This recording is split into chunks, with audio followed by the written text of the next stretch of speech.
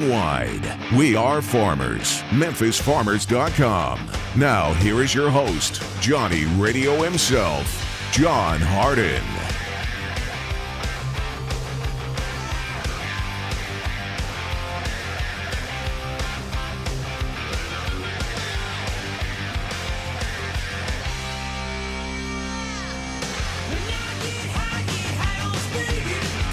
Happy Monday, everybody. Welcome into Sports 56 Happy Hour. I'm your good buddy, Johnny Radio. Y'all know who Gabe Kuhn is. Follow him at G_Kuhn71. Follow me at Johnny_Radio. And follow the whole show, everything you got, everything you can get at Sports 56 WHBQ. That's on Twitter, Facebook, YouTube, Periscope, and the IG, baby. Now, we got a busy show. Terry D's coming on at 1:30. Terry! We're going to rap all about Memphis basketball, Memphis football, lots of Memphis information. Since Memphis is on its way to Sioux Falls, they got a little basketball that starts at 1 o'clock on Wednesday. Guess what? We also have found out that Memphis' schedule is out, but one thing has got to be corrected. Ole Miss. Ole Miss has a little bit of issues. They will not be playing for a while. They are shutting down their situation. So no Memphis, no Ole Miss, and Ole Miss is going to be closed down for a few weeks. There's also, Duke's closed down. There's a few games that have been canceled, but Memphis is scheduled. They're heading up, I guess, north, middle of the country. I don't even know where Sioux Falls. I don't even. Which Dakota is it? South or north? South. South Dakota. Yeah. What is either one of them famous for? What do they got? Well, give me something. Which one is where's the Mount Rushmore? Oh. Which one's Mount Rushmore in? Do you know? No, that's something I probably actually should know. Yeah, you should. I would say it's in South Dakota. South Dakota. I was going south. But North Dakota, North Dakota's most known for what? North Dakota State football? North Dakota's most famous. I don't know. What? Watch this. Most famous. I'm going on the Google machine already. Let's see what it does. Wow, this is really bad. Their most famous person is Josh Duhamel. Who is Josh Duhamel? I think he's an actor. I'm guessing. It says actor, but I can't remember which one he is. 67129. Who's Josh Duhamel? Man, come on now. That's really bad. Oh, they did have an MLB catcher once, Chris Costa. Nobody knows him either. Do you know who Josh Duhamel is? Look that boy up. But we got a busy show, and I got to say one thing. A lot of stuff's coming down the pipe. We got basketball coming up on Wednesday. We got to talk about it at 1:30 with Terry D. We got to find out if the NCAA is going to just let all these people who transferred get their waiver or not. What's going on with that? College football, though, we got to mention that. The NFL, the NBA, people are getting paid. MJ has lost his damn mind, by the way. Wait. In Hardwood, I'm going to talk about Chan Coon. But Gordon Hayward and MJ did something crazy. Gordon Hayward opts out of a fat contract, and I'm like, dude, you're nuts. You're never going to get that kind of money. MJ's a fool. He gets him. We'll talk about that. But, Gabe, what do you got? Well, I think people sort of understand that Joe Burrow had a very, very tough injury yesterday. And he also tweeted that he would see people next year, and that way people, and you could insinuate from that it was serious. But we have the official injury. Joe Burrow apparently tore his ACL and MCL in his left knee.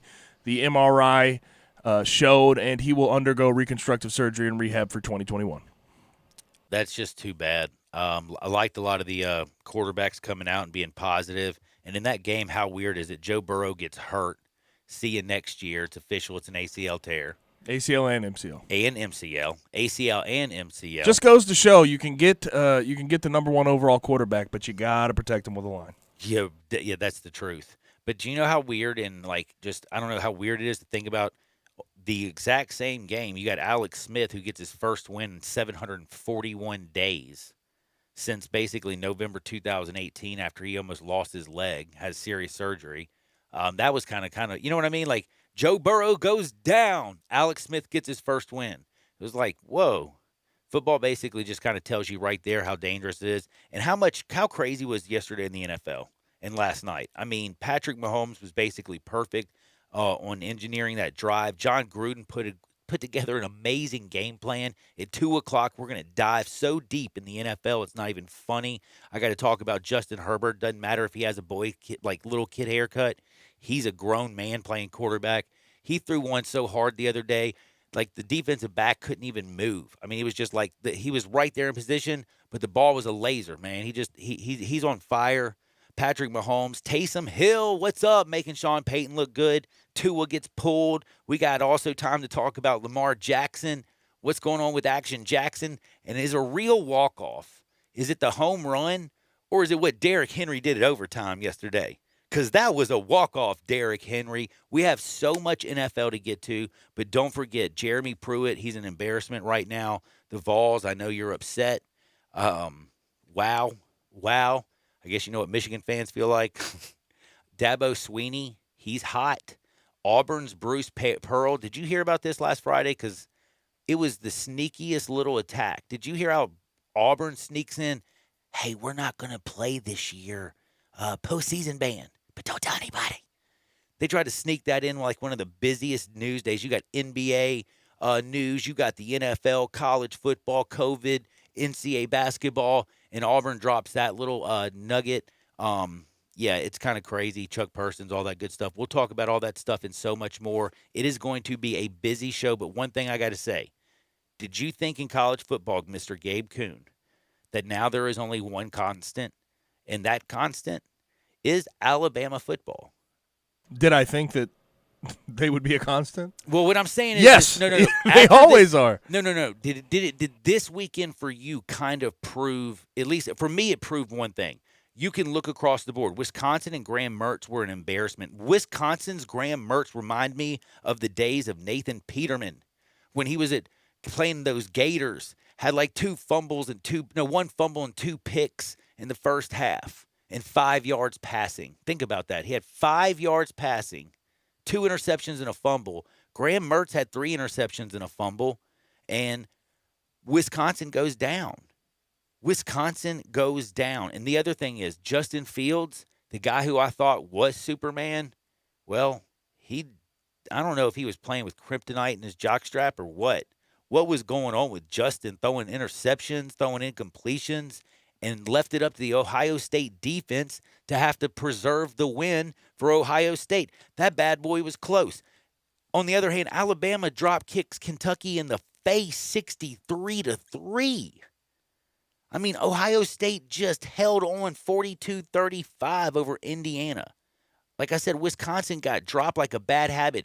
Cincinnati pulled it out against Central Florida. Are they going to get any respect tomorrow? What do you think is going to happen? College football is right now with Clemson and Florida State. We're going to talk about that in the middle in the leadoff. But is right now, is it unequivocally, it's Alabama, and everybody else is just trying to figure out what the hell they're doing? We can't. I don't think we can discount Ohio State and act like 42-35 over a top 10 team is a bad thing. You watched that game? Because that I was did, and they were up by a lot, and they just sort of let the Indiana climb back in. They were never up by a lot. It was 42-21 at one point. Okay, the first half, were they ever up by double digits ever? No. The whole first half, they were not. Second half, they were up 42-21. Second half, they came up, and then what happened? Wisconsin has the ball and a chance to go and tie it. You mean Indiana? I mean, Indiana. Yeah. That's what I meant. Indiana has a chance to go and tie it. So I'm sorry. I know. So you get up in one quarter. You have one good quarter, but then you let that lead slip away. You never could get the first down. That was important. The whole first half, Justin Fields was throwing picks, missing receivers. The offense was abysmal. They came out right out of the shoot in the third quarter. They go out and get a touchdown, have a couple cute stops. But then the whole fourth quarter, Indiana controlled that joint. I agree. I think Alabama is the one team that you look at in college football who is consistently getting the style points, beating the hell out of people. Beating the break off of folks. But I don't think we can just discount the hell out of Ohio State for struggling with an Indiana team that's playing very good football right now. It's just hard for me to look at that game, and you got Ohio State who has a first quarter where they only score 7 points, and then they bookend it with a fourth quarter where they don't score 0 and don't even get a damn first down. This is Ohio State playing Indiana. You can't get a first down to ice the game. I just came away from this weekend thinking to myself, Well, I thought it was like at least a 3-dog race. Alabama is going to get the COVID-19 2020 championship. All right. Now, it is time for us to go and play our favorite thing, and that's about to do the leadoff. But I got to remind you one quick thing. My friend, my insurance agent, your insurance agent, I hope, because in your time of need, you want a person you know, you trust, you believe in, who gets it. That's Chad Gatlin. That's MemphisFarmers.com. I can promise you this. You call 901-235-1176. You get Chad. He's got the power of farmers, the knowledge of this area. He knows how to get the people out there to fix your car, to fix your house, to take care of your life, to take care of your renter's insurance. Whatever you need, make sure it's insured by farmers, but make sure it's insured by Chad Gatlin personally. Go to MemphisFarmers.com. Get a fast quote today. That's MemphisFarmers.com. Or call Chad, 901-235-1176. Gabe, I'm in the box.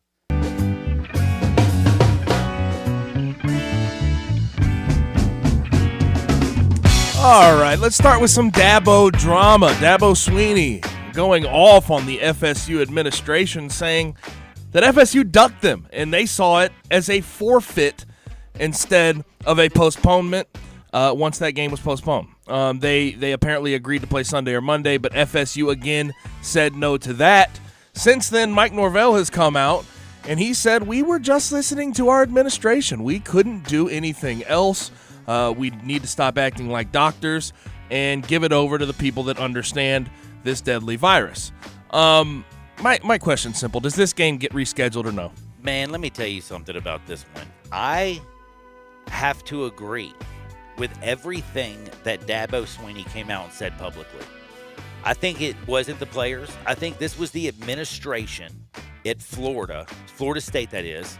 Not the coaching staff. I'm not calling out Mike Norvell either. So listen to what I'm saying. The administration didn't want to play this game. They were 35-point dogs. Clemson was there. Did you know that everybody was dressed and ready to roll? And they say the medical staffs. Who does the medical staff report to? Not the coaches. To the administration. So where do you think they were getting that pressure from?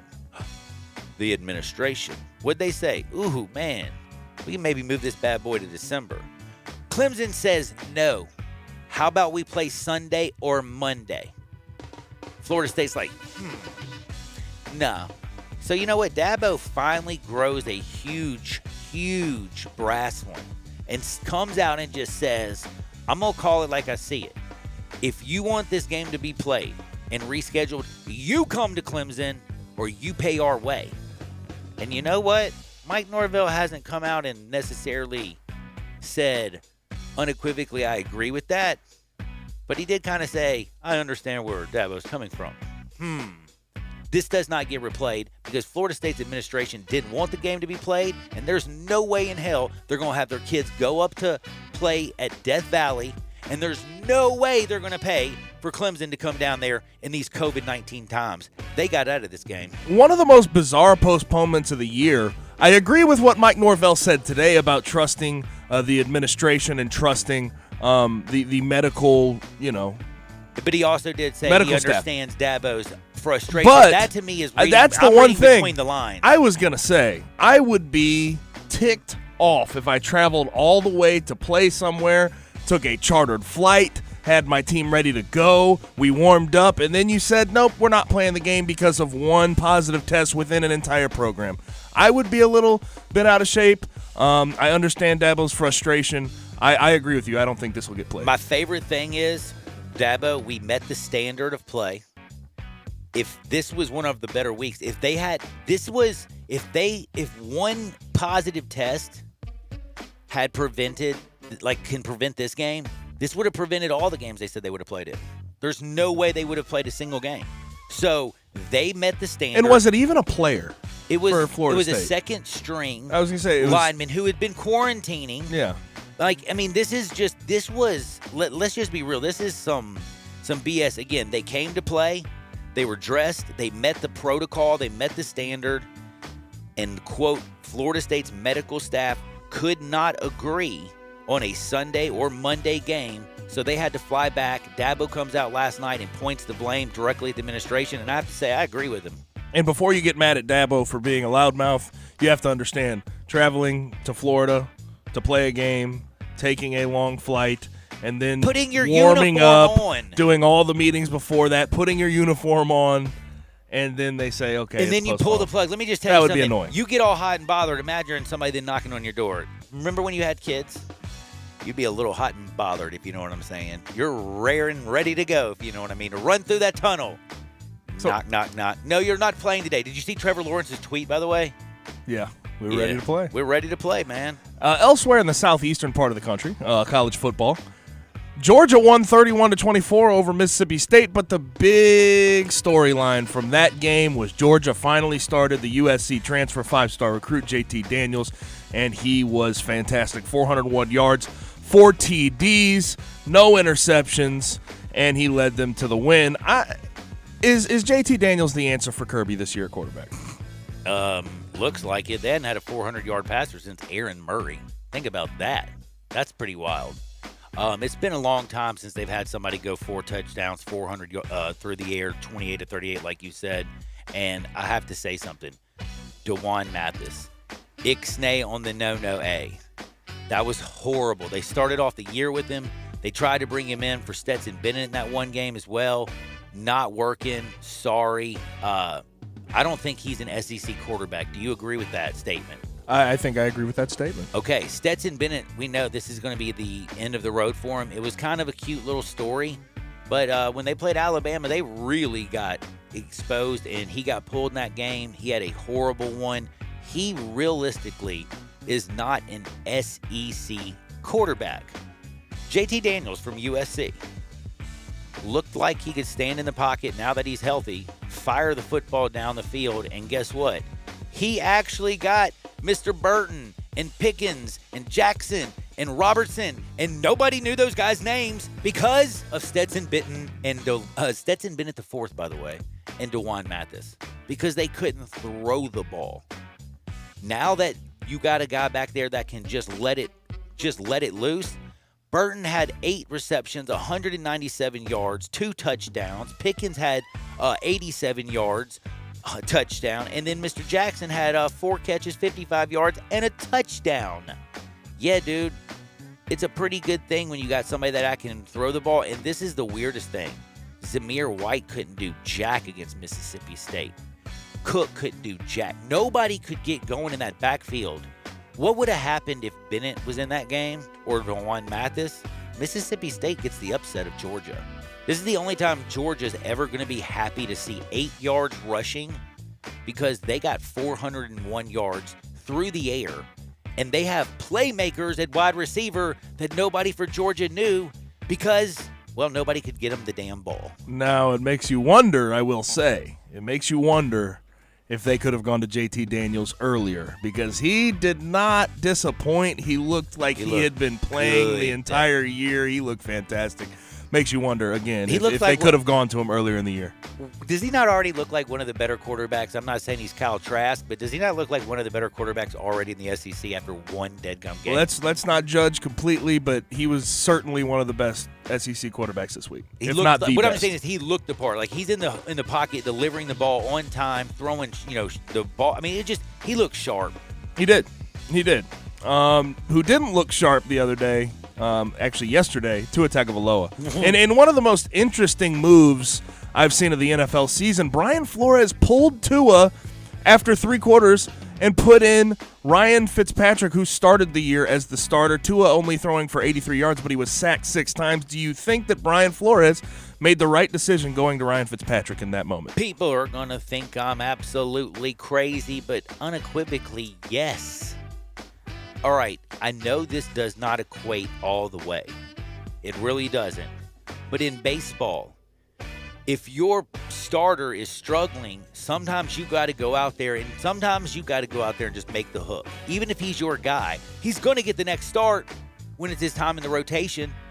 Tua knows he's going to start the next game. You know that Brian Flores has already come out and said this is Tua's job next week. Fitzpatrick, after the game, said it was Tua's job. Tua was awful, 11 for 20, 83 yards, sacked 6 times, frustrated as all get out. This is a Miami team that's on a 5-game win streak. Guess what? You got Fitz Magic on there. He gets them a field goal. He goes and hits up Devontae Parker, shows that his relationship with them. Next thing you know, you got Denver on their heels freaking out. They're all the way down to the 15-yard line, and they throw in. Fitz throws an interception in the end zone at the end. You know, Miami fought all the way back, but Brian Flores did not let his quarterback be the reason they lost. It's not going to be a problem in the locker room. He also didn't let the quarterback get bad habits. Young kids out there, when they start pressing, sometimes you start changing the way you play the position. You start reading different things. If your eyes start deceiving you, go ahead and pull the plug on that young kid, because you want his eyes to see what it is that he's supposed to see. He wasn't seeing it yesterday. He's got to learn from that. You didn't let him get that built into his head. Some people say, let him play through it. No, you're trying to win a football game. Your job as a head coach, Brian Flores, is to win a football game. And last night, in that game, you realized that the person that was going to give you the best chance to win that football game was Ryan Fitzpatrick. And the other thing is, I think, you send a message loud and clear to the starting linebacker, to the starting left guard, to the starting tight end, to the receivers, to the running backs. Damn it, if he's going to do that to Tua, the 5th overall pick in the NFL draft, who they, quote, tanked for Tua, what the heck would he do for me? I'm going to bust my tail. I bet you they have one of the most spirited practices this week they've had all year long, because Brian Flores pulled his young kid, and guess what? He's going right back to him. No sweat off anybody's back, period. Good move. Coming up next, we have Terry Davis. Oh, it's time to talk Tiger hoops, Tiger football, and by the way, you know the American has made some changes in the schedule. We'll talk Tiger schedule basketball. We'll talk about the American football schedule and the Tiger football schedule. We'll talk about all kinds of fun stuff with Terry Davis on the other side. This is Sports 56, 98.5, 96.1 FM. Sports Time with Wallo and Stacks. Weekdays from 3 to 6 on Sports 56, 98.5 FM and 96.1 FM. All 36-month leases, $31.49 due at signing, 0 security deposit, 10,000 miles per year, 20 cents excess mileage, $650 acquisition fee, Forte, LE 242,174, MSRP 20,505, sold, M7755, 682, MSRP 20,315, K5, MG 003,199, MSRP 25,725, K900, MSRP 65,610, L60 26,907, L60 21,220, includes all rebates and incentives, PF 695, excludes tax title and license with approved credit offer valid through 11/30/2020, dealer stock only, warranty is a limited powertrain warranty, see Kia.com or retailer for It's time for the Kia Holiday Sales Event and time to command the season in your new ride from Gossett Kia South on Mount Moriah. 2020 Kia Forte, just $133 a month lease. 2021 Kia Soul, only $148 a month lease. Plus 2021 Kia K5, only $189 a month lease. And they're all 36 months, $31.49 due at signing. And don't miss the 2020 Kia K900. We got it at $10,000 off MSRP. So whether you live in Horn Lake, South Haven, Olive Branch, or Memphis, you'll be happy at Gossett Kia, 2680 Mount Moriah or KiaMoriah.com. If you want it, we got it at Gossett Motor Cars. Hi, this is Troy Five-Ash, owner of Five-Ash Roof Services. You've heard me talk about how we offer the best products, the best warranties, and the best services for years. Now let's talk about pricing. Pricing should never be the only reason you hire a contractor, but in today's world, pricing is always a consideration. So we suggest you get 2 or 3 estimates for your roof replacement from a reputable, licensed, and insured company, and then give us a call. If we can't beat your best price for a comparable roof system by more than $100, we'll give you $100. It's that simple. We are so sure we can offer you the best price, beating all other qualified companies. We will hand you $100 if we can't, and thank you for the opportunity. So give us a call. What's the worst thing that's going to happen? Make $100? Five-Ash Roof Services, a proud supporter of Tiger Athletics and the official roofer of the Tigers home team. Five-Ash Roof Services, fair, honest, and ethical. 367-0050 or memphisroofer.com. Five-Ash Roofing, it's what we do. We're here for you. Spend the holidays at home this year with a little help from Family Leisure. Family Leisure has so many spas in stock and hundreds more on order. Now's your time to really save big. Huge savings on pool tables, game tables, arcades, massage chairs, and a whole lot more. Buy a pool now and save the 2021 price increase. Plus, you'll get early installation scheduling. The Holidays at Home sale happening now at Family Leisure, Whidden Road at I-40, where family and fun come together for the holidays.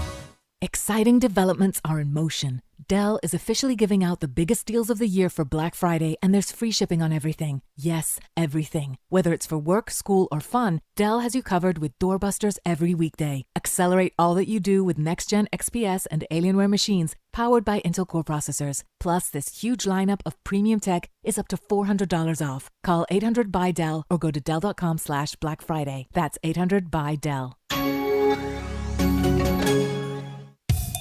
I want to do some bragging rights. Hey, I was just the other day overhearing a conversation with Big Mike, the manager of DeSoto Auto Sales. They've got people buying cars all over the country. North Carolina, South Carolina, Georgia, Alabama, Arkansas, Texas. People from all over the country buy cars at DeSoto Auto Sales in Olive Branch, Mississippi. Why? DeSoto Auto Sales has the most stringent car inspection in America. They get it right the first time. Quality and low mileage. Factory warranty on most vehicles. My favorite part is the people who work there. Big Mike, all the employees are professional, friendly, and go that extra mile. Expect as you walk in the door, you're treated like family. DeSoto Auto Sales understands your time matters. We can help you find your dream car and get all the paperwork finished in less than an hour. Come see us at DeSoto Auto Sales and be part of our family. Have a great buying experience every time. 662-890-7184. Welcome back to Sports 56 Happy Hour with Johnny Radio. This hour of Sports 56 Happy Hour is brought to you by MemphisFarmers.com. Insurance coverage backed by a local agent and a brand trusted nationwide. We are farmers. MemphisFarmers.com. Here once again is Johnny Radio.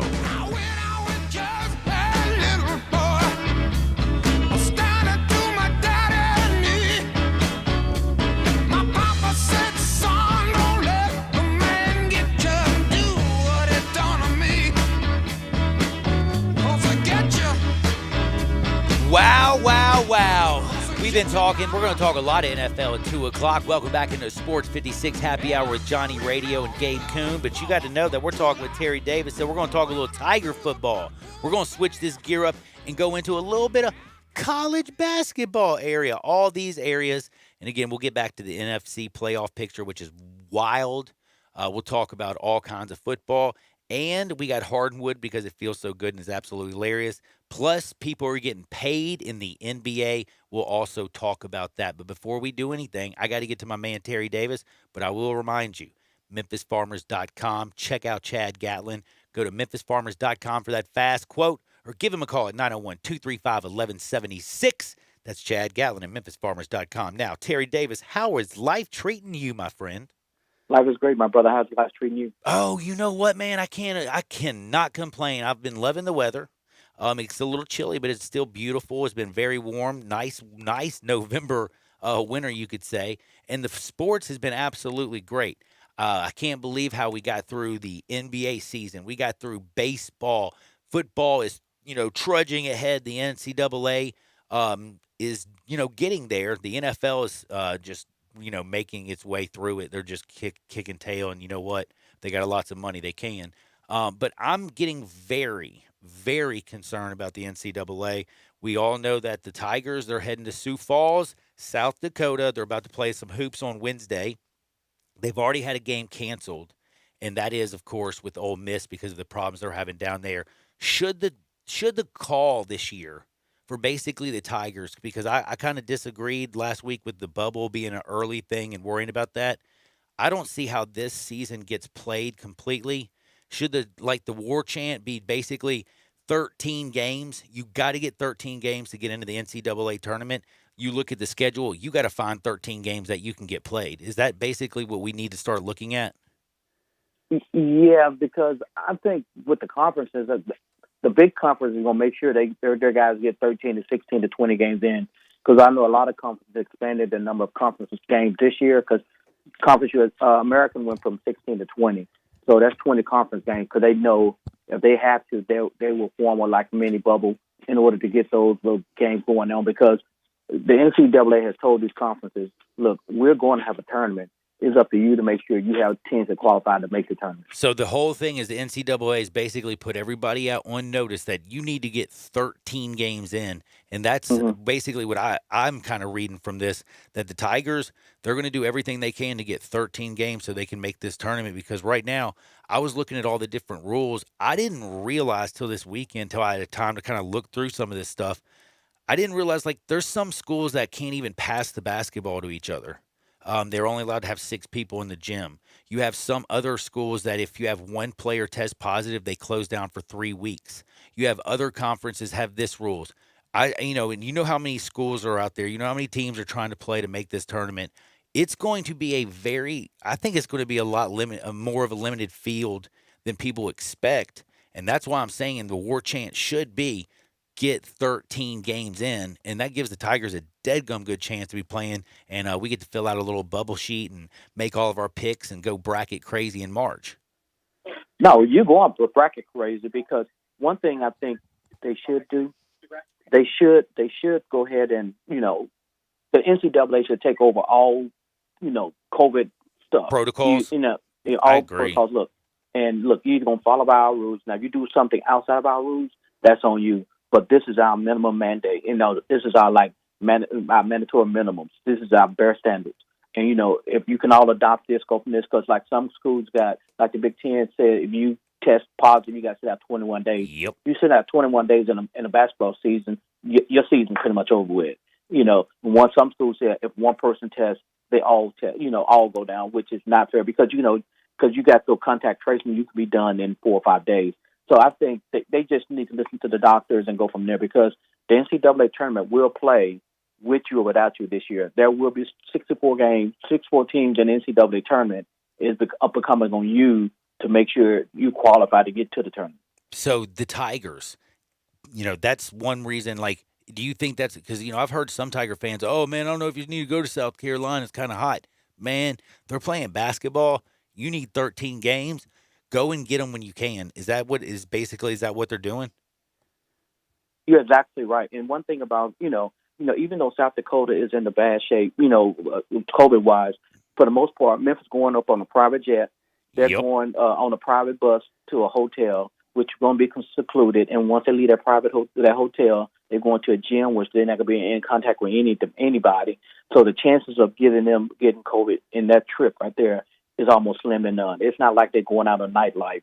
All their meals and stuff will be brought into them. They're not going out. That's going to be one of the worst trips as a player to go to South Dakota and basically stay in a hotel room for 4 days.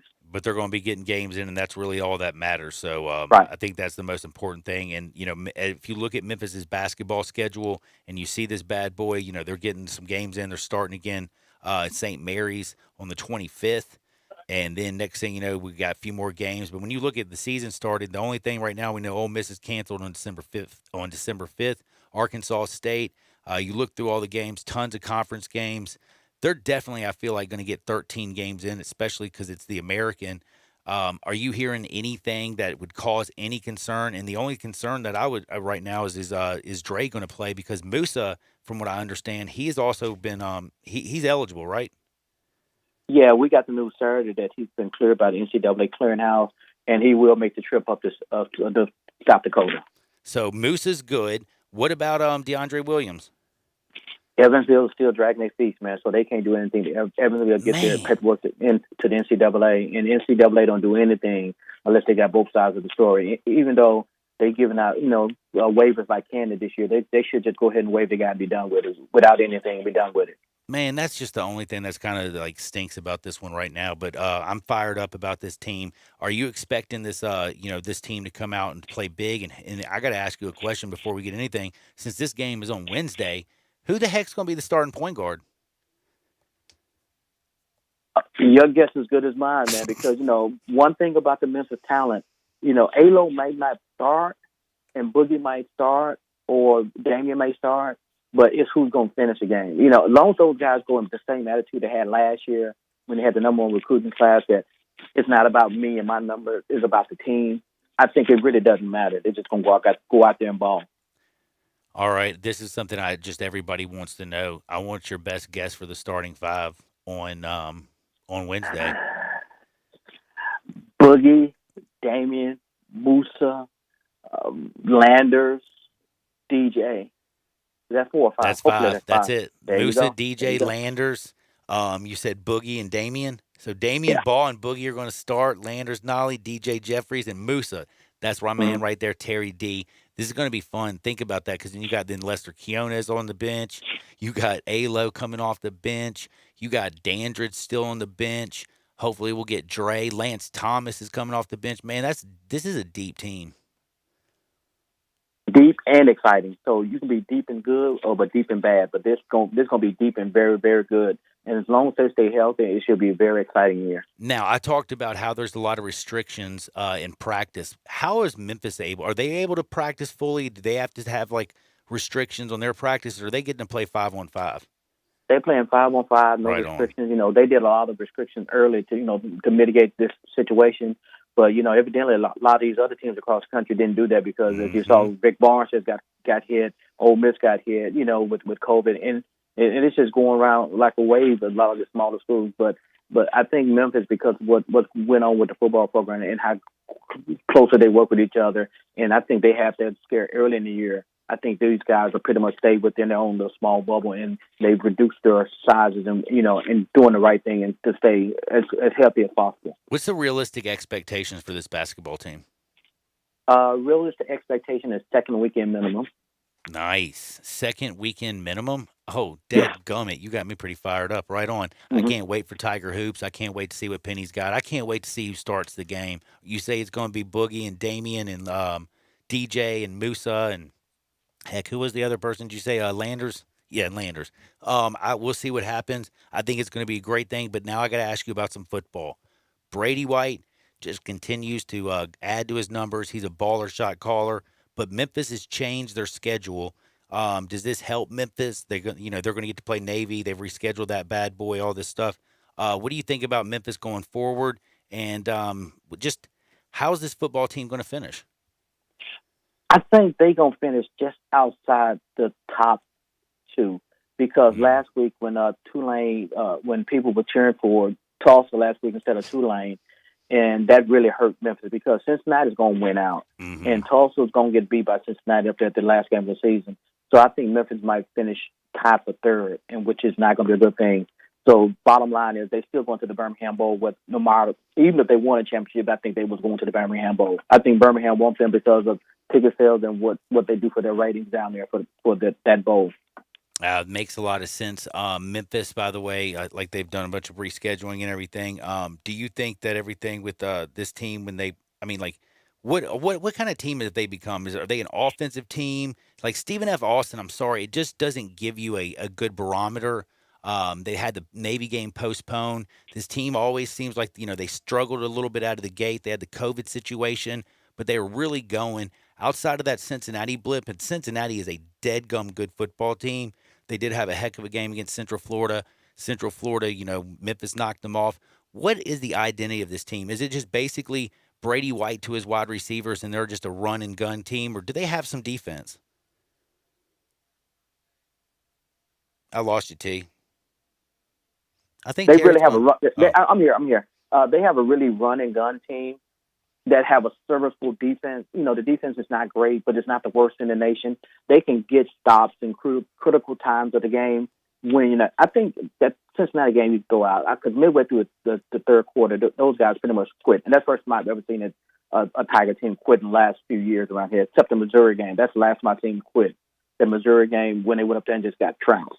Those guys have quit. So, because Cincinnati is not that much better than Memphis. Now, I think if they played again, I think Memphis would have a good chance of beating them again if they played again. When you look at the schedule and I see everything, Tulane actually kind of does scare me a little bit. Is that the one team that you could think Memphis could have a hiccup against? Tulane? No, because Tulane has a habit all year long of giving away games in the 4th quarter, and Memphis has a habit of taking games in the 4th quarter. So, it might be tight going to the 3rd quarter, but I expect if it is tight going to the 3rd quarter, Brady White to throw up 21, 15 points, enough, whatever it takes to win, and I have no problem with that. But they don't worry me as much as they would worry me. As long as they go out there and show up and play the game like with respect for Tulane, they'll beat Tulane. Any information on Brady White thinking about anything after this year, or is he just focused on this year? He's focused on this year into the last game. And then what do you think his decision? After the season. I think basically he's tired of being a student, and I think he's pretty much going to be adios, compadre. Whoa, man. Do you think he's going to pursue a career anywhere else, or he's going to become a coach, or since he's a doctor, he's going to go in out there and just become a businessman? I think he's going to pursue a career, in the NFL. But if there's anything like last offseason, that really hurt a lot of people. Like Joey really didn't get a really good workout because it was so hard to bring people in to work people out. Unless he has a relationship with somebody who can bring them in, it's going to be hard to actually get a real shot, unless you draft it, with a team next year. So I think he's going to try to do that because, what football player don't want to have a dream of playing in the NFL? Man, everyone does, at least I would think of. Can't think of one except for maybe like Riley. He's the only one. But now I got to ask you a question. This is really important now because Cincinnati is the American, and this in the SEC. But if you're in the American, you would like to see an American team make the college football playoff. You would think this year is the one chance you have. Clemson has a loss.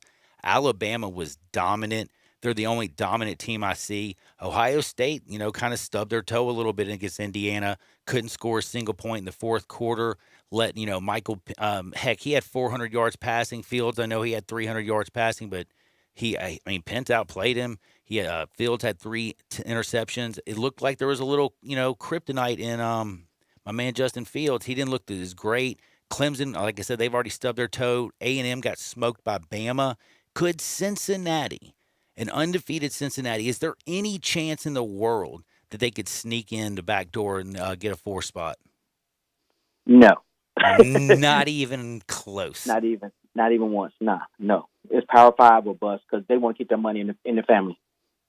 Power 5 or bust makes a lot of sense anyway, but it's kind of sad. So that's weird. All right, man, we got a Wednesday. Tigers going to play St. Mary's. Just got to know, are they going to smoke St. Mary's? Or St. Mary's a pretty good basketball team? I expect Memphis to win 2 games in one game, 2-1 at the worst. And if they beat West Virginia, they will poke them into the top 25. So I expect them to win at least 2 games. I like that, man. Terry Davis, I want you to be good out there. Always, everybody give him a follow at Terry D515. He's been covering the Tigers since forever, at least I can imagine. Be good, Terry. Take care of yourself, and I'll talk to you next Monday, and let's get this win Wednesday. All right, man. You too, man. Y'all have a safe Thanksgiving, and be careful. Don't congregate. That's right, baby. Be careful. Have it a video on Zoom or whatever. Are you going to have a TV turkey dinner? No, I'm going to have real turkey dinner. Can you I'm cook? Cook it, my brother. Oh, what? No, I can burn. Oh, yeah, you can I'm burn? Gonna cook it all. Yeah. Shoot, I'm going to Central Barbecue, Terry. Be good, my friend. That's Terry Davis. Give him a follow at Terry D515. We're going to take a quick break, but I'll be back in 2 shakes. This is Sports 56, 98.5, 96.1 FM. Listen online anywhere, anytime at sports56whbq.com. All 75 months at 2.99 Mirage, LHO 10130, MSRP 16565, G4, LHF 12138, MSRP 17435, Outlander LZ 038819, MSRP 381, Outlander PEV qualifies for a 5,836 federal tax credit. Consult your tax advisor. Includes all rebates and incentives. PF 695 excludes tax filing and license with approved credit. See dealer for complete details. Offer valid through 11/30/2020. Dealer stock only. The 2020 year-end sales event is on at Gossett Mitsubishi on the Pike. 2020 Mitsubishi Mirage. Buy for $11,100 or $99 a month. 43 MPG Highway. A Mirage you can't miss with 2020 G4, 41 MPG Highway, $139 a month, or buy for $12,435. Plus, crossover with 4x4 off-road capabilities with 74 MPG. 2020 Mitsubishi Outlander plug-in hybrid EV, $27,838 or $359 per month. And 10 years of confidence with Mitsubishi's 10-year, 100,000-mile powertrain limited warranty. Get to Gossett Mitsubishi today, 1870 Covington Pike, or shop online at memphismitsubishi.com. If you want it, we got it at Gossett Motor Cars.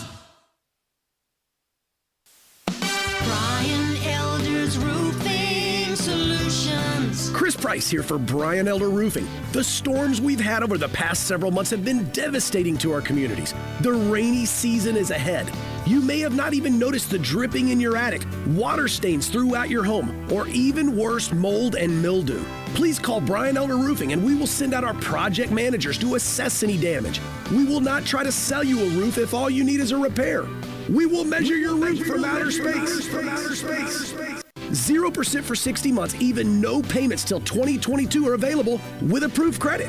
If you've noticed missing shingles, water stains, leaks in your roof, call us before you call your insurance company at 867-0303. That's 867-0303, and we will provide a free, thorough inspection of your roof's condition. Call 867-0303. Brian Elders Roofing Solutions.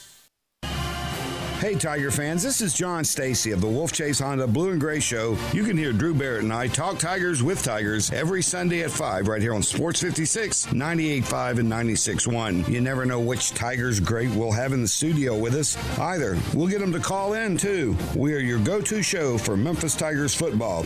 We are the show to talk Tigers with Tigers. That's the Wolf Chase Honda Blue and Gray Show right here on Sports 56, 98.5 and 96.1. Good news. Southland Casino is now back open. That's right. The most spacious casino floor in the Mid-South is ready to welcome you back to the action with live blackjack, roulette, craps, and all your favorite slots. The action kicks off every day at 9 a.m. and rolls all the way till 5 o'clock the next morning. So what are you waiting for? Go ahead and make the short drive to Southland. We're ready for you. Must be 21 plus. Play responsibly. For help quitting, call 800-522-4700. Welcome to Triumph Auto Sales, where you'll have a great car buying experience. Triumph Auto Sales is your #1 source of quality pre-owned vehicles ranging from lease returns to new car trades, all at huge savings. Plus, Triumph has a full array of financing options to meet your needs. Find your next car online at triumphautosales.com or stop in today at 4875 Elmore Road. Triumph Auto Sales will help you get the vehicle you want at the price you need and the service you deserve. For a great car and a great experience from a local and family-owned business, visit Triumph Auto Sales. Welcome back to Sports 56 Happy Hour with Johnny Radio. This hour of Sports 56 Happy Hour is brought to you by MemphisFarmers.com. Insurance coverage backed by a local agent and a brand trusted nationwide. We are farmers. MemphisFarmers.com. Here once again is Johnny Radio. Wow. What's up? Welcome back to the Little Sports 56 Happy Hour. It's your crazy man, Johnny Radio. It's Gabe Kuhn at G_Kuhn71. I'm at Johnny_Radio. And we got some news information. No, it's not about Alex Smith getting his first win in 741 days. But do you know somebody actually did a first yesterday that was longer than Alex Smith? Des Bryant had his first reception in 1,057 days. It was December 31st, 2017, the last time he caught a football in the NFL. They were out there throwing him screens like he's a spring chicken, man. Catch the ball and just run 5 yards over the dead gum corner. It was pretty awesome. How about it, man? But you know what? We also got more news. We got real news, and I'm talking about the American Football Conference has rescheduled some games. Gabe Kuhn, we got times, we got games. Memphis' Navy is Saturday, November 23rd. What about that Memphis at Tulane? So we got some times on that bad boy? Let's go in order here. We have a TV update for the football game, Memphis and Navy. It will be at Navy. It will be 6 p.m. on CBS Sports Network. That was announced just minutes ago by the American Conference. And then also the Tulane game, the week after that, will be back to an early slated game, 11 a.m. against Tulane on ESPN+. Saturday, December 15th. The game at Tulane is the one that's got me a little bit nervous. I know that Terry says that he's not worrying because they do give games away. And I know Tulsa likes to make a comeback, but me and Gabe, you watched that game. That was the Tulsa miracle, right? Yeah, and Tulane's defense looks solid. They look very solid. Very solid. But how about this? And this is not something we would normally cover, right? This is Conference USA football. But Charlotte and Western Kentucky, this is it has been moved. They have postponed this game, first one of the week. It has been moved, though, to December 1st, which, if you're looking at your schedule right now and you're looking at your calendar, that's a Tuesday. And the most interesting part of this is you say, okay, Maction's Tuesday. You normally get night games on Tuesday, Wednesday from Maction. This game will be kicked off at 10:30 a.m. on a Tuesday. Dude, we're going to have to go. Tuesday. That's what I'm saying. Wake up in the morning, put your bet in for this Charlotte Western Kentucky game on CBS Sports Network. Okay, hold on. Did you say this December what? First. The first day of December. It's like we're going to get a lot of Christmas presents Man, I'm excited actually. I know that I've never been excited for some but I will say this: I don't know football, I have no idea which way this game will go. Don't you worry. You'll get us ready. I will get us ready, buddy. It'll be in the leadoff. You count on it, buddy. I'm fired up about it. Speaking of being fired up, we got to talk a lot of NFL on the other side. We got college football, but before I get into all the NFL stuff on the other side, I had to make fun, of course, of the Vols, their embarrassment. And it's just kind of sad. It really has it's gotten out of hand. And I just wanted to ask at 67129, Vols fans, are you any better than you were 3 years ago? Or are you the same? Are y'all still trudging water? And realistically, should Jeremy Pruitt be on the hot seat? I know he got this extension, but this Vols team doesn't look like it's going anywhere. How do Vols fans feel? I mean, Bo Nix and Auburn beat you up. I do got to say thank you to FanDuel for giving me 113 points so I could take Tennessee. That was very nice. But the reason I bring this up is because Tennessee is going to play Vanderbilt. November 28th. That's this weekend, buddy. 6:30. 0-7 Vandy. By the way, they were a little bit spunky this week. Did you see them come out and fight a little bit? Vandy was kind of fighting. I couldn't believe it. I was like, whoa. They just didn't roll over against Florida. They only got beat by 21. But Tennessee has lost to Auburn, Arkansas, Alabama, Kentucky, and Georgia. That's 5 consecutive losses in a row. Should this be loser gets fired?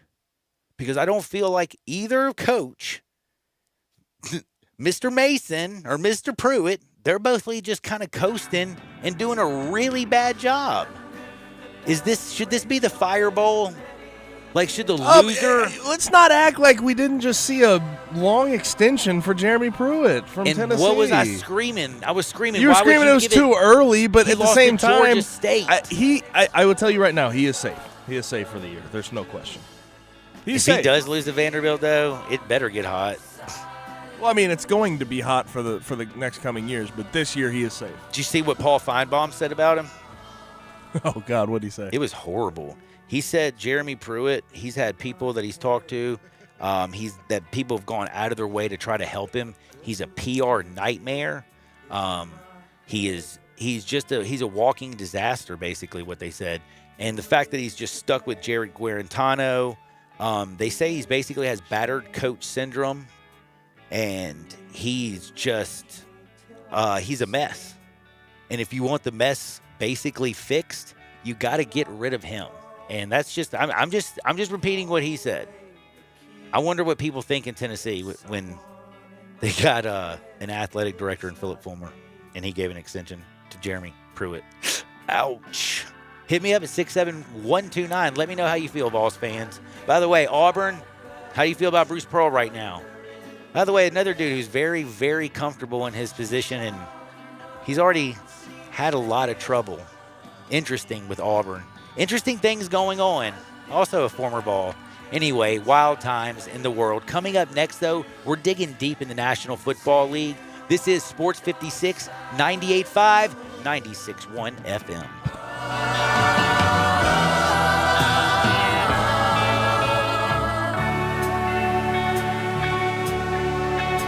Looking for a new ride to celebrate the end of 2020? We Gossett at Gossett Kia's holiday sales event. Command the season and you'll find what you want, need, and love at Gossett Kia on Covington Pike. 2020 Kia Forte, $133 a month lease. 2021 Kia Soul, $148 a month lease. Plus 2021 Kia K5, $189 per month lease. All 36 months, $3149 due at signing. And don't miss 2020 Kia K900. We Gossett at $10,000 off MSRP. You want it? We Gossett at Gossett Kia, 1900 Covington Pike, or shop 24/7 KiaCovingtonPike.com. Ask for Bobby J. He'll put you in a new Kia today. All 36-month leases, $3149 due at signing, 0 security deposit, 10,000 miles per year, 20 cents excess mileage, $650 acquisition fee, Forte, LE 242,174, MSRP 20,505, sold, M7755, 682, MSRP 20,315, K5, MG 003,199, MSRP 25,725, K900, MSRP 65,610, L60 26,907, L60 21,220, includes all rebates and incentives, PF 695, excludes tax title and license with approved credit offer valid through 11/30/2020, dealer stock only, warranty is a limited powertrain warranty, see Kia.com or retailer for details.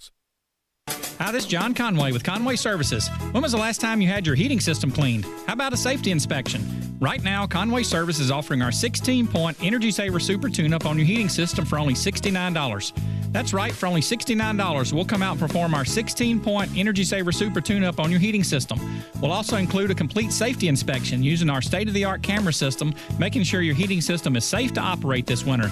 Plus, we'll run a carbon monoxide test on your heating system, all for only $69. If that's not enough, as your smart home provider, we'll include a free Nest Hub with your paid tune-up while supplies last. You can have the peace of mind knowing your heating system is safe and ready to use on those cold winter nights. So call Conway Services, the Mid-South's premier heating, cooling, plumbing, and electric service company at 384-3511. And call this week, and we'll perform your heating system tune-up for only $57. Call 384-3511. Conway Services.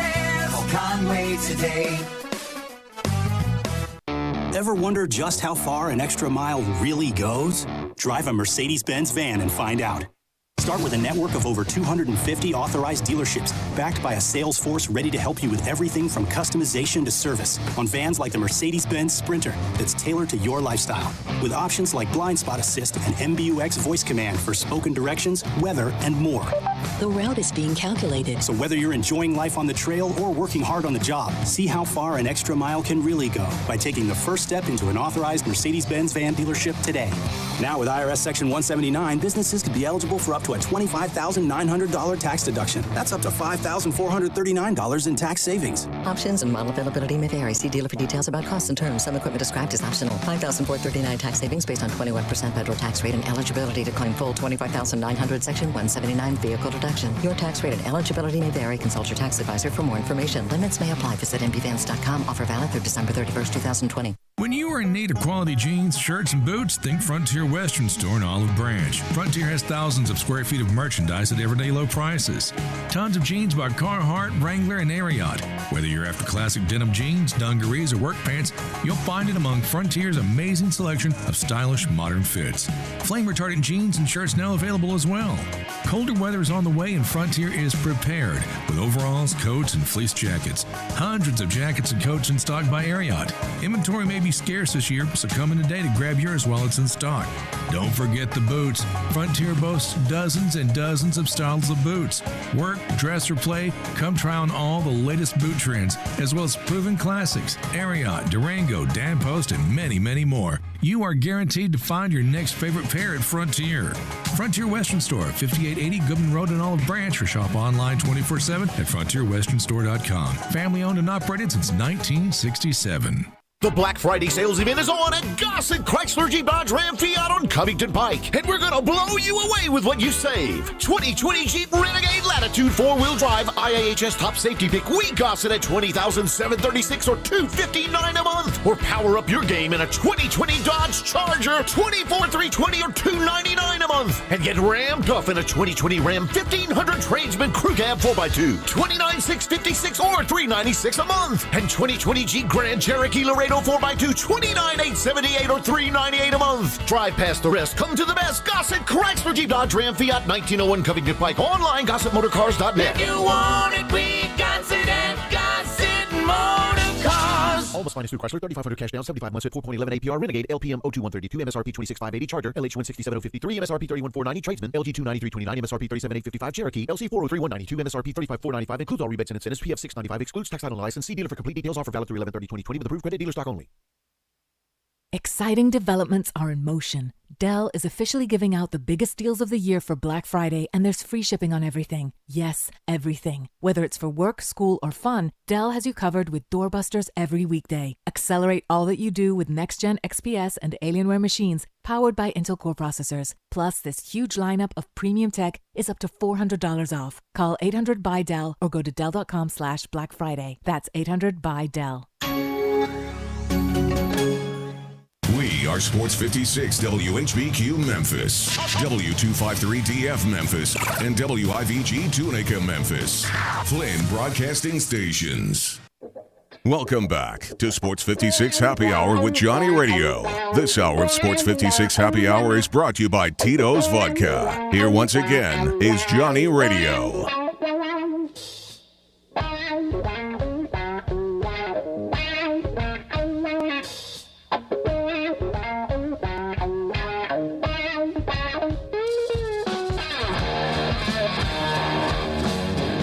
what's up? Welcome back into a little Sports 56 Happy Hour. It's your good buddy Johnny Radio. We're going to go deep up in some NFL action. We can talk anything you want. I got a couple people who came at me, and I love that. 67129 on our text line. Me and Gabe Kuhn are going to break down the NFL, but I got to get to this real quick. I mentioned just on the other side a small comment about Jeremy Pruitt, and somebody came at me and said, no, that's not true. He's doing such a great job. Paul Feinbaum thinks Jeremy Pruitt's great. You're just making crap up or whatever. I'm like, no, actually, here is the quote from him. The quote says, this is Paul Feinbaum, for all the things that Jeremy Pruitt has done well at Tennessee, I'll have to get back to you on what those are. His public relations has been abysmal. That's from the beginning. I know people at Tennessee that have offered to help him and counsel him and try to give him opportunities. I've been on the set with him before in Knoxville. I once asked him the layup question on Philip Fulmer, and he couldn't even answer that correctly. He is still a high school football coach. Whoa. I think that is like, if you're a college coach in a Power 5 program, and one of the preeminent dudes in this industry, Paul Feinbaum, who, is in the SEC, been in there forever, comes out and calls you a high school football coach, that your public relations are abysmal, and you've lost 5 games in a row, and you haven't even been close in. I mean, you've looked awful, and you're still coming out and defending it? I don't get it. I know you had to pay him a lot of money, and for some reason Philip Fulmer gave an extension. You don't want to maybe crucify Philip Fulmer, but he shouldn't have got the extension. They still lost to Georgia State. Jeremy Pruitt is not even a much better, not even a prettier version of Butch Jones. Deal with it. And Tennessee's playing Vanderbilt. Maybe they'll finally get off the snide and get a win. I do agree with the public relations part of that, no question, because last year, I don't know if you remember the Titanic comment? Yes. I mean, he is not all that great in front of the media, and not every coach is, but I do agree with that part of his of Paul Feinbaum's statement. I also have to agree with a lot of people who are assessing his offensive game plan is pathetic. I mean, they don't get the ball to the receivers. They got a good offensive line. They've recruited better than they have in the past, but there's no they're not getting production out of it. Isn't it? And correct me if I'm wrong, because I watched this game this weekend against Auburn. Eric Gray gets them into position to score. And then whether a field goal, whether it's a field goal or a touchdown, and Jarek Warrentano gives the ball away every single time at nauseum. So it is. At some point, you have to realize that maybe just stick with Eric Gray and Ty Chandler all the way down the field. That's what you do well. Run. Stick to it. Yeah, I agree with that. It's just pretty bad, and I feel bad for Tennessee fans, to be honest with you. I would love to see Tennessee be successful. I wish they would be successful, but Jeremy Pruitt, I don't see it, but maybe y'all get a victory because you are playing Vanderbilt at 6:30 this Saturday. Now, it is time to get to the NFL, and oh my gosh, there's a lot of NFL news, by the way, and I'm talking about tons of it. And I got to first and foremost, say Derrick Henry, Tennessee Titans, the way you went out there, danced on their field, took over their field. Baltimore Ravens took out a lead. You came back. You tied it up. You went in overtime. You slapped him in the face. You slowed down Lamar Jackson. And if you look at Lamar Jackson, his passing numbers this year are so bad, it's not even funny. Like, I can't believe this was the MVP. And I'm going to bring this up and ask you, Gabe Kuhn, is it time to worry about Lamar Jackson and Mr. Harbaugh? Because basically, we saw a great Lamar Jackson. He was one of the best MVPs ever. But you know what? Everybody makes adjustments. And it's been a long enough stretch where it was time for Harbaugh and the Baltimore Ravens to make a few adjustments, and they aren't making the adjustments. We've heard Lamar Jackson say that the other team is calling out the plays. We watched the Tennessee Titans.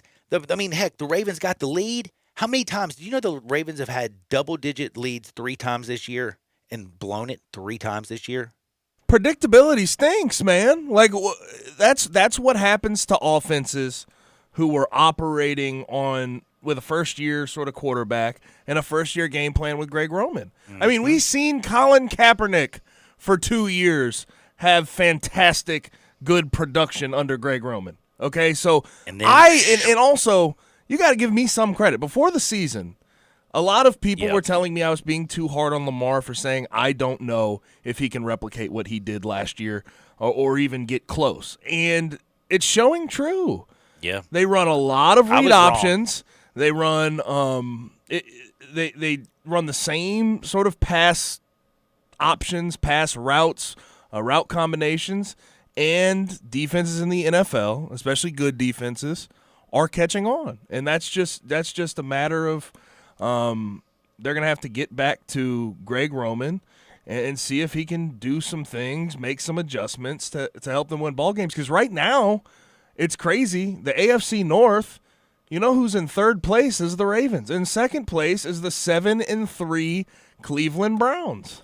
It's insane, people, and Gabe is 100% correct. That's why we were bringing it up. We're going to talk about the standings. We're going to talk about all kinds of quarterback situations. But I just have to also say, 58% completion percentage in today's NFL. I don't care if he did run for 100 yards yesterday, which he didn't. He ran the ball 13 times for around 50 or something. But basically what I'm trying to tell you is you cannot only complete. You have to complete 60. Yeah, I mean, you have to complete 70% of your passes almost today, it seems like. Dead gum. As some of these defenses start to get used to that running game and start to hold Lamar under 100 yards a game, right, and hold J.K. Dobbins and Mark Ingram under, 70 or under 100 yards more or less, like, it's going to be tough for that Ravens offense to do anything. It's going to be very difficult. And right now you have the Pittsburgh Steelers, who are 10-0 in the AFC North. Cleveland Browns are 7-3. And do you want to know something crazy, Mr. Gabe Kuhn? Have you seen how many teams just in the NFL, like how many of them are sitting at 7-3? Like 7 teams. I would say quite a few. Yeah. It is insanity. Colts, Titans, Browns in the AFC, Bills in the AFC. Then NFC, you have Packers, Buccaneers, and Seahawks all at 7-3. Dude, it's absolutely insanity. And, of course, right now the second best team being Kansas City at 9-1. And then you got your 8-win teams. There is only one of them. That's the New Orleans Saints. They did it with Taysom Hill, and that's where I'm going to go. So you have Lamar Jackson, who we're worrying about. You bring in a guy who they say is going to be like Steve Young. Just kind of compare him somewhat to Lamar Jackson. Taysom Hill, I was a little bit worried about. He looked pretty good in his first game. Is Sean Payton, a lot of people were questioning his decision not going to Jameis Winston. They were either saying Taysom Hill must be awesome or Jameis Winston is awful in practice. But I believe what it is just Sean Payton believes in this young man. He thinks he's the future. Do you believe in Taysom Hill going forward after what you saw against, of course, the Atlanta Falcons? I want your opinion on this too, but I think he looked very underwhelming throwing the ball, and people can argue with me all day about that.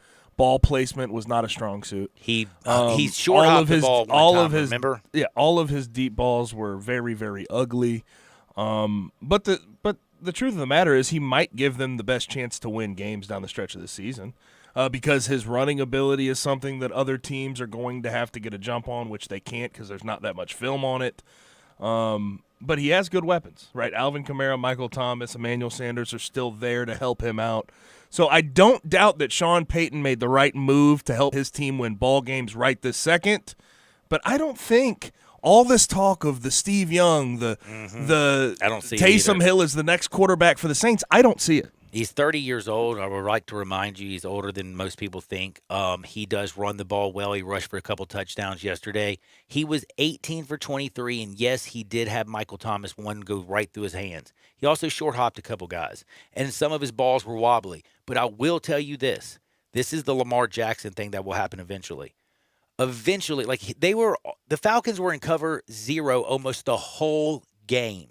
That's man coverage the whole game. If you can't complete passes in the National Football League against man coverage and no safety in the middle of the field, then you really can't play quarterback. And he got away with things all day. Did you see the deep ball to Emmanuel Sanders? Yes. It was a punt. It was. It was a punt. And, it was. And I'm not trying to say that Taysom Hill is not a good player. He's a fine player. But as far as it's NFL better as a Swiss Army knife. Again, as far as NFL quarterbacking goes, you have to be able to put that throw on the money, and he just couldn't. I will tell you one thing, the hot things, like the Sean Payton's hot toy, it got out of the gate. It looked good. The Saints won 24-9, but the thing is, it's the Saints' defense, people. The Saints' defense is bad to the bone. And by the way, is Matt Ryan going to get in the Hall of Fame because of his numbers. I know I didn't think about this either, and I don't think he necessarily will, but it'll be close because look at his numbers, and his numbers are going to mess you up. And he made it to a Super Bowl, but I'm trying to tell you this.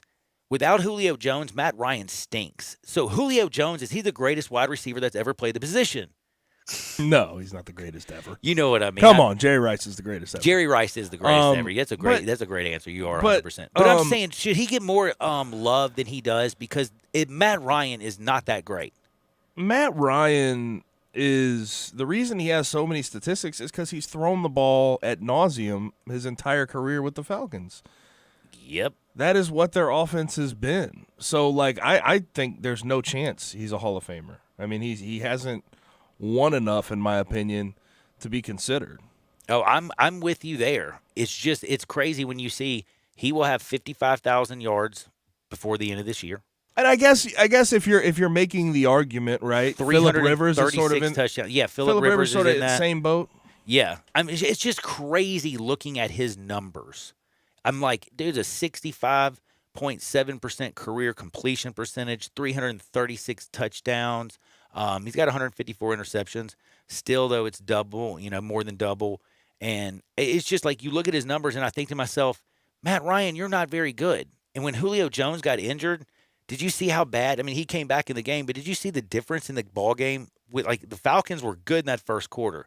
Julio Jones goes out, Matt Ryan fell to pieces, yo. And also, did you see how many times he got sacked? Well, that's true. 8 times, right? He has some happy feet. I felt really bad for him. He threw 2 picks, no TDs. But, yes, he struggles without Julio.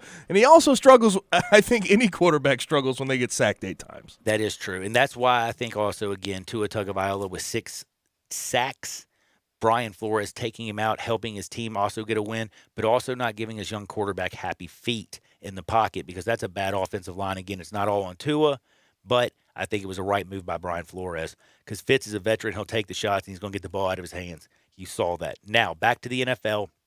We got to bring up this. Tonight's game is very important for so many reasons. Can the Bucs be the second team? They won't be 8-2, but they will have 8 wins with 3 losses. Can they get the W tonight against the Rams team who also is desperate for a win? They're 6-3. They need that 7th win so they can be another team at 7-3. I think this is going to be a good one. I do too. I think that much. That Rams defense has been playing really well. And what do we know about Tom Brady? What's the way you beat him? Get to him, right? You hit him. You hit him. And I think the fact that you have Leonard Floyd on the other side, the fact that you have, Aaron Donald on the other side might help you.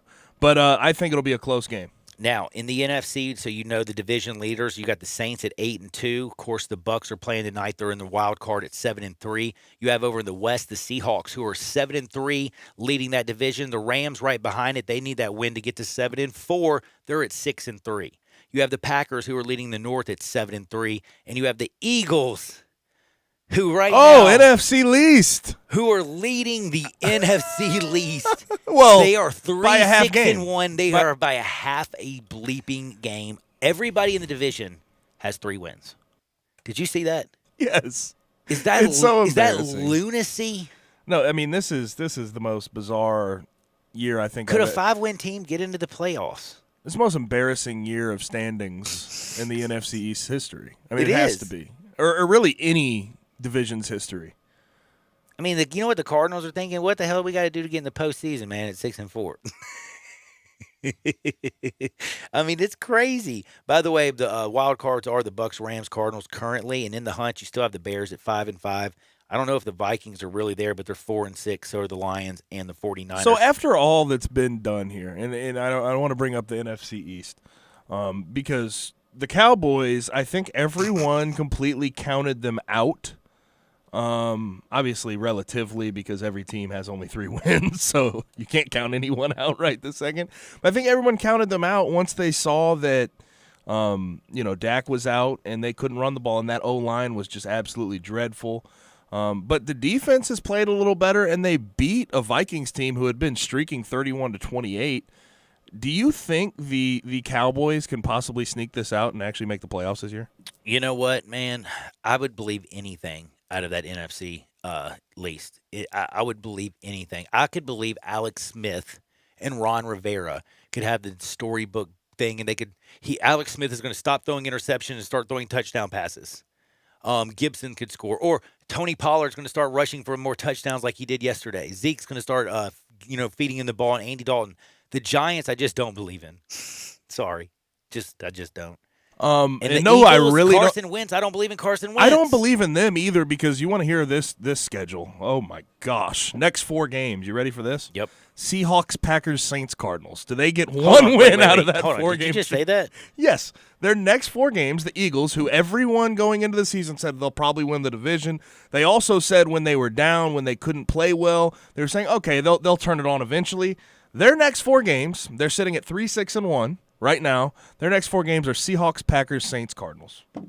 Wow, that's murderer's row. But now I got to also switch up. I don't think the Eagles are not going to make it. In fact, now I think it's going to be the Cowboys or it's going to be the Washington Redskins. Football team. Well, football team. Football team, that's right. Get it right. I always get it wrong. But now I got to tell you something. The AFC is the strongest division by far. Pittsburgh's 10-0. You got Kansas City at 9-1. Of course, you got Buffalo, Indy, Tennessee, Cleveland all at 7-3. The Las Vegas Raiders are at 6-4. And this is what I wanted to bring up. Did John Gruden, did David Carr, or Derek. Dadgummit. Why do I always go to the older brother? Because he was first, and I'm the first brother. That's right. We're the best. Except for he's got, sacked too many times and got happy feet. Poor guy. His brother, Derek Carr and John Gruden, did they not have a perfect game plan? Did they not execute everything almost to perfection? But still, it wasn't good enough for Patrick Mahomes. And Patrick Mahomes looked like he wasn't sweating jack. It's like he just does this on the last drive of the game. They're under the 2-minute warning. He's just like, do this, do that, get Hill here, go Kelsey here, takes advantage of the safety in the field, runs crossing routes, runs to the side, doesn't need to get out of the pocket. Did you notice on that touchdown? And also that was a bad play by Jonathan Abram on that final play. But did you see what he was doing, the way he ran out of the pocket, which he didn't need to get him to commit, and then he throws the ball across his body? Of course. That's Patrick Mahomes being ridiculous. This is what I was saying. Do you remember a time where the Chiefs were actually down with Patrick Mahomes with, 2 minutes left, 1.5 minutes left to go ahead, and they didn't, and they failed? I don't remember them failing. I mean, I can't remember of in a the drive playoffs, where they actually failed to do that. Think about Houston. They were getting smoked by Houston. They come back and win. Think about in the Super Bowl. Every time they get down, Patrick Mahomes is the most cool, calm, collected dude on the planet, goes out there and plays the hardest game in the world at the highest level and just throws the ball like last night, 6 of 7, 75 yards, and, of course, a touchdown pass. The dude is ridiculous. And I honestly can say this. Aaron Rodgers, you're a bad dude. Dan Marino was like my favorite when I was growing up. I love a lot of good quarterbacks out there. I've never seen anybody do it like Patrick Mahomes. I truly believe that. This kid is on a level that I can't even understand. He is playing a different game. While everybody else is playing checkers, he's playing chess. You've heard that saying? But if you just watch what he's doing, he can stay in the pocket, make every throw. He can run to his left, run to his right. He can do a no-look pass. He manipulates defense with his eyes. He not only beats you with his mind, because he's one of the smartest football players you'll ever see. He's also got one of the best arms you've ever seen and the best feet. It's like he's balanced. When he's off balance, he's on balance. That's one of the things that Aaron Rodgers, he's got great feet. No matter if he's rolling to the left or right, Aaron Rodgers can throw a dart. Patrick Mahomes can do that. Aaron Rodgers can process information. Patrick Mahomes can do that. Russell Wilson is a bad man. He makes comebacks, makes big plays. Patrick Mahomes one-ups him. What does Patrick Mahomes not do better than every quarterback before him? Because I'm waiting. You're going to continue waiting. I don't know how to answer that. He's just unbleeping believable. By the way, how do you feel about Mitch Trubisky, Chicago? Yes, you moved up to second to take him. So, the AFC right now with Pittsburgh, they look like they're bad to the bone, but Kansas City at 9-1. Is Pittsburgh, do you believe? I mean, they dominated Jacksonville. Big Ben's looking good. Pittsburgh's defense is great. But from everything you've seen at Pittsburgh, who's 10-0, do you still think that they could make it to a Super Bowl if they have to go and face Kansas City, even if it's at their own field in Heinz Field? I think it's a possibility. As far as the Steelers go, they're the most balanced team in the NFL to me right now. So I think they have a shot. Do I think they actually beat the Chiefs in a situation like that? No. It's hard to imagine anyone beating the Chiefs in a playoff situation like that. But I would think the Steelers would have a shot, to say the least. I think they would have a shot. Big Ben's a champion. They got a good defense, but still Patrick Mahomes makes me crazy. Now, do you want to know something weird? We've talked about Tua. We've talked about Lamar. We've talked about Taysom Hill. We talked about Joe Burrow, who has a torn ACL and MCL. I thought Joe Burrow was going to be the next great thing. Maybe I think he's going to come back and still be great. Don't get me wrong. But do you want to know who I think has a chance to be maybe the person who is going to battle against Patrick Mahomes in the future? Do you know who I think that is? His name is Justin Herbert, and he looks like a 10-year-old kid with his flat top. His performance this year has changed my perception of him in so many ways, it's not even funny. What the hell were you doing, Oregon? Y'all ran him all the time. Y'all gave him one read. Y'all handed the ball off. Y'all ran some rinky-dink offense. Y'all are in the Pac-12. This dude can process information. He's a deadgum genius, and he has a hose. A hose. He's also a big kid. He is a big kid. He is a winner. And the other thing about it is, what's that saying? He's got ice water running through his veins. That dude doesn't even know when it's like, dude, 3rd down and 13, rifle, 15 yards. Look, I will dispute the ice water in his veins. He has looked fantastic statistically. He's been great. Damn, that team cannot hold on to leads. That's and they their also defense. They struggle with winning games. Their defense is abysmal. He'll go down. Okay, that Denver game, are you going to give that on him? He throws the winning touchdown pass with 1 minute and 11 seconds, and their defense gives up a touchdown. How many times in the fourth quarter? In fact, they have what's their coach's name? Deadgummit, I can't think of his name. He was freaking out when they actually had a lead going into the fourth quarter because I think it was the first time against the Jets. That defense is awful. They score on everybody. They put up 21 on Miami, 26 on Las Vegas, 30-31. They were beating Denver. That defense stinks. They had to score 39 points to beat Jacksonville. This kid has thrown 3 touchdown passes in all but 2 games. He's a baller. Anthony Lynn is there. Anthony Lynn, thank you. But poor guy. He made me rethink his whole skill set now.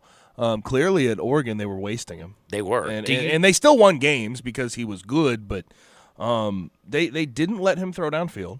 Nope. And he's got a accurate They deep ball. consistently made him run the ball, which is not his strong suit by any stretch of the imagination. But who would have thought going into how many weeks has he played so far? Man, it's like 9 weeks, I believe he's played. 22 TDs to 6 interceptions. Yeah, and a completion as a center. rookie. For his career, this whole season, he's a 68% completion percentage. In the last month, he's been completing 75% of his passes. He's gotten better each week. The kid is processing information, and he's throwing touchdowns. And the thing, I guess, that got me yesterday, and I know that they're playing the Jets, but he was rolling to his left. He threw his wide receiver open. The wide receiver goes left. The guy's on the inside.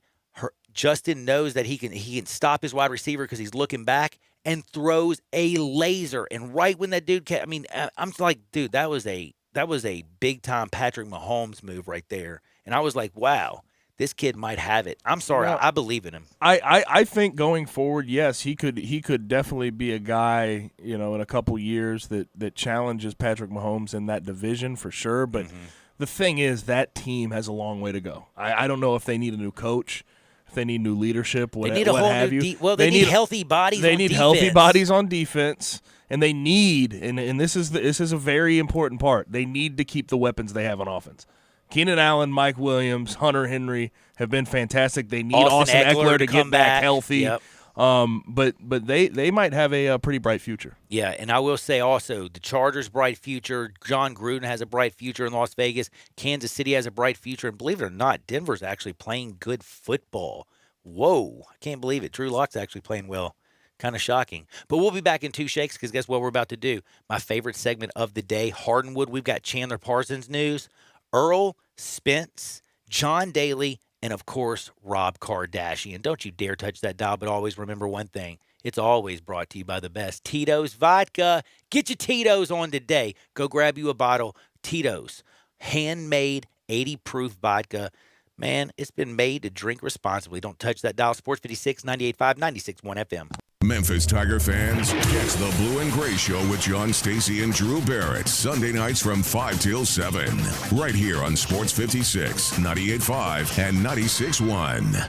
Farmers Insurance knows that there's a not-so-subtle difference between the sound of a car hitting your rear bumper and the sound of a clown car hitting your rear bumper. Whoa, whoa, whoa, whoa, whoa!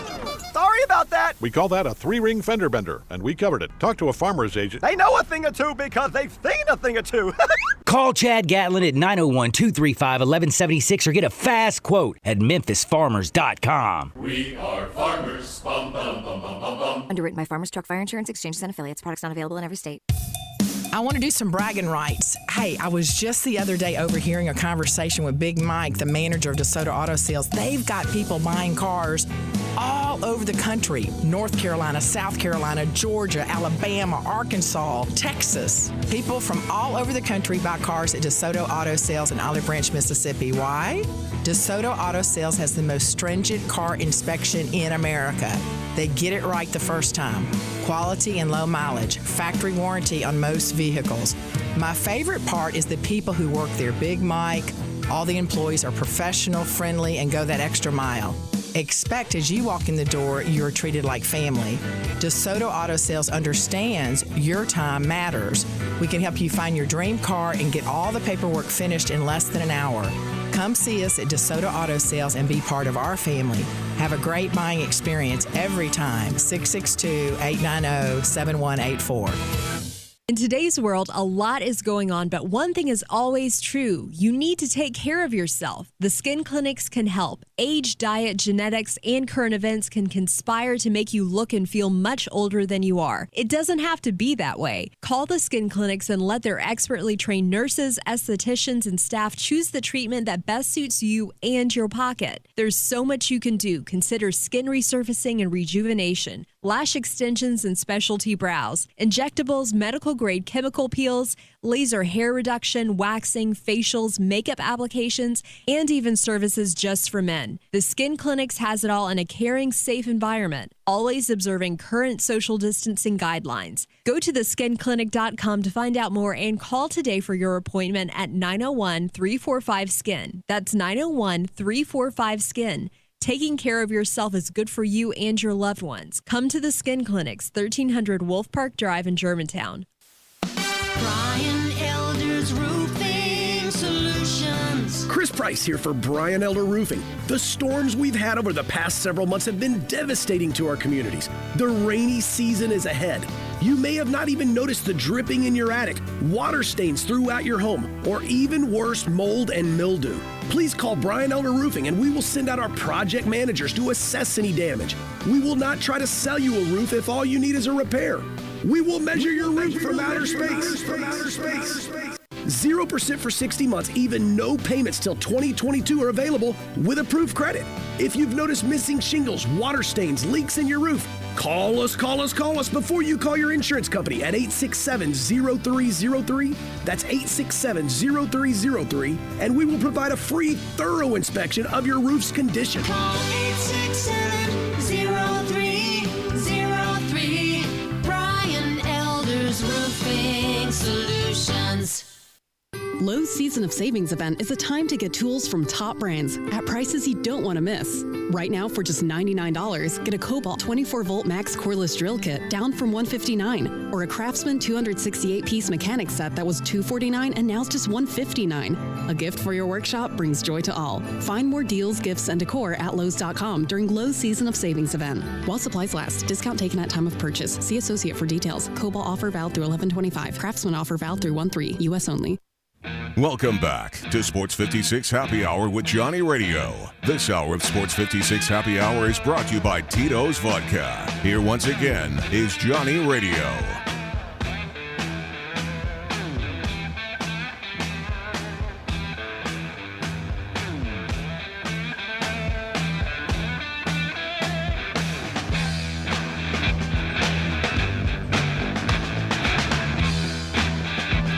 What is up? Welcome back to a little Sports 56 Happy Hour. I am your good friend, Johnny Radio. I want to remind you real quickly, Central Barbecue, simply the best. Go to eatcbq.com to ship that barbecue anywhere in the world. Maybe you need to close a business deal, eatcbq.com. That's the way to go. And if you're living in Memphis, are you kidding me? You know where to go. Downtown, Central, Summer, and the new one on Poplar. 4 great locations anywhere in this area you can get to in 2 shakes of a lamb's tail.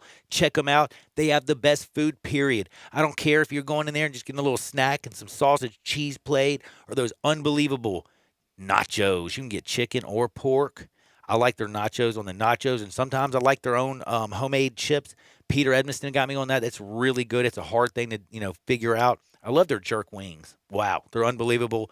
And then I've been tearing up their chicken a lot lately because I'm, quote, eating healthy, getting a lot of turnip greens. Mac and cheese, though, is so good.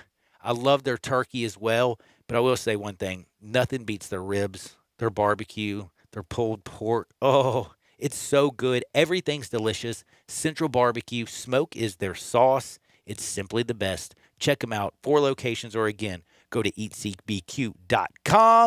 Gabe, are you ready to go to Hardwood? This is Access Hardwood.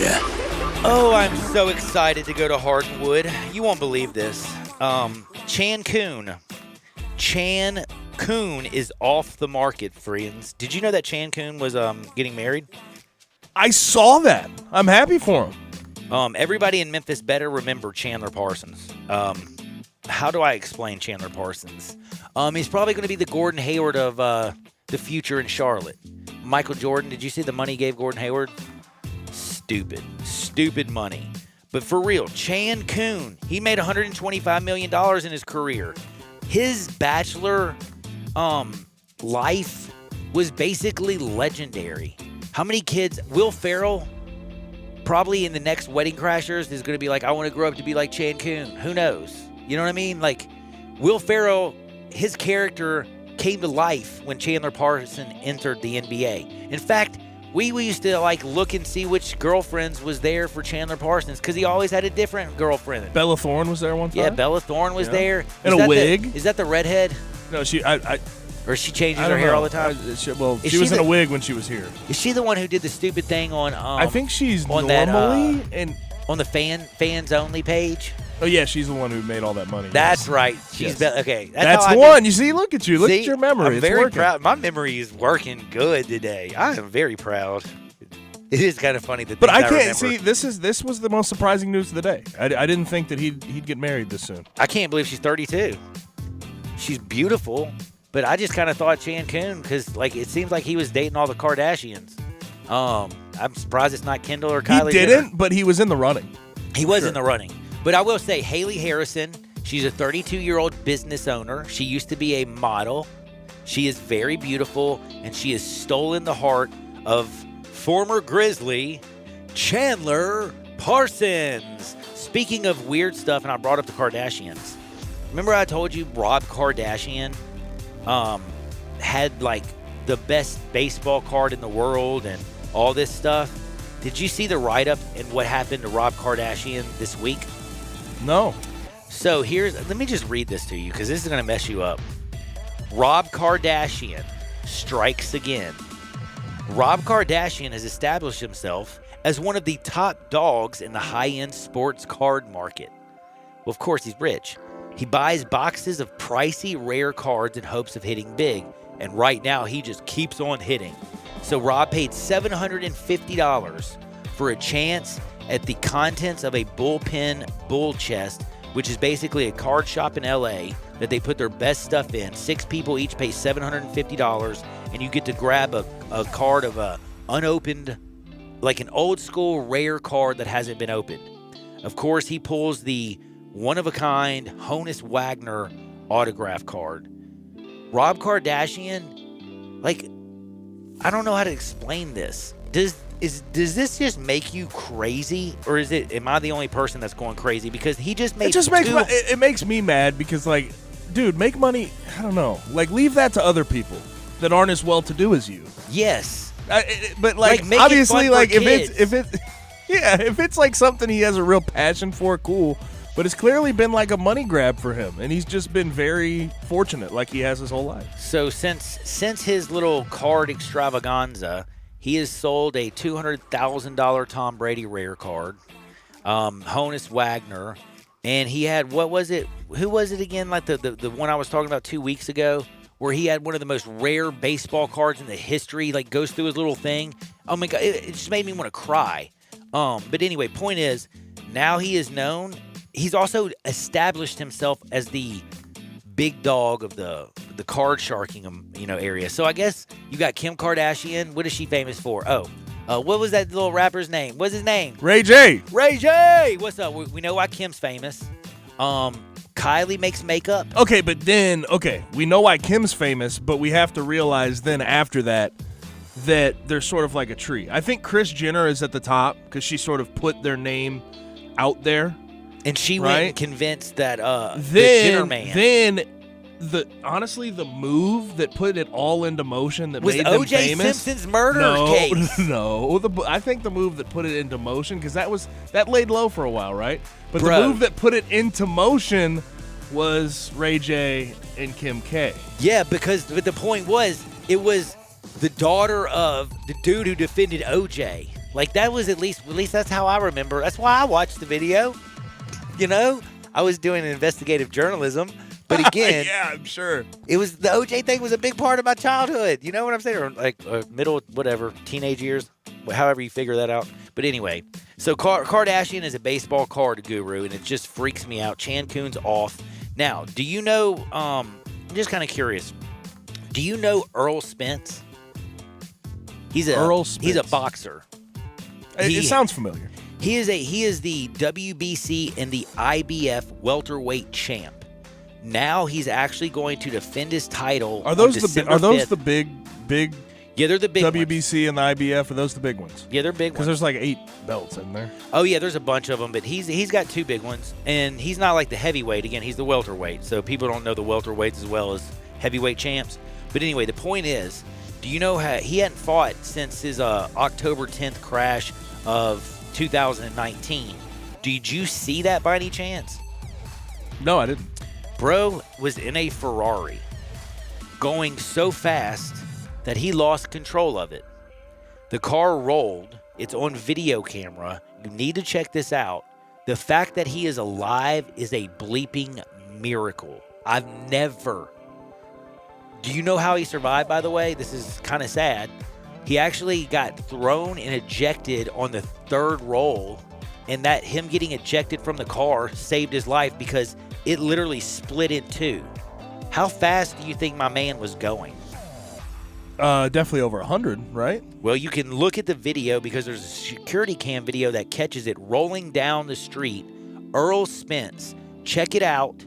You won't believe that the man survived. Well, he's also going to fight on December 5th and defend his title against Danny Garcia.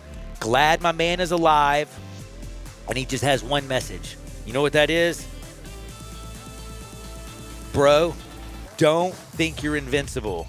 Speed is a need for some, but it also can take your life.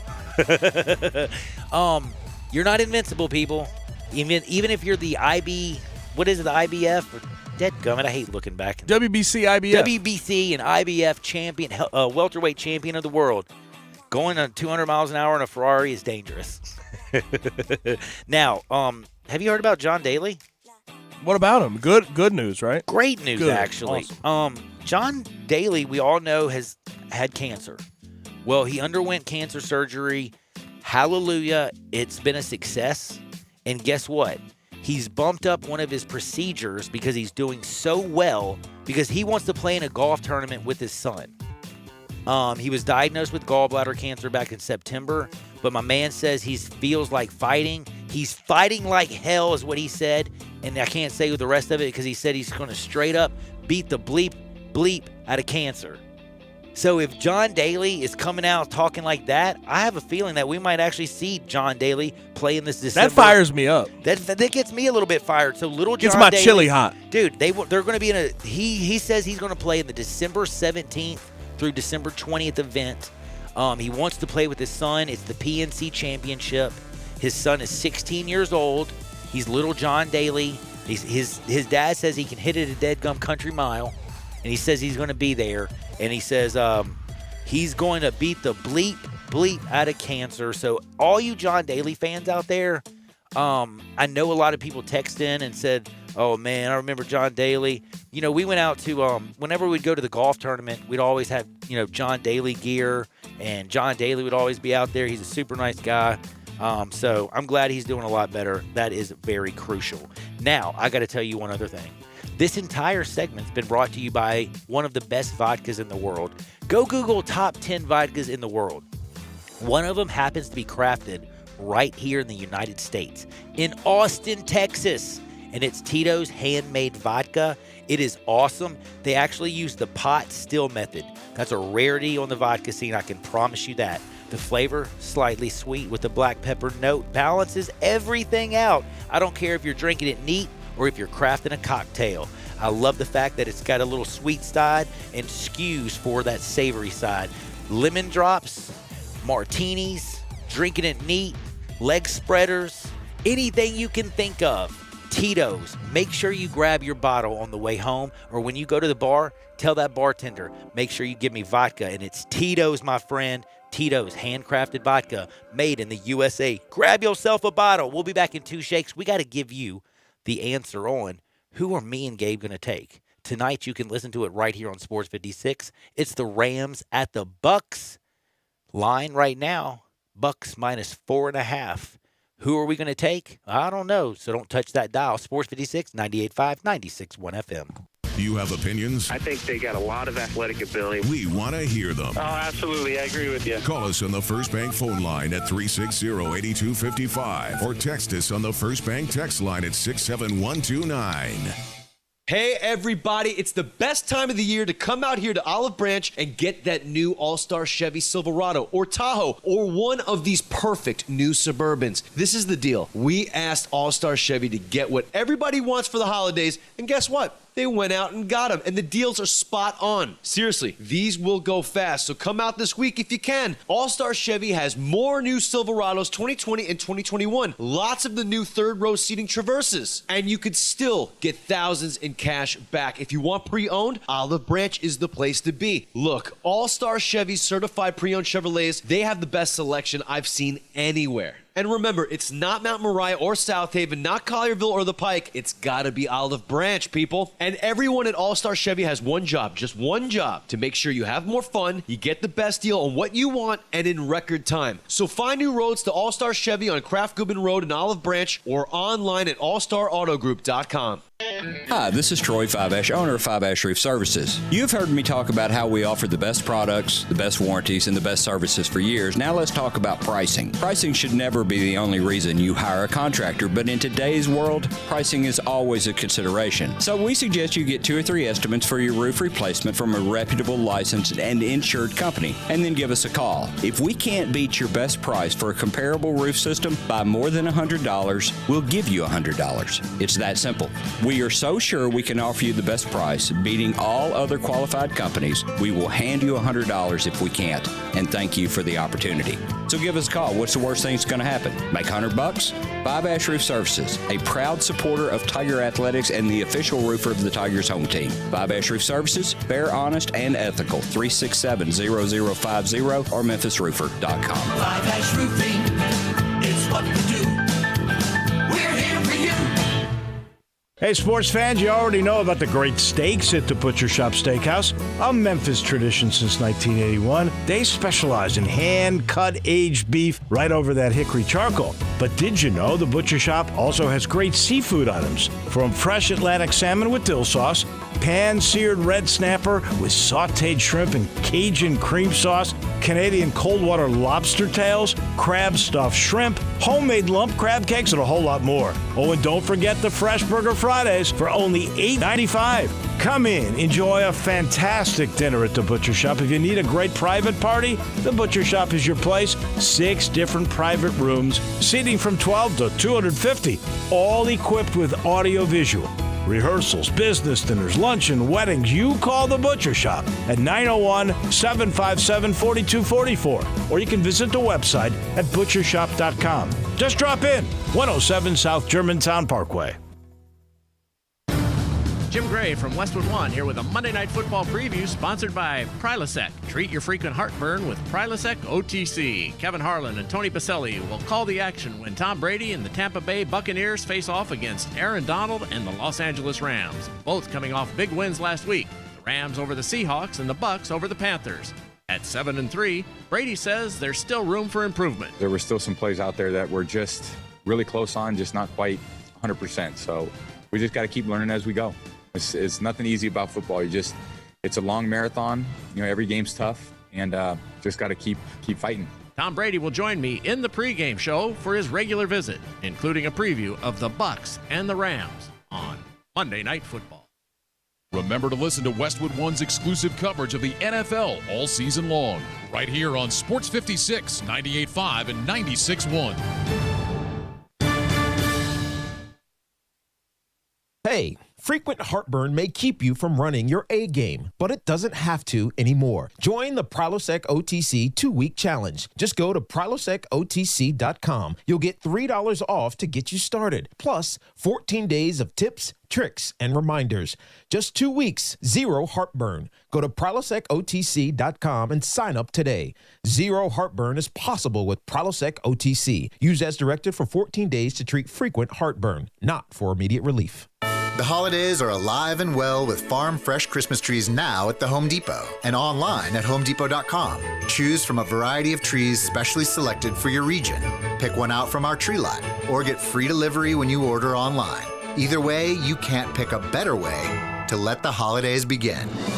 Holiday decorating improved. Farm fresh Christmas trees to pick up or delivered free from homedepot.com. How doers get more done. Selection and price vary by store. See store for details. The Black Friday sales event is on at Gossett Chrysler Jeep Dodge Ram Fiat on Covington Pike. And we're going to blow you away with what you save. 2020 Jeep Renegade Latitude 4-wheel drive IAHS top safety pick. We Gossett at $20,736 or $259 a month. Or power up your game in a 2020 Dodge Charger $24,320 or $299 a month. And get rammed up in a 2020 Ram 1500 Tradesman Crew Cab 4x2. $29,656 or $396 a month. And 2020 Jeep Grand Cherokee Laredo 4x2, $29,878 or $398 a month. Drive past the rest. Come to the best. Gossett Chrysler Jeep Dodge Ram Fiat 1901 Covington Pike. Online, GossettMotorCars.net. If you want it, we got it at Gossett Motor Cars. All must finance through Chrysler. 3,500 cash down, 75 months at 4.11 APR. Renegade LPM 02132, MSRP 26,580. Charger LH 167053, MSRP 31,490. Tradesman LG 29329, MSRP 37,855. Cherokee LC 403192, MSRP 35,495. Includes all rebates and incentives. PF 695 excludes tax title and license. See dealer for complete details. Offer valid through 11/30/2020 with approved credit. Dealer stock only.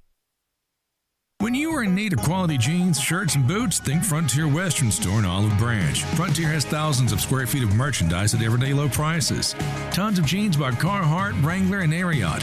Whether you're after classic denim jeans, dungarees, or work pants, you'll find it among Frontier's amazing selection of stylish modern fits.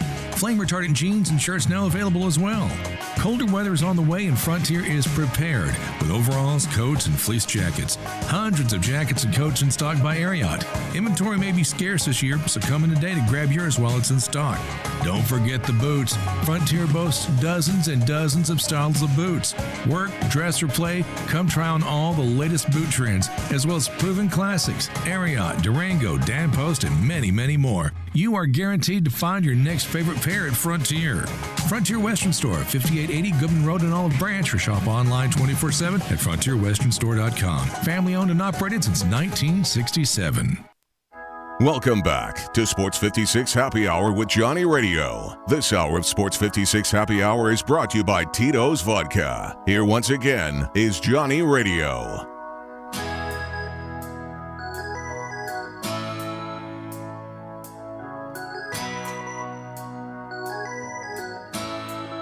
I know I got a new rejoin in there, son. You better get that other one. Welcome back to Sports 56 Happy Hour. This is your buddy Johnny Radio. That's my buddy Gabe Kuhn. And we're about to break down the Tampa Bay Bucs and the Los Angeles Rams as they're going to put a finishing touch on Week 11 in the National Football League. It's happening down in Raymond James Stadium. And right now the Bucs are minus 4.5 It's going to be a big game. You got Tom Brady's Bucks and Jared Goff, Sean McVay's Rams. Aaron Donald's a nasty man as well. We're going to talk about this, but before we do, we got to remind you. I feel like I'm picking on Tennessee, but it's not just Tennessee. The FAMU women's basketball has had to opt out. They're not going to be able to play and compete basically in their season because of COVID issues. Like, they're done. You know what, though? You know who else is having trouble? Ole Miss. Ole Miss, how many games have they already canceled? They had to cancel the Justin Reed Classic. 4, I believe. So that's 4 games, right? They're going to miss, they're not going to be back till December 12th or something. I mean, it's just, it's pretty rough for them. Duke had to cancel their season opener because Gardner Webb has been postponed after a positive COVID-19 test. Also, Rick Barnes is isolating due to COVID-19. And, of course, Tennessee has a lot of issues going on, and I always like to bring on my good buddy, Mr. Gabe Kuhn. Okay, since Rick Barnes has caught COVID-19 and they have shut down their facilities in response to that, the Volunteer Classic has also been canceled. Tennessee was scheduled to play Charlotte on Wednesday and then VCU on Friday. So that and those games will be canceled, but the participation in the Jimmy V Classic has not been ruled out. They will continue to monitor that situation. So are they going to? So does that mean the Gonzaga game on December 2nd is possibly on? Is that what you're saying? It's on as of right now. Okay, it's on so as it's of right on now. as of so right now. That Okay. again, all these situations, our favorite word, fluid. They are fluid. And then also, we're up to 5 games now called off, canceled or postponed for the week. FIU Louisiana Tech is the recent ones. Or the recent one. The other ones are Charlotte, Western Kentucky, San Diego State, Fresno State, Washington State, and Miami, Wake Forest. Now, before we get into the NFL action, one thing I'm going to say that's kind of going to lead me into a little college thing is P.J. Walker. Congratulations. Good job getting the W for Carolina. The former XFL star and Temple star got his first win. I noticed this, too. Matt Rule brought a lot of Temple players onto that Carolina Panthers team. Robbie Anderson was a really good wide receiver for them at Temple. P.J. Walker, of course. He has tried to load up with his former players. It's a good point. He likes his guys, and his guys are playing well, and they did a number on the Lions. Now, I got to ask you before we get to this game, can you believe what the Heisman odds are right now? Do you know that? No, I never thought in a million years that we'd get to this week right now, and Kyle Trask would be the front runner. I never thought. Front runner. Minus 40. Guess what? Justin Fields, who I'd been on all week, that just shows you how bad of a game he had against Indiana. He's not even second. It's Mac Jones plus 300. Can you believe this? I feel like Justin Fields is almost out of this joint because of the number of games they're going to play and that bad performance against Indiana with 3 interceptions. Do you think so? I don't know if he's out. He could redeem himself. Now, who you got tonight? The total is 48. The Rams are getting 4.5 currently. Give me, and this is not, I don't want to pick either side because I think this is going to be a very close game. If I had to lean to one side, I'd lean Rams plus 4.5. I think it'll be real tight. But I will go with the over for sure in this game. I think both defenses are good, but they're not great. I think each offense exposes the defense. So Bruce Arians and Sean McVay are going to expose each other's team's defenses, and it's going to be a shootout. Take the over 48. Have fun, but make sure you always remember the Rams are right here on the Bucks, and never forget 901-406-1101. It's any house, it's any area, as is, as simple as that. Call my buddy Bill at I Buy Houses. Why? Because if you need to sell your house, it's done. Bing, bang, boom. Guaranteed to close in 5 days. 901-406-1101. Call my buddy Bill at I Buy Houses. Get out there. Make the world a better place. See y'all on the flip side. Peace. We are real sports talk. Good Monday, everyone. Nice to have you. The week of Thanksgiving. Plenty to be thankful for, but plenty going on in this COVID world that we live in. I'm going to start with some positive stuff, and that is in Memphis. There was a gentleman a little older with underlying conditions, and because of that, he was given access to a treatment over the weekend. It's an antibody treatment, and it was incredibly successful. So here's a guy with symptoms, underlying conditions that prompted them to use this, and voila, he was better. A third vaccine in Oxford, 70% efficacy, but when given with 2 shots, and this is going to probably be used a lot in Europe, it was at 90% efficacy, just like the Pfizer and the Moderna. So now we got a third vaccine, and they're saying Pfizer's vaccine could be used with needles and shoulders within 3 weeks. So those are the good things. There's some plenty of bad COVID, and I'll start with that. The Ole Miss basketball team is out of business until December 7th. They have canceled their tournament, a tournament you would have heard right here on Sports 56, 98.5, and 96.1. And the Memphis game on the 5th. Now, that is off the schedule. Ole Miss won't go back to playing until December the 7th. I just checked. I just looked.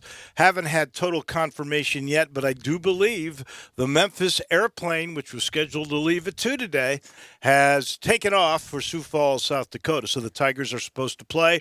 It is a 1 o'clock game against St. Mary's on Wednesday. So we got some good, some bad. Isn't that the way the pandemic world works these days? Brett Norsley, good afternoon. Good afternoon, Dave, and good Monday to you. Good Thanksgiving to you and yours. And you're right, we still do have a lot to be thankful for and a whole lot to be grateful for, a lot to be mournful and regretful for. And I don't know that we do that each and every day, but we sure try to bring it all to everyone and touch on it all. It's a very busy world in and around us. You're right about the Ole Miss basketball shutting down operations. I think Tennessee's men's basketball program later in the afternoon joined them, and that's a couple from the SEC. We'll see if any SEC teams play at all in basketball, because I said last week, or 2 weeks ago, I've gotten the feeling that I think SEC prefers to go conference only. We'll see if that's the case, but the Tiger game now at 1 o'clock on Wednesday, that was supposed to be 3:30, but it'll be 1 o'clock on Wednesday. Drew and I may even try to get you to join us at some point about 4:45 to give us a breakdown of the game, but we'll talk about scheduling later. I know you'll be calling the action at 1 o'clock, and you're not going to be in South Dakota. It was a week that you were supposed to be in the Bahamas. It was a week that Eli Savoy was supposed to be with Ole Miss in Cancun, and he's not there. And it's just a little bitty snippet of how everyone, every walk of life has had to make changes. It's going to be in my top story. But, Dave, I say it. Drew, you know I say it every year. Dave, you've been around me a long, long, long time. This typically is my favorite sports week of the year. Yeah, it is. Without baseball, without golf, 2 sports that I love, because right now, you know what would be on? Maui Classic would be on. Yeah. And all these tournaments from all these far-flung places, and we may still have some. And college basketball is supposed to start on Wednesday. 8 o'clock in the morning is a lined game. Boy, that's for the degenerates, isn't it? If you're up betting a college basketball game at 8 bells on Wednesday morning. Yeah, you're right. I missed this week. I love those tournaments. I, in particular, love Maui. I love going to Maui, and I think Penny Hardaway has that up his sleeve for the next few years. He could go back to Atlantis, which was also a very cool place for a basketball tournament, but all of those take the back seat. And you're right about Tennessee. They've paused all team activities. Rick Barnes is one of those that had, as it was deemed here, multiple positive COVID-19 test results. They came Sunday 66 afternoon. Years old. Yeah. 66? Young man. So they were supposed to start the season against Charlotte in the Volunteer Classic and to play VCU on Friday as part of the same event. I think that is probably pretty well done. The news about Rick is now he's the 6th major conference coach to announce positive test for COVID in 2 weeks. It was first Tom Izzo, then Jim Boeheim, then Ole Miss's Kermit Davis, Washington State's Kyle Smith, and then Baylor's Scott Drew. And the Scott Drew illness caused the I guess it was at Florida that was supposed to play Arizona State was supposed to play. I'm sorry. Bobby Hurley's team was supposed to play. They've jumped out of the Empire Classic because of the Scott Drew positive test. So, in the long run, we'll see how Memphis is able to play if that tournament is on. If that is on, maybe we will still see a lot of this. The direction, though, that we're headed sure seems like they're going to pause and say, you know what, we'll do this at the end of December, early January, we'll do conference only. I'm not saying that's the way it's going to work, and maybe Memphis and all those schools in Sioux Falls, South Dakota, at the Crossover Mowers Classic will rule the day, and then we'll be able to play some of these games. But it's pretty obvious right here. It is very tough with all of that news. Yeah, well, it's the Bad Boys Mowers Crossover Classic. Okay, Bad Boys. That's a lot of names in a title sponsor. I think they used to be involved in a bowl game. They were. Yeah, Wednesday morning, 8:00 in the who would have guessed it? The Bubbleville tournament. Towson plays San Francisco. Bill Russell and Casey Jones are not walking in that door. Hey. Quentin Daly and Bill Cartwright aren't. No, but if they play it, at least it's college basketball that gets played. And 8:00 Wednesday morning. There's a 10:00 game, East Tennessee State against Abilene Christian, a 10:30 game. This isn't a bad game. In same Bubbleville tournament. I don't know where Bubbleville is. I don't either. But it's the same Bubbleville tournament. I think it's at the Mohegan Sun. Oh, yeah. But Rhode Island playing Stephen F. Austin. That's not a bad matchup at 10:30 Wednesday morning. No. There's something to watch for you. There you go. And then right at 1:00, Memphis and St. Mary's. I'm not even sure what television channel that is. I'm certain we will let you know. I think ESPN2. It's ESPN2? Okay, I knew it was an ESPN family. I was not exactly sure, but we'll get all of that. George Washington info. and Navy play at 11 on Wednesday. Oakland and Xavier, the Oakland nickname. Yeah. What is it? Name the Oakland nickname. Oh, man. Memphis has played Oakland. I should know this. Share it with a local team, I think. They share it with a local team. Spartans? I think the Grizzlies, aren't they? Oh, they're the Grizzlies. Okay. Well, that could be. We will double check that. In the meantime, there were 18 canceled football games. The 18th coming Saturday morning, when Florida State and Clemson were supposed to play, and Florida State opted out of the game. And it has absolutely caused a war of words, starting with Dabo Swinney, who basically accused Florida State of just getting out of the game. They didn't really want to play it. They used this as an excuse. One of their backup offensive linemen had the sniffles, got tested. It was negative. When they came back, they tested him again. It was positive. He had practiced once, but they say that he had practiced with a face mask on and practiced social distancing after that it was perfectly cool for everybody to play. And Florida State's administrators or medical staff or whatever said, no, it isn't. We don't think that's safe. We're not going to play. And then this afternoon, here comes Mike Norvell, who usually speaks in very flowery, non-specific terms. Well, he wasn't today.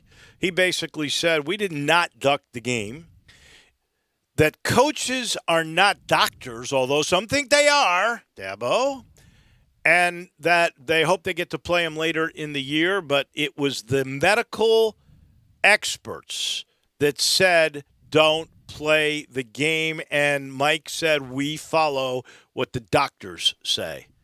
So he had a real response to Dabo, who I thought Dabo came out looking not so good in the way he handled all of this. Why? Because if the doctors tell you not to play, you can't play. It's that simple. And he basically made it seem like Florida State just did not want to play the game because they were probably going to get their butts kicked, and that was they were really going to do that. The decision based on that. And I tend to think that Mike Norvell told it like it was.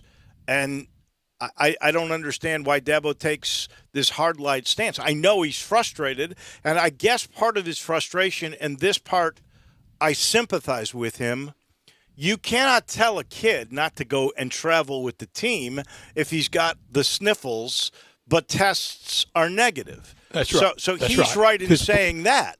I get that. Because people are still going to have a cold. People are still going to have the flu. But once he had a positive test, and he practiced with the team, and the Florida State doctors are saying that's too risky. Well, then that's that. And be a big boy and say, okay, we'll try to play him sometime later. And that's what he should have said. And I don't understand where he was coming from the other way. Apparently, you do. No, I didn't. I asked you why you did. Okay. So you're in agreement with me then? Mostly. I think they could have let him know before they got there. Yeah, but no, here's the tricky part to that. I don't think he tested positive till he got there. So they were there when the positive came through. And I think that player has subsequently tested negative since Saturday's testing. True, but I think at that point, if the doctors are telling you we got proof, but this is the we're fight. not gonna do This it. is the fight we have. We are trying, and we have been trying to bat 1,000, and that's going to be almost impossible to do. And you see it in the contact tracing in the world of college basketball. I think the NBA is sitting back and watching a lot of things from college basketball and trying to learn from it. And until we're not trying to bat 1,000, we're going to have these last second cancellations. Washington State and Washington are now off. They have canceled their game because of a positive test that came, I believe, from Washington State. So Washington reached out to BYU. And you know what? BYU has a really good record, but a really kind of shaky resume. And BYU might have been a little ticked off because they had reached out to every Pac-12 team to play them earlier. They said anybody, anywhere. Right. They had reached out, and they got no takers from the Pac-12. The Pac-12's theory was we aren't going to play non-conference games until just recently when they realized they didn't have flexibility, and they wanted games for resumes to try and get their team into their best team into the college football playoffs. So Washington calls BYU, and BYU says, no, we're not going to come. We're not going to play. I kind of wish they had, because I'd like to see if BYU wins that game. I would too. Then they've got a statement to make, much like Cincinnati's statement. Cincinnati's ahead of them, though. Cincinnati, there's a path that's not that convoluted for Cincinnati to be the 4. They need some help. Obviously, the first thing they need to do is win out. Dave, I am as well, and I appreciate your help for me. On the Heisman Trophy vote right now, I have the BYU quarterback, Zach Wilson, somewhere. I have him probably third right now. Third, wow! And I'm torn on 1 and 2, and they're both quarterbacks. I think it's all quarterbacks in this mix, isn't it? There's not a running back to be found. Well, is it? Part of it is there is so much pub for these quarterbacks, starting with the emergence of Trask, the out of nowhere, not anymore, but toward the beginning of the season, of Mac Jones. Let's not forget Trevor Lawrence, and as you just Justin said, Fields, and this kid from BYU that everybody is raving about. That's absolutely the darling position and a deep position. What about Desmond Ridder? Desmond Ridder is a guy that I don't think until 2 or 3 weeks ago was really even considered. He was thought of to be just a running guy, that he really couldn't throw the ball. And I think he's shown with national TV games the last few weeks that, yeah, he can do it all. And he is one tough cookie. I'll tell you one other thing he does that is, I kind of think, a lost art. He is so good at making you believe he is handing the ball off when he keeps it. It's really crafty. Yeah, it really is, Dave. And I'm this is a question mark, so therefore it's a question, and it's got the word "if" in it. What if Sam Howell engineered upset for North Carolina over Notre Dame and the Tar Heels won out? What if Ian Book was just dynamite down this stretch in the ACC championship game, and they did the unthinkable and pulled the sweep off of Clemson? Wow. You know what? Those are great storylines that we could all look for. Sam Howell's another guy who has been terrific at that quarterback position. And if they were to beat Notre Dame, then, man, that's a mess. And that to me helps out probably if Clemson wins, it knocks Notre Dame out, and it may move Cincinnati in, provided that Cincinnati continues to do their thing. Yeah, That's one of the steps. And I'll tell you, the other thing is Oregon's got to lose because there are so many different little mocks that you see, and most of them have Oregon in at the moment. You know, I have not been blown away by how Oregon has been. I haven't either. There's not a whole lot there. They're good to look. Yeah, they're good. But Cincinnati's defense, I'd love to see those two play. I wouldn't mind at all. I wouldn't mind seeing Cincinnati against them. Hey, speaking of watching, so you're watching the game, you see another ad for FanDuel Sportsbook, and you think to yourself, is that legal here in Tennessee? You bet it is. FanDuel Sportsbook, now legal in Tennessee. You can place your first bet on FanDuel Sportsbook risk-free and get up to $1,000 back if you don't win. Seriously, there's no strings attached. Just place any bet you want. If you win, you keep the cash. If you lose, you'll get your entire bet up to $1,000 back in bonus site credit so you can take another shot at the end zone. How would you use that risk-free bet tonight on Monday Night Football? We'll pick that game at 5:30. It's a tough one to pick, but the Buccaneers, the Rams are 1-4 all time against Tom Brady, but the Rams kind of winning with defense. This Saturday, the Tigers and Navy. This Saturday, the Egg Bowl. This Saturday, the Iron Bowl. All the great games on Thursday in the NFL and FanDuel Sportsbook, generous risk-free bets.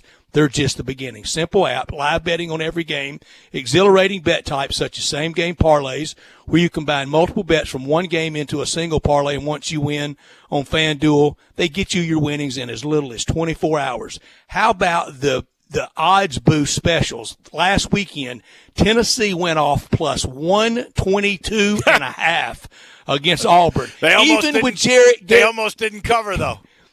Even with Jarrett Garantano at quarterback, you're going to win at plus 122.5. Heck, with Dewey Warren at 80 years old, Tennessee would have won at plus 122.5. To claim your risk-free bet, just download the FanDuel Sportsbook app and be sure to sign up with promo code CASH so that they know we sent you. That's FanDuel Sportsbook, promo code CASH. Must be 21 or older and present in Tennessee. Site credit is non-withdrawable and expires 7 days after receipt. Terms apply. See sportsbook.fanduel.com for details. For problem gambling support, call 1-800-889-9789. This hour of our show brought to you every day by Lexus of Memphis. Happy Thanksgiving, happy holidays from the good people at 2600 Ridgeway, the one and only Lexus dealership in Memphis. They're online at lexusofmemphis.com. That's why they got Memphis in the name, Lexus of Memphis, because they're the only Lexus dealership. Call them at 901-362-8833.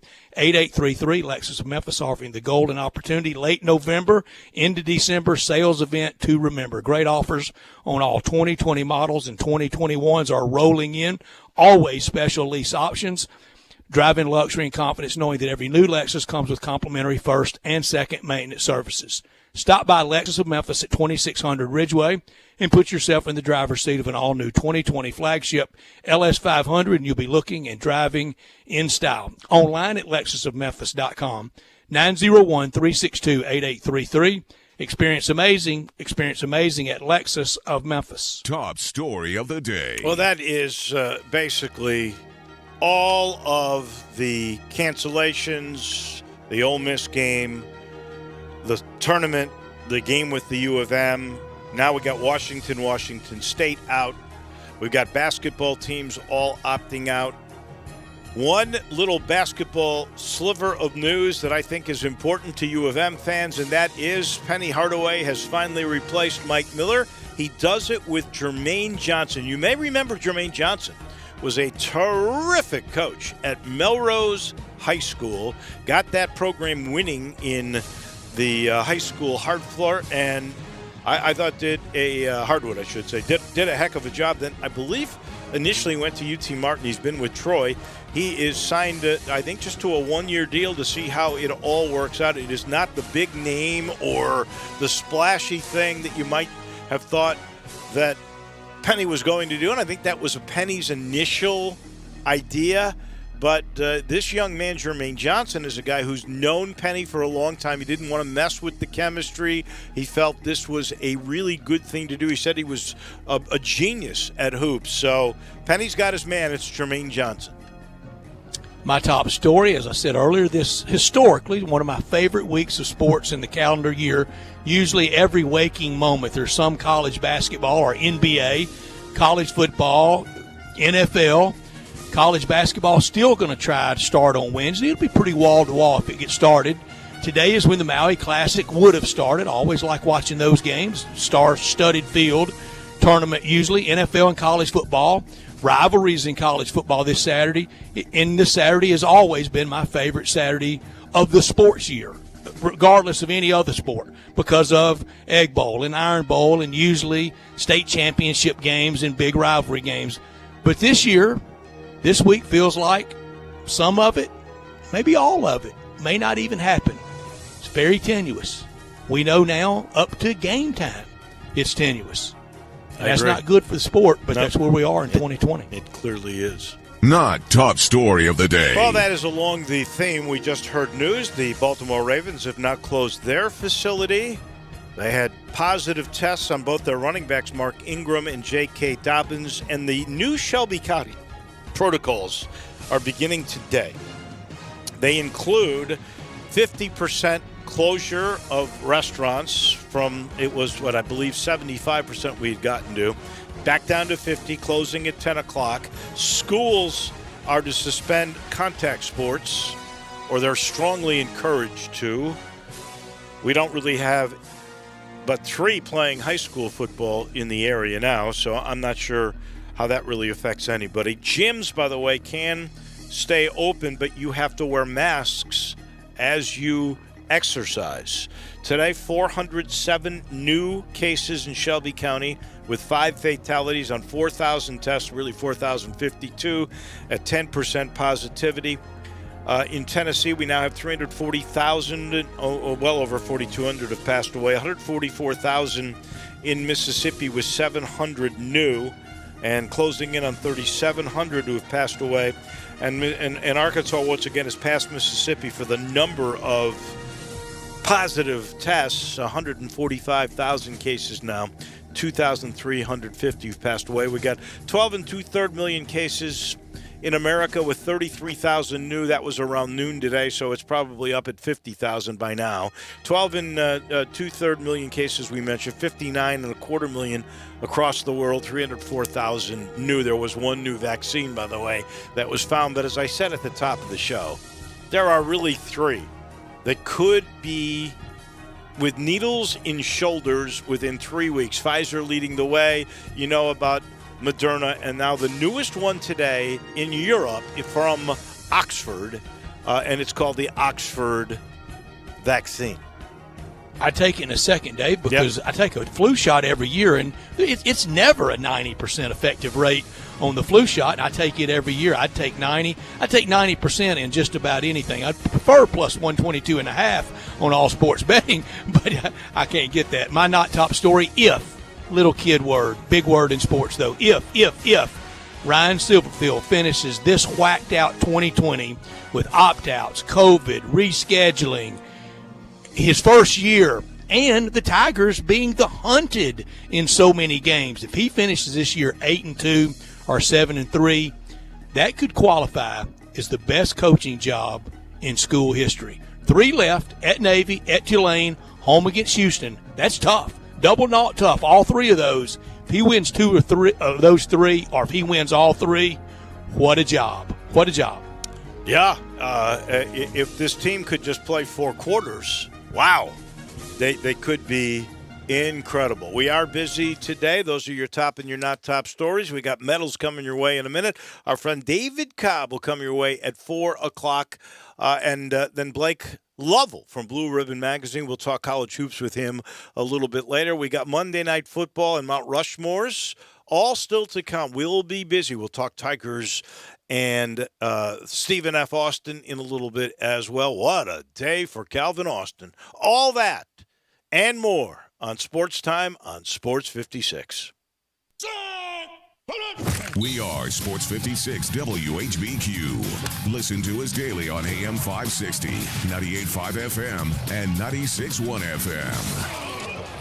The Black Friday sales event is on at Gossett Chrysler Jeep Dodge Ram Fiat on Covington Pike. And we're going to blow you away with what you save. 2020 Jeep Renegade Latitude 4-wheel drive IIHS top safety pick. We Gossett at $20,736 or $259 a month. Or power up your game in a 2020 Dodge Charger, $24,320 or $299 a month. And get rammed off in a 2020 Ram 1500 Tradesman Crew Cab 4x2, $29,656 or $396 a month. And 2020 Jeep Grand Cherokee Laredo 4x2, $29,878 or $398 a month. Drive past the rest. Come to the best. Gossett Chrysler Jeep Dodge Ram Fiat 1901 Covington Pike. Online, GossettMotorCars.net. If you want it, we got it at Gossett Motor Cars. All must finance through Chrysler, 3,500 cash down, 75 months at 4.11 APR. Renegade, LPM 02132, MSRP 26,580. Charger, LH 167,053, MSRP 31,490. Tradesman, LG 293,29, MSRP 37,855. Cherokee, LC 403,192, MSRP 35,495. Includes all rebates and incentives. PF 695 excludes tax title and license. See dealer for complete details. Offer valid through 11/30/2020 with approved credit. Dealer stock only. Brian Elder's Roofing Solutions. Chris Price here for Brian Elder Roofing. The storms we've had over the past several months have been devastating to our communities. The rainy season is ahead. You may have not even noticed the dripping in your attic, water stains throughout your home, or even worse, mold and mildew. Please call Brian Elder Roofing and we will send out our project managers to assess any damage. We will not try to sell you a roof if all you need is a repair. We will measure your roof from outer space. 0% for 60 months, even no payments till 2022 are available with approved credit. If you've noticed missing shingles, water stains, leaks in your roof, call us before you call your insurance company at 867-0303. That's 867-0303, and we will provide a free, thorough inspection of your roof's condition. Call 867-0303. Brian Elder's Roofing Solutions. Are you shopping for a new watch, an engagement ring, any kind of jewelry at all? What's up, Memphis? This is Jaren Jackson Jr. from the Grizzlies, encouraging you all to shop where I shop, Platinum Jewelers here in Memphis. Platinum Jewelers has a big selection of earrings, stockable rings, luxury watches, necklaces, bracelets, really whatever you need. They do custom jewelry and have 2 locations in the area. One is 545 Perkins Extended in East Memphis. The other is 9387 Poplar next to Fresh Market in Germantown. So if you need anything jewelry related, go to my spot, Platinum Jewelers. Get in the zone, AutoZone. Welcome to AutoZone. Dealing with battery problems? We can help you out and get you ready for the colder weather ahead. Let's start with a free battery test. If you just need a free charge, we can help with that too. And if it's time for a new battery, we've got replacement batteries that fit your needs, starting at just $79.99. That's what makes us America's #1 battery destination. Claim based on data from the NPD Group 2019. Get in the zone, AutoZone. Now, back to Sports Time on Sports 56 with Wolo and Stacks. This hour of Sports Time is brought to you by Lexus of Memphis. Here once again are Dave Woloshin and Brett Norsworthy.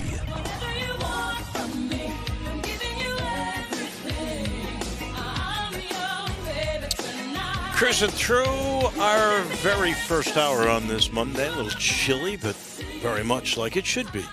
Right before Thanksgiving. Speaking of Thanksgiving, that's part of the holidays, right? It's really when the holidays totally begin. And I'm reminding you, my friends at Family Leisure, I-40 and Wooden Road, continue their holidays at home sale. We're more at home this holiday than we've ever been before. So think about pool tables, game tables, arcades, maybe, to really sort of pass the time with your family in a great way. Come on, a pool table, and they're on sale. How about an air hockey game? Oh, I love that. That's there for all of you after the meal. Massage chairs, special price for the holidays at home sale. Don't forget spas. They still got so many of these on stock, hundreds more on order. Great time to save money on spas. And you buy your pool now, you don't have to worry about the 2021 price increase. You get that 2020 price, and you get early scheduling for installation. Go see them. Go see them right now if you get a chance. At I-40 and Wooden Road, Family Leisure, where family and fun are coming together for the holidays. It is time, without any further ado, for Precious Metals. I'm going to give a bronze medal to MUS and to Bartlett because they're still alive in the playoffs. MUS going to Cookeville December the 3rd for the championship. And how about for the first time in forever, Bartlett making the semifinals? And, you know, when we were asking guys like John Varlas or Glenn Rogers Jr. who they thought had the best chance midway through the year, the best chance of bringing home the gold ball, and we sure hope MUS does. But they said Bartlett, and what a job this Coach Tucker has done, unreal, and we're all going to pull hard for them. I'm going to give a silver medal to the Grizz. We can talk about this a little bit later, but they've gotten the guys that they've identified and really want. I mean, they moved up to get Desmond Bain. They made the move to get Xavier Tillman. I thought it was a great find to get Killian Tilly. Now they've signed Mario Hezonja. They got Sean McDermott in all of these moves. They've signed John Conchar. Got John Conchar to a 4-year, $9 million but non-guaranteed deal. Same thing with Jonte Porter, the center. They did that 3-year, $6 million. And they decided DeAnthony Melton was worth it. They gave him a guaranteed 4-year, $35 million deal. So he's getting about $9.25 million per year. Oh no, he's not. He's not quite getting that. But anyway, I think Grizz Twitter gets a piece of John Conchar's deal as much as they love him. I think so. Here's what I think. I think you got Melton cheap. I really do. I think there were some people thought he would get more money than that. And no, look, the money's the market, Dave. Yeah. Right. He didn't have a great bubble. I think we can be honest about it. That was a disappointing bubble, but it was. But Zach Kleiman sees something in him, or Taylor Jennings. Well, I think what thinks something in him. I think what they saw was the fall of 19 and the spring of 20 before COVID hit. Right. And so they're gonna gamble on that. And so the long-armed guard is what I meant to say. He signed, sealed, and delivered. I guess we can debate this. Are they better with their roster now than they were a year ago? You don't have Crowder anymore. I'm trying to think. They still have Tyus Jones, though, don't they? I don't know if they are. Yeah, I don't know if they are or aren't, Dave, but I think that's a good question. But I don't think it matters. I think that question will be asked a year from now when it matters. Yeah. But I give them a silver medal, and then I got to give a gold medal to Calvin Austin. Calvin Austin had 290 yards all-purpose. That's catching 173 yards worth. That's a 64-yard punt return. They didn't even figure in, Brett, his 3-yard two-point conversion that he threw. He was Superman the other day. And to think it's only about a year and a week ago that Mike Norvell decided to give him a scholarship. Remember, he was a track guy that was a walk-on for the football team, and he proved his worth, and now he's become their star. And he's is no doubt player. He is their star. He really turned things around and helped win that game against Stephen F. Austin. I started to do this for my NFL overreaction, but I was afraid somebody might hear it and think I was being serious.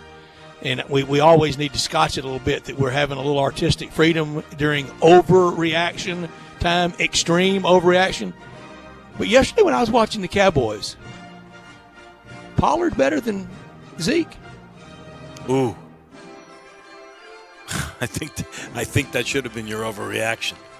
I really do. But I think Tony Pollard is starting to get it. And you know what? Sometimes it takes a while. I think it took a while he for runs hard. Darrell Henderson, too. I don't think Henderson was as good as everybody thought he might be at the beginning, and now he's starting to show how good he might be. And there's no question the same thing could be said this year for Tony Pollard. He did. He looked terrific. What was it, about a 42-yard run that he waited. He saw the exact Very patient. way the scheme was going to be, was really patient, and then as soon as he saw where the blocking had done its job, he took off, and you couldn't catch him. You could not catch him. And with that number 20 on it, looked like a D'Angelo Williams college-type run, didn't it? It did. D'Angelo was one of the great patient runners of all time. Oh, he was. Yeah. He was. I mean, he'd wait for that hole to develop. He ran exactly how the play was called. You know, some great running backs want to improv, and you hear coaches, no, please, run it how we got it blocked. Right. I mean, there's a reason why we block it that way. But a good performance yesterday for Pollard. I got one bronze. The Titans talked it, and the Titans walked it in Baltimore. I know a time, Drew, in Baltimore, that if the other team had gone out to the midfield logo, take your pick, T. Suggs, Ray Lewis, many players, there would have been a Donnybrook at that midfield logo. The only guy that went out there and kind of stood up for the Ravens yesterday pregame was the coach. I don't know if it was COVID-19 concerns by the team, but it did feel kind of weird that nobody even had a little bit of a problem with it. I mean, you saw it earlier this year in Dallas. They had a big problem with being out there on the Star. And I just think that kind of just reflects where the team is right now. We start the season off 5-1, 1-3 in the last 4. Tony Siragusa would have come out of the locker room naked and fought at midfield if a team had done that when he was there. You know, it makes me think that the Baltimore Ravens have reached the peak that they are going to have in this era. And it was early this year that they peaked. And that is not a good thing. A couple of silvers, one to the Cleveland Browns. Old school how they're doing it. They're 7-3, running the ball and playing D and not asking Baker Mayfield to do anything. Another silver to Taysom Hill. He went into the game yesterday with 18 career passing attempts. Yesterday, he had 18 completions and a third silver to a quarterback at Georgia. Where's he been all year? JT Daniels looked great, and if they hadn't had him, they wouldn't have won, and that's my first gold medal and first time I think I've ever done this for a team in defeat. Mississippi State, they go down there with a roster in the 40s. I don't know the exact number, 46, 48, 44, 49, whatever it was. It was something with a 4 in the first number, and they played Georgia toe-to-toe in a very prideful performance. Now, the biggest game of the year for Mississippi State and the biggest game of the year for Ole Miss with the battle for the Golden Egg. Another goal goes to the Cincinnati Bearcats. Here's their path. Win at Central Florida. They're ranked 7th, and that 4th spot now could happen. They have to win out. Notre Dame beat Clemson. That eliminates Clemson. It seals Notre Dame in the football playoff. A&M lose somehow, somewhere. They will. They always do. And Florida lose to Bama in SEC championship game. I don't think it's that complicated for UC. Just keep winning. I think, keep winning. I think it can really sort itself out. I truly do. And my final medal goes to the person that I think will be SEC Coach of the Year. Lane Kiffin thinks it should be Sam Pittman. Yesterday on Twitter, some Pro Football Focus or somebody named him the winner, and he tweeted, no, it should be Sam Pittman. And he meant it. He loves Sam Pittman, loves the job that Sam Pittman has done, because I think everybody recognized the roster that Sam Pittman walked into and 19-game SEC losing streak, but that's not my SEC Coach of the Year. The SEC Coach of the Year, it's Nick Saban. Hasn't lost.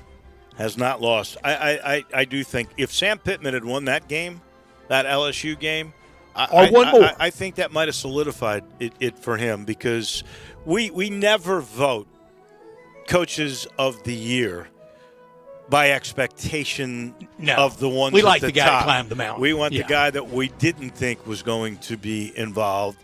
And frankly, of all the hires last year, Sam Pittman was probably the one with the least spotlight on it.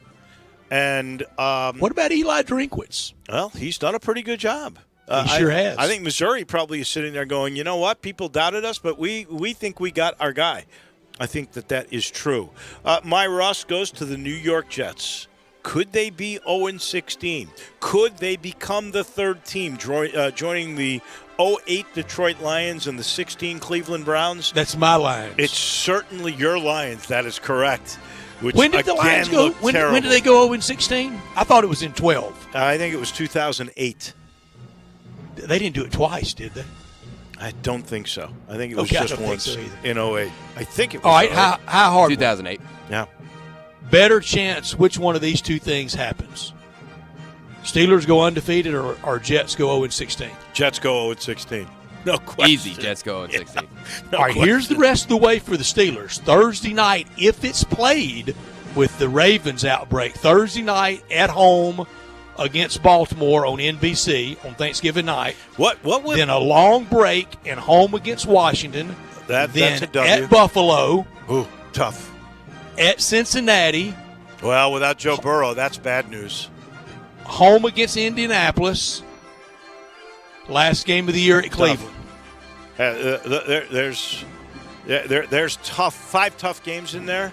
I don't know what'll happen Thursday. What will happen with NFL football Thursday night if on NBC there's no game? All right, that is an NBC game that Mike Tirico is doing. Their plan B is. You know what it is. Have Miracle on 34th Street ready. Yeah, that's exactly what it is. Get some kind of Christmas programming. Have It's a Wonderful Life ready to hit play if they don't play. Yeah, that would be rough. But by the way, back to what you said about Mississippi State. I agree with you.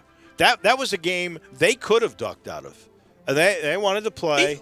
It wasn't ducking. It would have been legitimate. Right. And don't you think that State fans sort of are getting back into that mode, like, okay, we need to give Leach the chance. All the other teams, because they got so high after that LSU win, and then we saw what LSU was, and they were so the roster. in the dumps. I think really, I think he needed that kind of performance, and it was gutty. It was really terrific. I'm happy for him and for the Bulldogs, and now this is going to be a great game. And I can't wait to hear what kind of dialogue there will be, if there's much, between Kiffin and Leach this coming next few days. They love each other. I know, but there will be some tit for tat, don't you That's think? not allowed in the Egg Bowl, is it? Well, not up to now. There, it hasn't. That is for sure. And How about Rust? I gave mine as the Jets. What's yours? I've got a couple. Remember a week ago when we were talking about the Patriots being back? They're not. They're terrible. Also, Rust to Auburn, and now they're announcing that they're going to sit out the NCAA men's basketball tournament. I understand that. Where's the LSU news? How come we don't ever get the Will Wade breaking news and the SEC officiating in the Arkansas game? Ooh. Again, Yeah. I don't know that cost Arkansas the game. They would have been around midfield, still a lot of time to play. Arkansas 0 for 10 on third down. I'm not saying that was the one and only reason, but it sure is awfully coincidental that it happens a lot to Arkansas for what is real or perceived as the higher pecking order teams. Well, and LSU, they get the breaks. They have had a tough couple of games this year in getting the bad breaks with the officials. I don't think anybody could say anything Dave, differently. Speaking of Mike Leach, the Tigers are scheduled to play Mississippi State in Memphis next year on the third playing date of the year. Tigers, everybody opens on Saturday the 4th. Then the 11th, we hope, is Southern Heritage Classic at Liberty Bowl Stadium. Then on Saturday, September 18th, against Mississippi State. I'm going to call it now. You go through that roster whenever State's last game this year, there will be 40 new players on it for you calling that game in September. I agree. That's just the way it works with transfers. And remember, next year is the first year where they're going to go, you can move, and it won't cost you anything. And speaking of which, the Tigers did have a transfer today as well. Titus Jones, an offensive lineman who actually played in the game on Saturday. He has entered the transfer portal. We're going to see a bunch of those. It happens all the time with new coaches. That's one. But two, it will be magnified this year because it's a free year, a one-time deal from here on out. And, what also is interesting is, Memphis had senior day, right? It was the oddest senior day in the history of senior days for two reasons. One, it's not the last game of the year. Of course, that is because they moved Houston now to December the 12th. That is the last game of the year. That was not the way initially it was on the schedule. Two, every one of those seniors, if they choose, could come back next year. Now, not everyone will, but there will be several, probably majority, that will be back. We take a break. Yeah, go ahead. Hold on, I got to talk about the bird. You do. Give me time to talk about the bird. I'm getting mine on Wednesday, and I can't tell you how excited I am. I know you are. And tonight at 9 o'clock, that's the deadline for this round of holidays.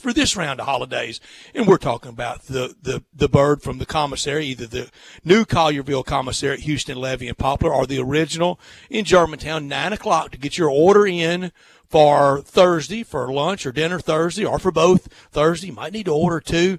And we've promised, we've guaranteed. This is almost a FanDuel guarantee. You get that bird for this round of holidays, you're going to have one for every round of holidays hereafter. 901-754-5540. Online at commissarybarbecue.com in Collierville and Germantown tonight. Look, it's going to be nice enough to get outside and watch some of that Monday night football game. It's not going to be that cold tonight. You can do that at Houston, Levy, and Poplar. Memphis-style barbecue. When you're picking up your bird, pick up some barbecue because you're going to have people in all weekend. Maybe not as big of crowds as we've had in the past, but you're going to want some in every barbecue place in town, including the commissary. On Friday and Saturday, they're packed because everybody is ready to get back out and eat Memphis-style food, especially ones coming in from out of town. Start that barbecue feast with great appetizers like the cheese plate or the tamales or the barbecue nachos, where they originated at the original in Germantown. Everything comes with beans, slaw, deviled eggs, bread as well. You can order it by the pound or a 6-pack or an 8-pack or a 12-pack and save room for dessert. The banana pudding, just outstanding, and the best lemon icebox pie I've ever had. 9 o'clock tonight, deadline for the bird, 901-754-5540. Online at commissarybarbecue.com in Collierville and Germantown. Walker Taylor and his staff wants to let everybody know thank you, and they are thankful and grateful for you this year in this trying year. We are back in a minute. We'll relive the kind of nail-biter for a minute there until the explosion at the end of the third quarter. The Tigers over the Lumberjacks. That comes your way next. Get happy with Sports 56 Happy Hour with Johnny Radio. Weekday afternoons from 1 to 3 on Sports 56, 98.5, and 96.1. I Buy Houses, 901-406-1101. That's 901-406-1101. I Buy Houses. I Buy Houses will buy a house in any area, in any condition, and yes, it's guaranteed to close in 5 days. If you need to sell your home quickly, call 901-406-1101. If you've been through a divorce, if you lost your job, if you're tired of renters, I Buy Houses can get you your money quickly. I Buy Houses will buy your home in Shelby County, DeSoto County, Memphis, Bartlett, South Haven, Horn Lake, Olive Branch, anywhere and everywhere in between in any condition. And yes, they're open 24 hours a day, 7 days a week. I Buy Houses, 901-406-1101. That's 901-406-1101. Grab that pen, 901-406-1101. I Buy Houses. Hey, what do you want to da-da-da? I don't know. What do y'all think we should da-da-da? Well, what did we da yesterday? Yesterday. All the dolls feel like the same doll these days. I know. Like, is today Monday or Tuesday? Today is Thursday. Oh, no, I forgot to call my mom on her birthday. Oh, no. No. These days, nothing is normal and everything is weird. But you could still save big when you switch to Progressive. That won't change. Not today or any day. Quote today at Progressive.com. Progressive Casualty Insurance Company and Affiliates. Kevin Harlan and Tony Baselli here from Westwood One with a preview of Monday Night Football, sponsored by Prilosec. Treat your frequent heartburn with Prilosec OTC. Coming up, it's NFC action from Tampa, when Tom Brady and the Buccaneers take on the Los Angeles Rams. Tony, two good teams should make for a good game. Both teams are in the playoff hunt, fighting for their division titles. And this time of year, these really become must-wins as you fight for those playoff spots. And the Tampa Bay Buccaneers coming off a big offensive performance led by Tom Brady. but they're going to have their hands full against the Los Angeles Rams. Aaron Donald, Jalen Ramsey, two of the best defenders in the NFL, and they're coming off a dominating performance against the Seattle Seahawks. Looking forward to it, Tony. Join us for the Rams at the Bucs on Monday Night Football. Remember to listen to Westwood One's exclusive coverage of the NFL all season long, right here on Sports 56, 98.5, and 96.1. Napa know-how. At Napa, you can get 20% off 3 or more items with the $4.99 Napa Tool Bag. Yep, 20% off power tools, 20% off wipers, 20% off oil, and more. It's a whole bag of tricks. Well, actually, it's one trick over and over again, but it's a good one, saving you 20% on 3 or more items. Quality parts, helpful people. That's Napa know-how. Napa know-how. At participating locations, exclusions apply. May not be combined with other offers. Offer ends 11/30/20. Hey, frequent heartburn may keep you from running your A game, but it doesn't have to anymore. Join the Prilosec OTC 2-week challenge. Just go to prilosecotc.com. You'll get $3 off to get you started, plus 14 days of tips, tricks, and reminders. Just 2 weeks, zero heartburn. Go to prilosecotc.com and sign up today. Zero heartburn is possible with Prilosec OTC. Use as directed for 14 days to treat frequent heartburn, not for immediate relief. I'm not going very far. It's too uncomfortable. I'm in a hurry. Sometimes I just forget. There's no such thing as a good excuse for not buckling up. You're not only putting yourself at risk of injury or death, it could also cost you lots of money. Cops are writing tickets, so why take the risk? Do the smart thing and start buckling up every trip, day or night. Click it or ticket. Paid for by NHTSA. Now, back to Sports Time on Sports 56 with Wolo and Stats. This hour of Sports Time is brought to you by Lexus of Memphis. Here once again are Dave Woloshin and Brett Norsworthy.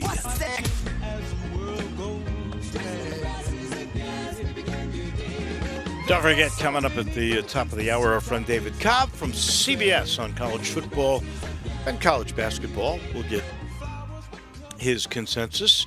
If you've got thoughts about Stephen F. Austin, you want to share them with us, as a couple have already done.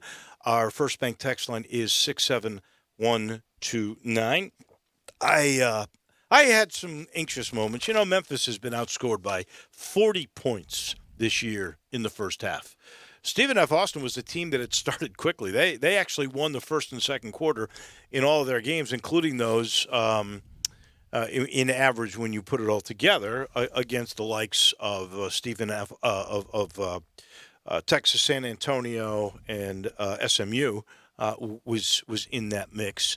And the Tigers, well, they started off nice 14-0, but here's Brady White, and this is something he's got to clean up. Memphis has yet to play a clean game, and he had pretty much in roughly the same area of the field that he had against USF, a pick six where the quarterback read his eyes the whole way, and he let that ball go, and they were back in the game, and it was 20-14 really late in the third quarter before the Tigers really got it going. But Calvin Austin, he was incredible. Sean Dykes moved into the second place in the program in receiving yards by a tight end. He went past Alan Cross. I don't know if he'll get Joey Magnifico, but he might.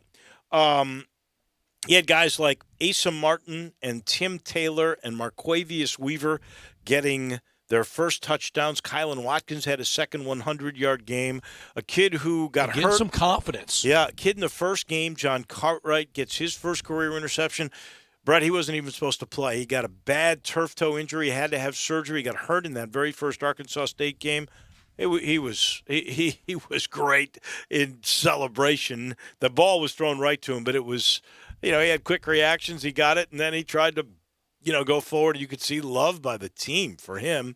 It was something to see the explosion. So they actually covered in the game, and they won at 56-14. You're looking at 20-14. I'm thinking, forget about, making it look good. Win the game. Yeah. And then they did. And then they really did. And they wore them down. There's no question. They did. And the strength played out. Yeah, we have a texter on the First Bank text lines. I think the O-line was not winning the strong war against strong opponents, but with this one, basically they wore them down, and I think that's the case. that probably is the case. And now we know the 3 games ahead for the Tigers. And I go back to what I said earlier. They take 2 out of those 3. A 7-3 looks like 15-0 this year. 8-2. It looks like 19-0. It looks like the 72 Dolphins because it has been a trying year. We know this is the best time of the year, and it's the best time to get down to Olive Branch and get that new All-Star Chevy Silverado or Tahoe or one of the perfect new Suburbans, and they are perfect. Here's the deal. We ask All-Star Chevrolet to get what everybody wants for the holidays, and they got them. Seriously, these will go fast. Please come out to All-Star this week if you can. All-Star has more new Silverados, 2020 and 2021s, lots of new third-row seating Traverse, and you can still get thousands in cash back. If you want pre-owned, Olive Branch, that's the place to be. All-Star Chevy, certified pre-owned Chevrolets are the best selections anywhere. Remember, it's not Mount Moriah, it's not Collierville, it's not the Pike, it's not South Haven. It's got to be Olive Branch at All-Star Chevrolet. Everyone at All-Star with one job. Make sure you have more fun, get the best deal on what you want, and do it in record time. Find new roads to All-Star Chevy or Kraft Goodman Road in Olive Branch or online at allstarautogroup.com. Happy Thanksgiving. Get down to All-Star Chevrolet. Last couple things on the Tigers win. Now they have a home school record winning streak, 14 games. They've won 26 of their last 27 at the Liberty Bowl. It has really become a home field advantage. Ryan Silverfield's not lost as a head coach there.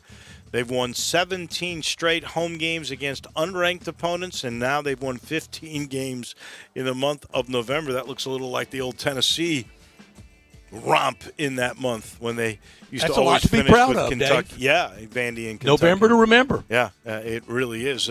Speaking of about a November to remember for you to make sure you do things safely, that's Conway Services, a proud sponsor of this show for many, many years.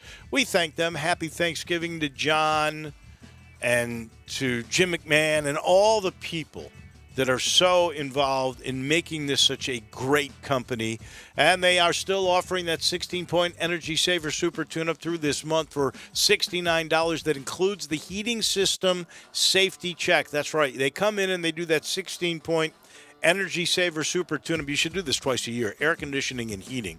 Where they come in, they replace your filter. They're going to do 16 little things inside to make sure you're tuned up. They go outside and they will clean up that unit, all the leaves and the dirt and the grime. They get it sparkling. They make sure the blades are moving freely and efficiently. Now they're going to come back inside and do a carbon monoxide test so you know your heating system is ready for this winter.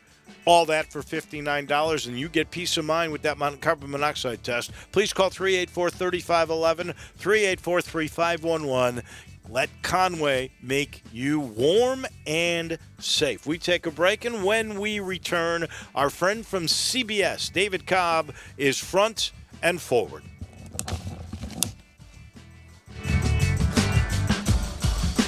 Hi, this is Troy Five-Ash, owner of Five-Ash Roof Services. You've heard me talk about how we offer the best products, the best warranties, and the best services for years. Now let's talk about pricing. Pricing should never be the only reason you hire a contractor, but in today's world, pricing is always a consideration. So we suggest you get 2 or 3 estimates for your roof replacement from a reputable, licensed, and insured company, and then give us a call. If we can't beat your best price for a comparable roof system by more than $100, we'll give you $100. It's that simple. We are so sure we can offer you the best price, beating all other qualified companies, we will hand you $100 if we can't, and thank you for the opportunity. So give us a call. What's the worst thing that's going to happen? Make $100? Five-Ash Roof Services, a proud supporter of Tiger Athletics and the official roofer of the Tigers home team. Five-Ash Roof Services, fair, honest, and ethical. 367-0050 or memphisroofer.com. Five-Ash Roofing is what we do. We're here for you.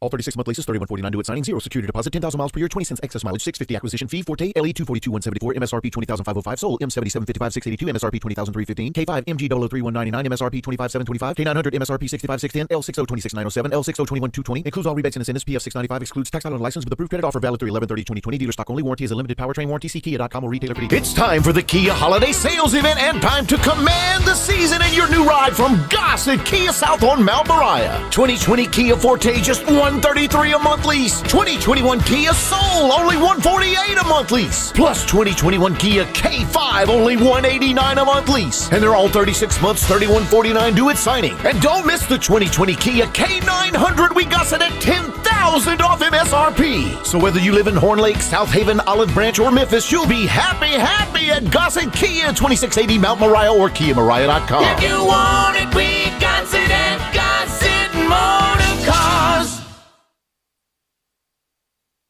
At the Home Depot, get Black Friday pricing now through December on great gift ideas for any doer on your list, like a Ryobi Impact Drill Driver Kit for just $99, was $129. Save on top tools, appliances, the latest in smart home tech, even holiday decor to light up the living room or bring joy to the neighborhood. Black Friday savings, in-store, online, store-wide. Gift giving improved from the Home Depot. How doers get more done. U.S. only while supplies last. See store for details.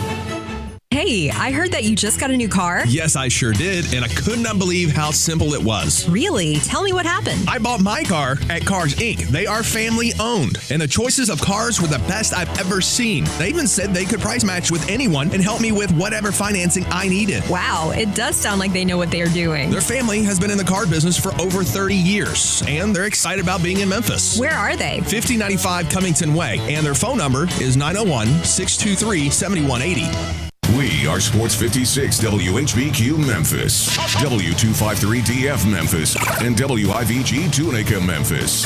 Flynn Broadcasting Stations. Now, more of Sports Time on Sports 56 with Wolo and Stats. This hour of Sports Time is brought to you by Homer Skelton Hyundai. Here once again are Dave Woloshin and Brad Norsworthy.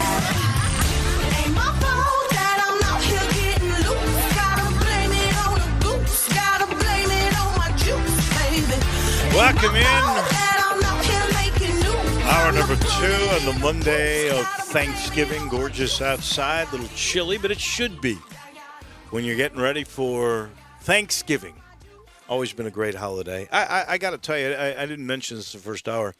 I was going to pick up, and I'm trying to support these restaurants best I can for my wife and my son who came over for lunch today. I was in a restaurant. I'll say what it is because I love them. They're not sponsors, but it's the Chinese Sub Shop, which is now on Summer Avenue. And in walked Willie Kemp. I hadn't seen Willie in a long time. He's actually helping Scotty Robinson as a high school basketball coach at Collierville, because he had gotten in a car accident. He's been playing in Romania, and he doesn't know if this injury will be the end of his playing days. He's like 32 or 33 years old. Just so Is hard he going to be believe. okay? He's walking okay, but he's not able to run yet. I think he will be. Yeah, he thinks in the long run. He's working with our friends at Campbell Clinic, by the way. But he was in great spirits. He lives in Germantown now. His folks still live in Bolivar, but he had that big smile on his face. And it is so good to see, here's a guy from that era with Calipari that, didn't get to the NBA, right, but has made a living, hopefully has socked away a bunch of money, and will become a responsible leader of men in our community that came from the U of M. That always just makes me feel good. Dave, every team needs a Willie Kemp on it. They do. And he was a great guy, and he's still a great kid. So then you throw in Antonio Anderson on that team, and then you throw in all those other hosses, and you're really good. It's so funny that you say that, because he said that he had hung out with Antonio Anderson this week. Yeah. Antonio may have stayed at his house. And Antonio, by the way, was on Middays with Greg and Eli last week. I heard him, and he sounds like he's terrific. And, you hate it for Antonio, because he might have been able to really had a long career overseas and made good money, but his eye injury that just took away a lot of that sight, just really sort of took away any chance for him to play. But you do. You need those kind of complementary players, but especially, when you have Derrick Rose and CDR and others, there's still a role for a complementary player. Well, that team, we could have made the argument they should have been 40-0. Really, if Dozier puts the putback against Tennessee, if you hold on to a up 9 with 2:12 to go, you're 40. You know the scary one in that, Dave? Ben Hansbrough's shot that went down in the well in North Little Rock and rattled out. You're right. We always forget about that one, but it truly was scary. There is no doubt about that. I want to talk a little hoops because Ole Miss and Memphis now are not going to play hoops at least on December the 5th, and we're seeing tournaments sort of – Memphis got on the airplane today, by the way. They're on their way to Sioux Falls. But I want to start because we brought this up a little bit earlier, and I noticed David Cobb wrote the story for CBS Sports today between the Dabo Swinney allegation, I guess is a fair way to say it, that – Florida State was ducking it, and Mike Norvell basically came back and said, that's not true. Coaches are not doctors. Interesting stuff. Let's bring in our friend from CBSSports.com. That is David Cobb. Good afternoon. Happy Thanksgiving to you and to your wife. But what did you think about the Swinney-Norvell back and forth today? Yeah, well, I mean, obviously we know Dabo is vocal. Like that, so it's not a surprise to see him outspoken about it. But I was really surprised by the pointedness of the way he came after Florida State and their administration. Now, I want to be clear, Dabo was pretty precise in where he directed the aim in his remarks. He directed the aim at Florida State's administration. He didn't direct the aim at Mike Norvell. He didn't direct the aim at the players who, I mean, I would imagine wanted to play. I mean, even if you are going to get your butt kicked, you don't work all week in practice and then all of a sudden wake up on Saturday and just not want to play. So his issue was with the Florida State administration. And, look, I get it. They went the whole way down there, and they were ready to go.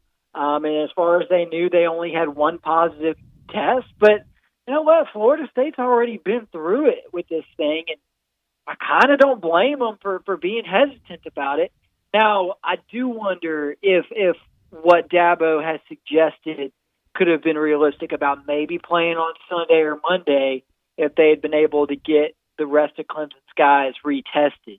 The fact that they didn't further explore that as a possibility, I think maybe there is some merit to Dabo's frustration there. And I think that part of this, guys, is that this first batch of playoff rankings is coming out on Tuesday, and I don't think Dabo feels that great about where his team is. I think they're going to be in at number 4, but he probably feels like Florida and Texas A&M are breathing down his neck, and now he's gone 2 straight weeks without playing, and I think that's probably at the root of this. I don't think that it sits very well with him, not feeling very, very confident about his team's position in the playoff standings. Do you think A&M and Florida are that close to Clemson? Yeah, I do. I mean, they're that close. In the end, though, I mean, I think Clemson still controls its own destiny. I mean, if they win out, which they should, yeah, and then take care of Notre Dame in the conference title game, they'll be fine.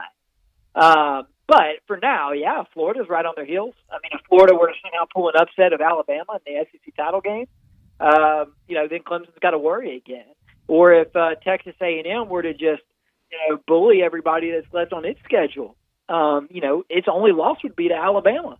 So yeah, I mean, I think Clemson's still got something to show down the stretch. I would agree.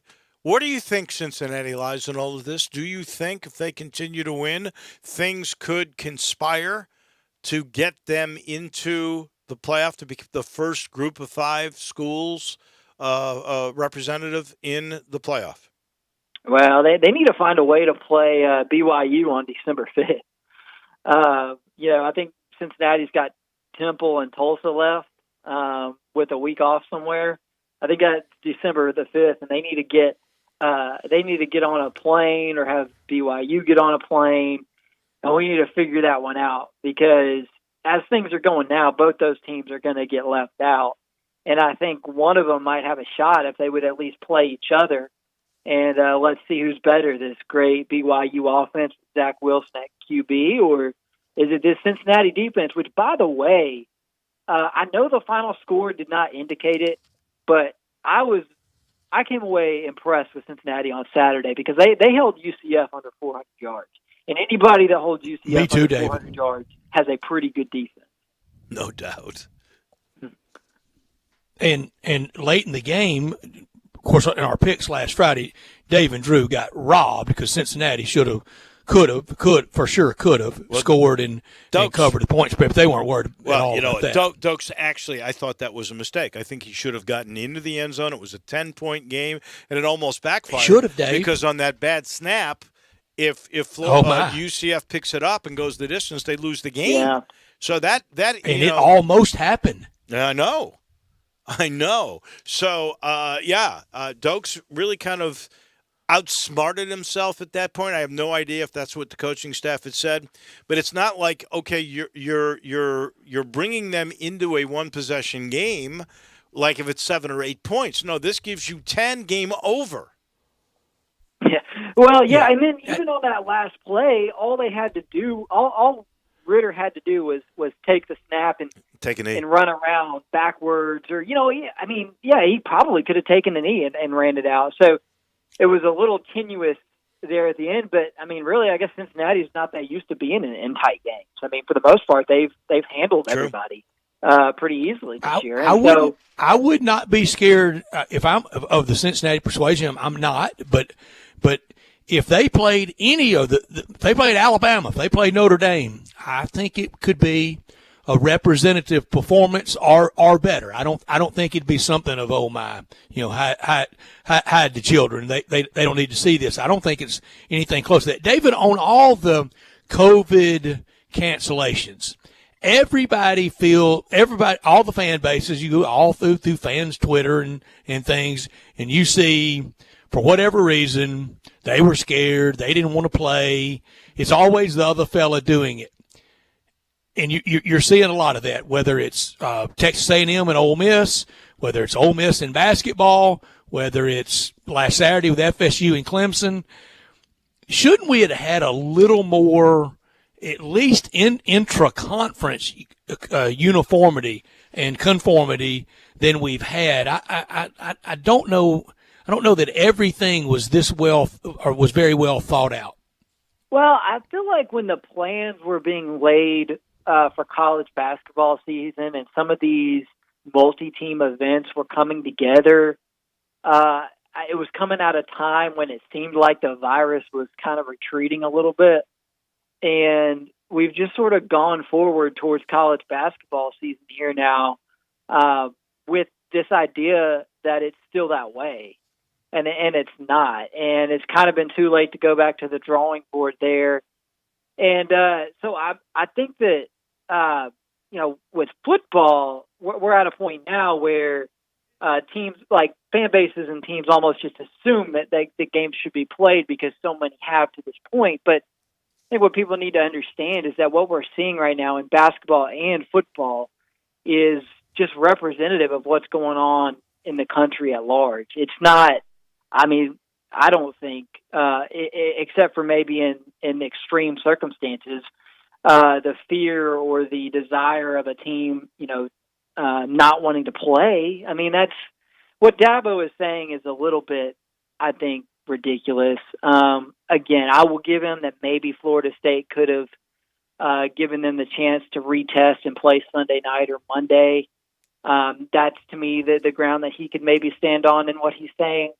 But by and large, everything that we're seeing in college sports right now, and in the NFL too, with an uptick in the cases, it's representative of what's going on around the country outside of sports. And oh, by the way, we're just a month out from the proposed start of the NBA season.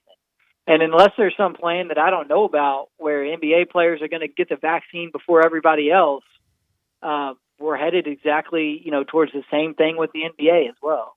Yeah, I that'll be a hard case for anybody to make, that those athletes that for the most part would be by 99.9% not going to catch a fatal case of COVID. I think you're going to have every emergency medical person, frontline person get the thing. Everybody over 60 or 65 get the vaccine before they're going to give it to young athletes that are in the prime shape of their lives. And that's the way it should be. I'm with you. I think you'll end up seeing empty stadiums for the first part of the year, and they were smart, the NBA, didn't they? They only made half a schedule, and then they'll do the other half, and they can do that by competitive balance, and maybe by then fans will be allowed in, and they'll really play that up. So that, to me, was absolutely brilliant. What do you think about college basketball? Do you think we will have a pause the way things are going here? You wrote the story about Florida having to pause now. Rick Barnes is positive. There are so many games off the table, including all the tournament that Ole Miss was going to play. At least 4 pauses in SEC, isn't it? Yeah, they asked me to write that Florida story yesterday, and I follow orders, but I was like, I'm thinking to myself, if we're going to write every time Florida's not even a top 25 program. If we're going to write every time a game is canceled or a team of any notoriety pauses things, it's just going to be insane. And today has borne that out. I played golf this afternoon, so I haven't even been fully paying attention because it's technically my day off. But I've seen enough of it to know that Tennessee, Ole Miss, and Baylor, big time teams in our area and nationally are having troubles with it. But I'm not ready to declare it a total loss or a total disaster yet. I kind of want the dust to settle on this first week. Let's see how many teams reach the destination for their event, like Memphis, you mentioned Willow right now in South Dakota. And oh, by the way, that's still a decent field. I know that it doesn't have the brand names that everybody hoped that it would, but no matter what way you slice it, Memphis is going to get some games against some teams in the top 100 of the RPI or Ken Palm or whatever metric you look at. And so I kind of want to wait and see how this next 5 or 6 days plays out before I just hop in the doom and gloom basket, with everybody else. Because if we get a rate of games played that's somewhere in the college football neighborhood, 75% or so, then to me that'll be a success. And if we lose some of the marquee matchups, that's a shame. But if we get, anything over 65% of these scheduled games played, I think that, to me, that indicates that, there is a decent amount of hope for moving the season forward. I think, David, let's me and you and Dave and Drew go on the record right now, regardless of how your team, our team, big name teams fare. Should these games, yes or no, should these games count if in 2 or 3 weeks we have the big pause and we wait to maybe even start the year in February or March and have May Madness like Rick Pitino is calling for? Do these games count? Or are they like playing the old athletes in action games? Should these games, win or lose, should they count come selection committee time, tournament time, if we have a long, protracted pause and go conference only? David. Okay, I'm going to say case by case. For the most part, I'm going to say no. But if Baylor and Gonzaga play and everybody's healthy and one team blows the other team out, and now they're in contention, for a number 1 seed come tournament time, yeah, I'm looking at that game. So I'm going to say, as a rule, no. But if the circumstances call for it, I think you could still count them if you're the selection committee. Well, this is why these games are important. This is why the Ole Miss game, to me, I hope they make back up, because if you look at the American, and I think we would all agree right now that the American is a better football conference than it is basketball. It still has the potential to regain the glory when Cincinnati comes back into the fold, when SMU becomes the kind of team they were with Larry Brown, when Wichita State gets their act back together, which I think they will after this year, and they hire the right guy, and they'll have the money because of the Koch brothers to do that. But at this point, there's Memphis and Houston, and they're the only ones that can really help each other out. And so I think it's important that Memphis uses this. They got to play A&M. West Virginia. And if they were to beat West Virginia, okay, then I think you're in good shape. But if you don't, I think you gotta try to play that Auburn game, or you gotta get that game in there with Ole Miss. Those become so important. Do they count? I think they have to count. Yeah, I think every game. I think they have to count. Yeah, every game that you get in, I think, has to count this year, even if you pause for 2 months. But I do think that this is why, all the metrics that we use, not just for basketball, for the college football playoff, all these data points, all these, computer generated statistics that create these formulas, that's all garbage this year. I mean, it's just got to be, because if you're the NCAA tournament selection committee and let's just hypothetically say that Memphis loses to Ole Miss in 3 weeks, after Ole Miss is back on its feet, but Moussa Cisse and DJ Jeffries were out from Memphis because they live with somebody who has COVID-19. You have to take that into consideration if you're the NCAA tournament selection committee. And so for that way, I think that the games have to count, but then we also have to acknowledge, that there's going to be some high tests involved here because of just the extenuating circumstances. Well, I think of a really good team at the end of the year was missing a key player to begin the year because of injury. That's taken into account.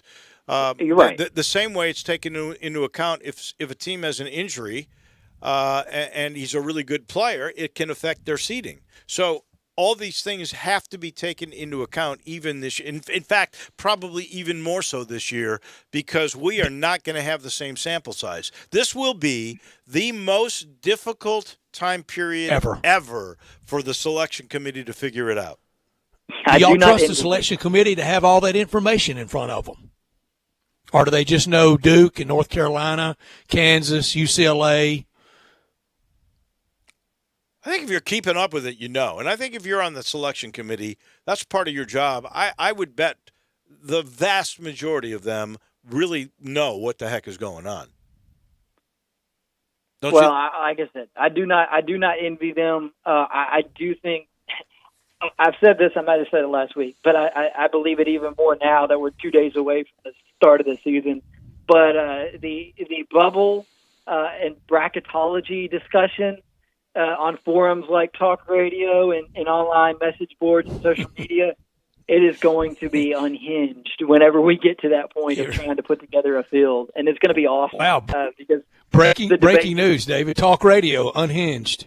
I know. It's going to be on a whole nother level, though, because at that point, Lord willing, we are going to have that vaccine. And, and maybe bring it on. Maybe if this winter wave is really as bad as it seems like it might be, the season will get pushed back, and then the tournament will occur, once 70% of the population has been vaccinated or something. I can live with May Madness if we've got the vaccines after that. There's no too. issue. By the way, just so you know, this is breaking news. Hoops team just landed in Sioux Falls, South Dakota. Why aren't you there? What are you doing? We are doing the games at least for this tournament remotely. So I will I will do at least the first 2 games, and then I think honestly I might miss the championship game because of flights to Annapolis. We will do the Navy game on Saturday. That, by the way, we need 2 Wolos. A 6:00 game. I wish. How come you can't be in 2 places at one time? I Dave? wish Come I could on. be. Believe me, I would. Hey, David Cobb. I will hate it if we miss the West Virginia-Memphis game. I'm going to ask every college football analyst this question this week. Never mind the order, but just for the sake of argument, agree with me on this, that in the SEC, Alabama, Florida, Georgia, Texas A&M, and Auburn are 1 through 5. Let's just agree to that, okay? That's the 1 through 5. Who's number 6? That's tough. Jeez. Arkansas? Wow. Mizzou? Who is it? I mean, who's your answer? I don't know. I don't have an answer. Yeah, I think it highlights how very average the SEC that it really is. When the strength of it used to be, the argument that I could make easily, you could judge it bottom up, not top down. Well, now it's like everybody else. The top's really good. Yes, I know the top is really, really good. Everybody's top is supposed to be good. But not only is the bottom up not good, middle is soft as a big old pillow. But it's the product of the league-only schedule. I mean, it's just cannibalism, I mean, the reason you can name the top 5 teams as being so good is because they've beaten up on everybody else, in the league. And so, teams have taken Are their we lumps. sure Arkansas would have beaten Nevada? Are we sure Ole Miss would have defeated Baylor? Are we sure Mississippi State could have beat NC State? Are we sure Tennessee could have beaten OU? No, absolutely not. Are we sure Tennessee could have beaten, UAB or whoever was on their schedule? I don't know. They may That's play a good them. point. No, they won't play them in a bowl game, but it's close. Are we certain? Are we certain Bama would have defeated USC? Yes, I am certain of that. I think that is the case. Honestly, I'm not certain. Go over your 5 again. Other than Alabama and Florida, who else are you sure is really a great team in the SEC? I don't know. I don't know that I'm sure of one. Well, you throw Florida, Georgia, and Texas A&M in there, and there's your top 5, like you said, and I agree. That's, to me, pretty clear cut. But after that, I don't think there's another team that's over 500 right now. I'm not going to give LSU the nod as the 6th best team in the conference. Oh, no. You can't. And I can't go that Georgia's Kentucky? a terrific team when it almost lost at home to Mississippi State, a team that I didn't can't even either, have the Dave. complement of players. Okay, so I would think Georgia.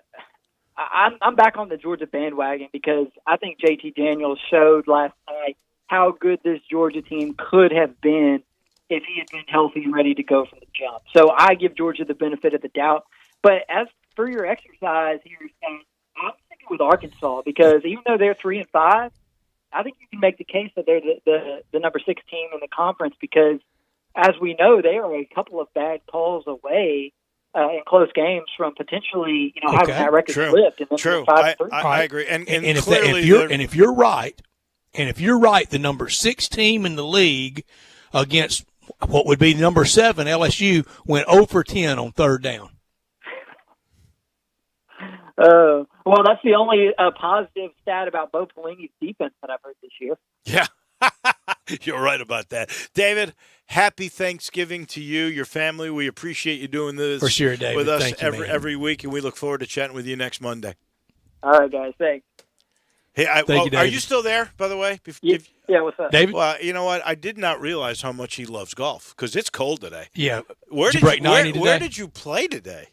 Okay, so I've been playing at this because we live downtown now. So I've been playing over at the course in Marion, Arkansas, because it's 14 minutes. Oh my goodness! How many golf balls did you brutally lose hard, I know, David. right? Yeah, I'm playing these really cheap pinnacles because if you try to take a Pro V1s out there, you're going to end up paying more in golf balls than you do in green fees. It's like 16 of their holes have water, right? Yes, it's ridiculous, and when it gets windy, it's brutal. But it's the easiest course to get to from here, and it's never crowded, so I go over there quite a bit. Oh, you just should go straight up. What is it, 2nd Street?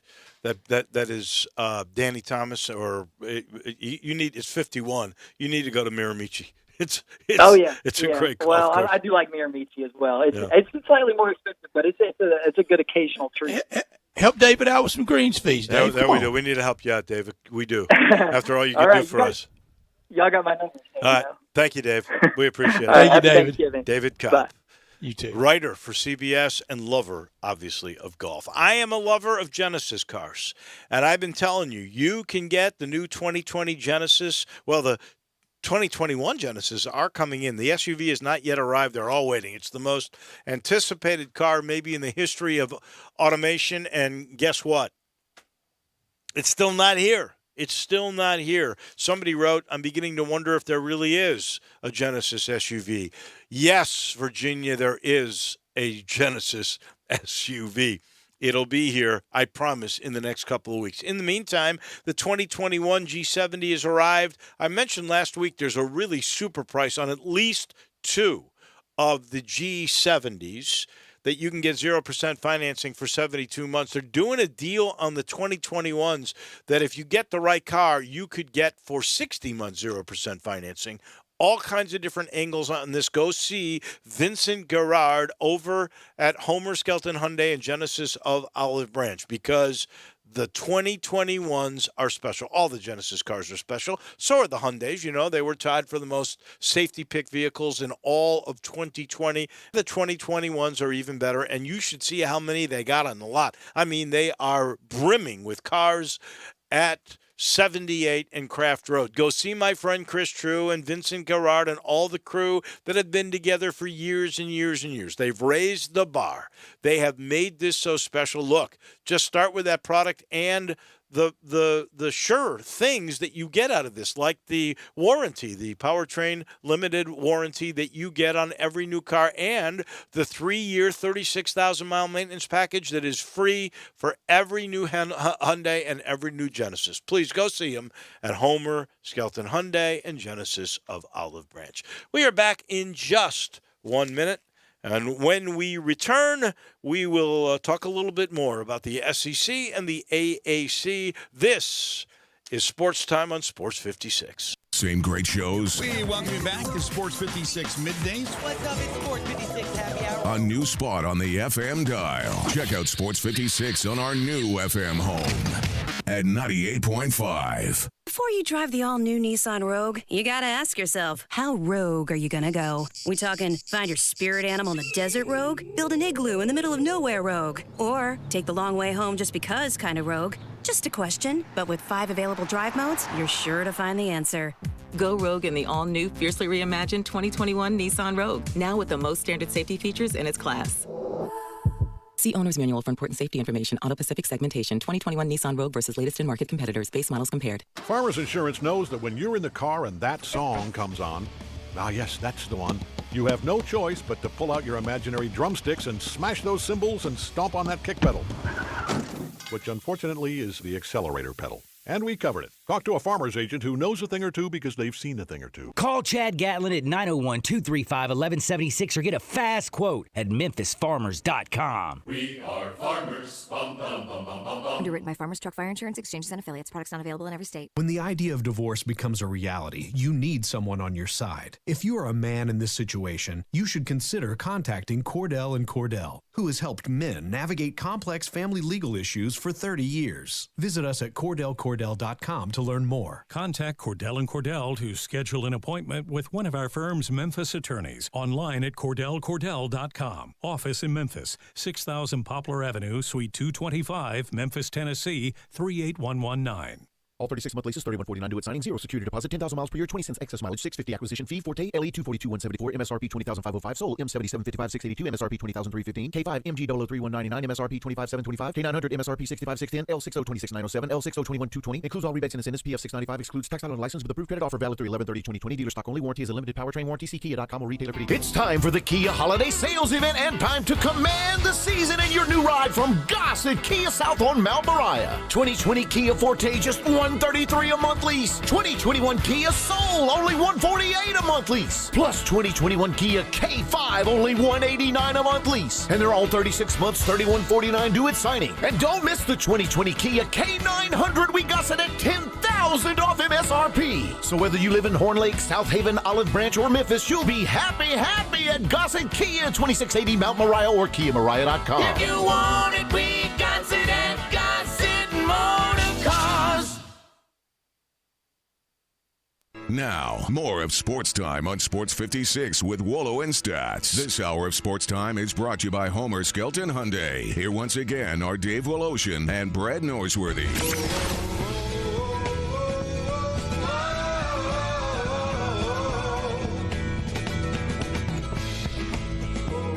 Halfway home on a Monday where we've gotten all kinds of news, good and bad, regarding COVID. We've had almost a full week of college football under our belts. A lot of games that were canceled, but those that were played were pretty good. Memphis had some scary moments. I think everybody would agree with that, but in the long run, they ended up just fine, winning 56-14. Obviously, for the American, the winner was Cincinnati. They struggled a little bit in the beginning, and then their defense caught on to what UCF was doing, and they realized the speed that UCF's offense possesses. And once they get the measure of that, Brett, I thought it was all Bearcats. I did too, Dave, and I thought it was illustrative for the Tiger program to watch Central Florida and realize and recognize, and I think many do realize it and recognize it. you just can't live on 55, 54. No. How come by this point is Central Florida not – how come they haven't gotten more semblance of a defense? I don't know.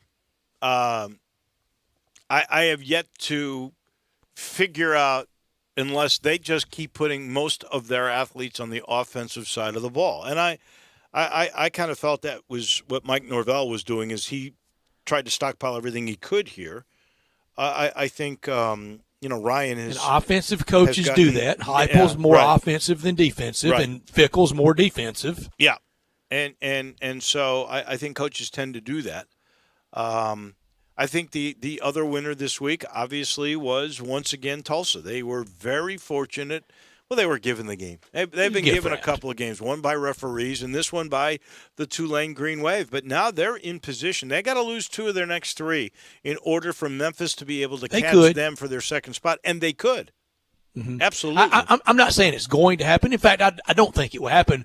But there's more than a puncher's chance for the Tigers to still be second and go back to Cincinnati for a rematch for that game, and kind of the reverse of last year. I don't think it is going to happen, but it's not unlikely. No, but it's not hopeless. They have got they have to play at Houston, they have to play at Navy, and they have to play Cincinnati on December the 12th. So they could lose all those. They could lose all 3. Certainly lose 2. Tell me what Navy's got left, and you'll see a lot more of them Saturday night at 6 o'clock at Navy Marine Corps Stadium. Yeah, a whole lot more of them. I love Desmond Ridder. I think he's not going to win the Heisman. I don't know how many they're going to. They're not going to invite anybody because it's going to be virtual. But in the day of being invited, if they invited 5, he could be there. No, I just think there's too many in front of him, and he hasn't gotten the build-up. And that is so important. We all know that from what happened with Charles Woodson and Peyton Manning. You've got there's a campaign that starts halfway through, and those that are involved in the beginning, unless something like crazy occurs, but you got to sort of be in at least halfway through. Like Joe Burrow last year. Like Joe Burrow. Yeah. That's exactly right. He came out of nowhere. But in Dave, a long time ago, 35, 40 years ago, in the Heisman world, you really won the Heisman over a 2-year candidacy. You kind of staked your candidacy 1 year. Right. And then your sports information office, would do the PR campaign, and that kind of sealed it the next year for you. That does not happen anymore because of social media and, honestly, the magnifying glass that has really been put on the Heisman in particular.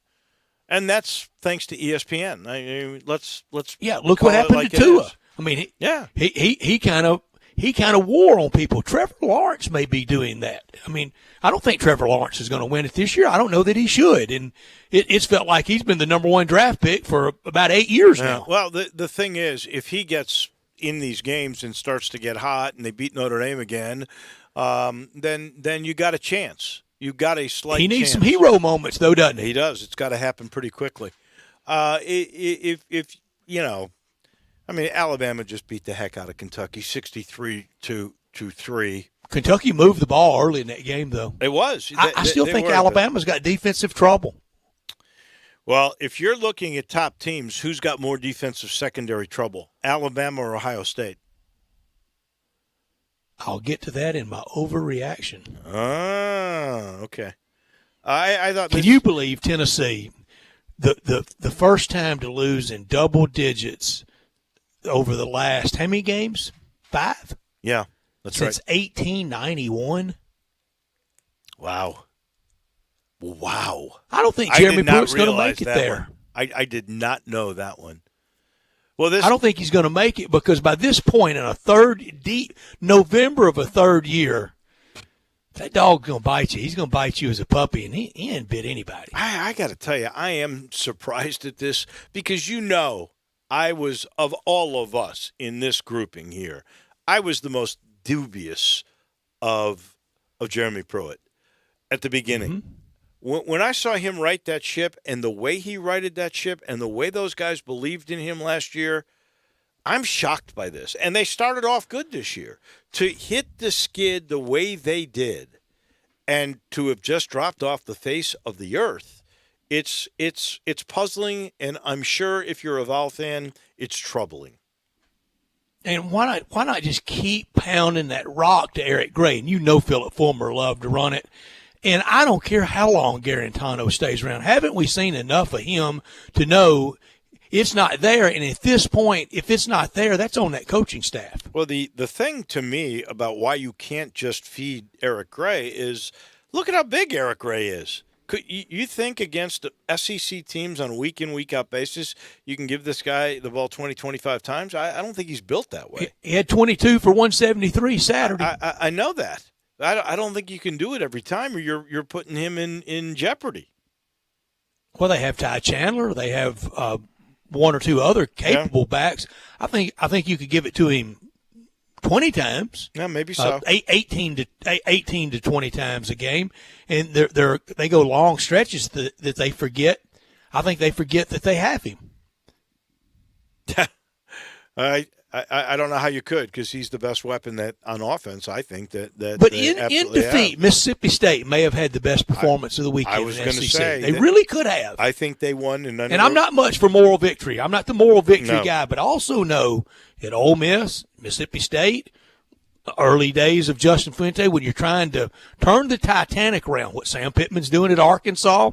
Heck, Nick Saban in 2007. You look for some moral victories. You look for some silver linings. I don't think there's any question the winner of the weekend for the SEC was Mississippi State, because no one would have seen. You blowing it, baby. We're doing that next segment. I know that, but they're not going to be in it, so I could use it.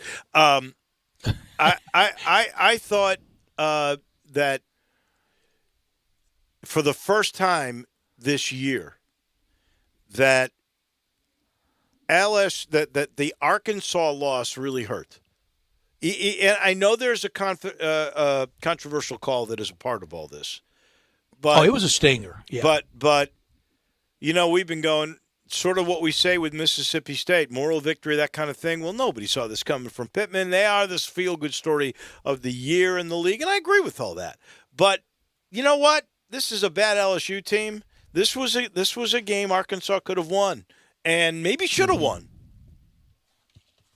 I'm with you, and the third down woes really stand out. Felipe Franks played as hard as you can play, in that Arkansas still the special teams are still very shaky after the 2 years of Chad Morris. Do you know in back-to-back years under Chad Morris, Dave, Arkansas had to use a timeout before an opening kickoff? Oh, my. I don't remember that. Wow. Oh, yeah. And you remember the punt return against North Texas, and then last year you remember the two-hand shovel pass fake punt against Auburn. And so many people were thinking, well, there's no way Sam Pittman's special teams can be any worse. They have not improved. I think they will when they get more players. Right now they're just so limited roster-wise. But it feels a little bit like the air's out of the balloon that Mizzou and Alabama is going to be rough. Did you know that Arkansas and South Carolina are the only two teams to play all the way straight through as the redrawn schedule was redrawn? Really? And that Kentucky hadn't missed a week, but they had to do the flip-flop with Georgia and Mizzou in late October. But as scheduled, Arkansas and South Carolina, and they're going to make it. Arkansas is going to play Mizzou at, I think that game's at Arrowhead Saturday in Kansas City, and then they have to play Alabama. Well, we got Iron Bowl, we got Egg Bowl. We get all those in this weekend. I consider it a great weekend. You could make it a great weekend for yourself if you are thinking of selling your home or thinking of buying a home with my guy, Sheldon Rosengarten, who promised his clients he'd advertise their homes on this show. So here goes. 115 Palisade near the U of M, under contract. 1106 Oak Ridge near Dixon's Galleries, under contract. In Germantown, the listings on Willowbrook and Old Pike Drive, both under contract. So I said, Sheldon, why can't you advertise homes that aren't sold? He said, well, you use my highly successful strategic marketing program. They just sell too quickly. That's a good problem to have. He also said the P's, preparation, presentation, proper pricing. Those are the keys to any successful sale, and that's why people love to say when you want the job done, you call Sheldon. He says reach out to 2 or 3 real estate brokers, but make sure one of them is him. You can reach Sheldon very simply, a couple of places, 483-0546 or memphisrelocate.com. That's 483-0546 or memphisrelocate.com. Ask about Shellbox. Sheldon will get it done. I promise. We are back with Who Won the Weekend, Who Didn't, what are the overreactions in the pros and in college football. We find out in a minute on Sports Time on Sports 56. Memphis Tiger fans, catch the Blue and Gray Show with John Stacey and Drew Barrett, Sunday nights from 5 till 7, right here on Sports 56, 98.5, and 96.1. Napa know-how. Right now, get a 5-quart jug of Napa full synthetic motor oil and a platinum filter for just $22.98. They're an iconic duo like Salt and Pepper, a hammer and a nail, or the holidays and awkward hugs. You can't get one without the other. That's Napa full synthetic and a platinum filter for just $22.98. Quality parts, helpful people. That's Napa know-how. Napa know-how. General States pricing. Sales price does not include applicable state, local taxes, or recycling fees. Offer ends 12/31/20. Jim Gray from Westwood One here with a Monday Night Football preview sponsored by Prilosec. Treat your frequent heartburn with Prilosec OTC. Kevin Harlan and Tony Baselli will call the action when Tom Brady and the Tampa Bay Buccaneers face off against Aaron Donald and the Los Angeles Rams. Both coming off big wins last week. The Rams over the Seahawks and the Bucs over the Panthers. At 7-3, Brady says there's still room for improvement. There were still some plays out there that were just really close on, just not quite 100%. So we just got to keep learning as we go. It's nothing easy about football. It's a long marathon. You know, every game's tough, and just got to keep fighting. Tom Brady will join me in the pregame show for his regular visit, including a preview of the Bucs and the Rams on Monday Night Football. Remember to listen to Westwood One's exclusive coverage of the NFL all season long, right here on Sports 56, 98.5, and 96.1.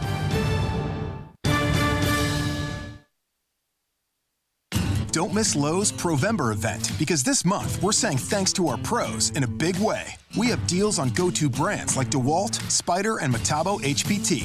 During Provember, now through November 25th, you can buy one DeWalt 20-volt Max XR Power Detect tool and get one Bear tool free. We also have credit options to help keep your business moving. Shop in store or at lowesforpros.com/Provember. Lowe's, the new home for pros. Offer valid 10/29 through 11/25. See store for details while supplies last. U.S. only. Hey, frequent heartburn may keep you from running your A game, but it doesn't have to anymore. Join the Prilosec OTC 2-week challenge. Just go to prilosecotc.com. You'll get $3 off to get you started, plus 14 days of tips, tricks, and reminders. Just 2 weeks, zero heartburn. Go to prilosecotc.com and sign up today. Zero heartburn is possible with Prilosec OTC. Use as directed for 14 days to treat frequent heartburn, not for immediate relief. Hi, this is Troy Fiveash, owner of Fiveash Roof Services. You've heard me talk about how we offer the best products, the best warranties, and the best services for years. Now let's talk about pricing. Pricing should never be the only reason you hire a contractor, but in today's world, pricing is always a consideration. So we suggest you get 2 or 3 estimates for your roof replacement from a reputable, licensed, and insured company, and then give us a call. If we can't beat your best price for a comparable roof system by more than $100, we'll give you $100. It's that simple. We are so sure we can offer you the best price, beating all other qualified companies, we will hand you $100 if we can't, and thank you for the opportunity. So give us a call. What's the worst thing that's going to happen? Make $100? Fiveash Roof Services, a proud supporter of Tiger Athletics and the official roofer of the Tigers home team. Fiveash Roof Services, fair, honest, and ethical. 367-0050 or memphisroofer.com. Fiveash Roofing, it's what we do. We're here for you. At the Home Depot, get Black Friday pricing now through December on great gift ideas for any doer on your list, like a Ryobi Impact Drill Driver Kit for just $99.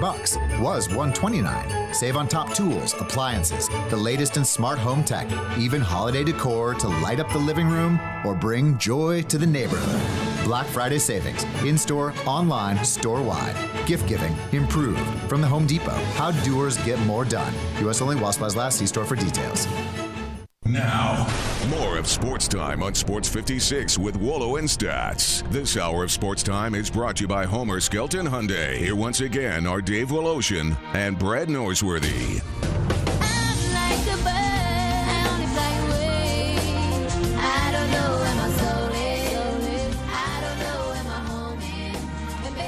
Oh, yeah. Cruising through our second hour. We love to talk about who won the weekend, both the pros and in college football, and then what are the overreactions. You want me to start? I'll be happy to. Who won the weekend in college football? COVID-19 won. 18 games canceled, but no, really. Did they cover the spread? No, I don't even want to joke like that. No, let me retract that. Yeah. Delete that, Drew. I don't want to joke like that. There you go. Actually, I think Northwestern might have won the That's weekend. mine, Dave. Boy, you got there again with another college football shock, straight up winner. I know. I was 5-2 and could have very easily been 7-0 if Doak scores what she should have. You got that was a robbed. mistake. And then and Drew got robbed. I in lost that. by a half a point. Call the police. to There's a Arkansas. madman in town. Yeah, no, it was a good week for me there.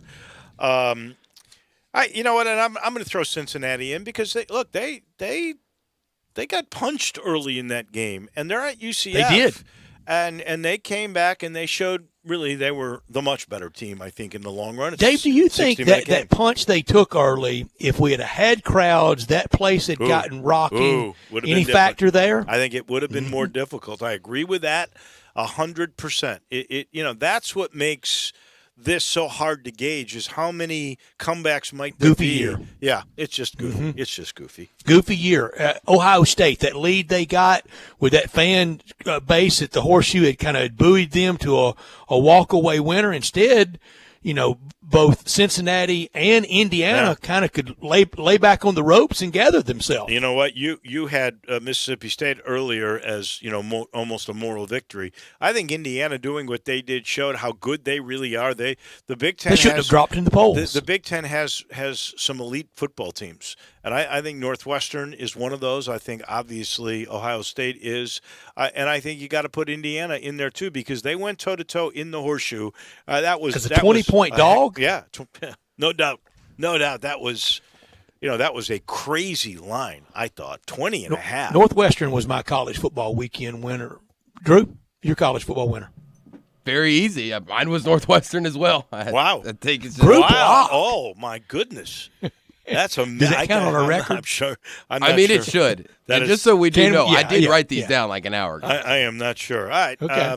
Let's switch on to the NFL. I think Patrick Mahomes is my one who won the weekend. Again, he had How were the Raiders throwing the ball late? He just literally in under a minute. I think that last drive was 75 yards in under a minute when they had Easy. You to knew he would. have it. You kind of did. It's like he's Joe Montana. He's Tom Brady. The dude. I want to say that was either his fifth or his sixth comeback victory in the fourth quarter or overtime. He's And fun to watch. He hasn't been playing that long. I mean, he's incredible.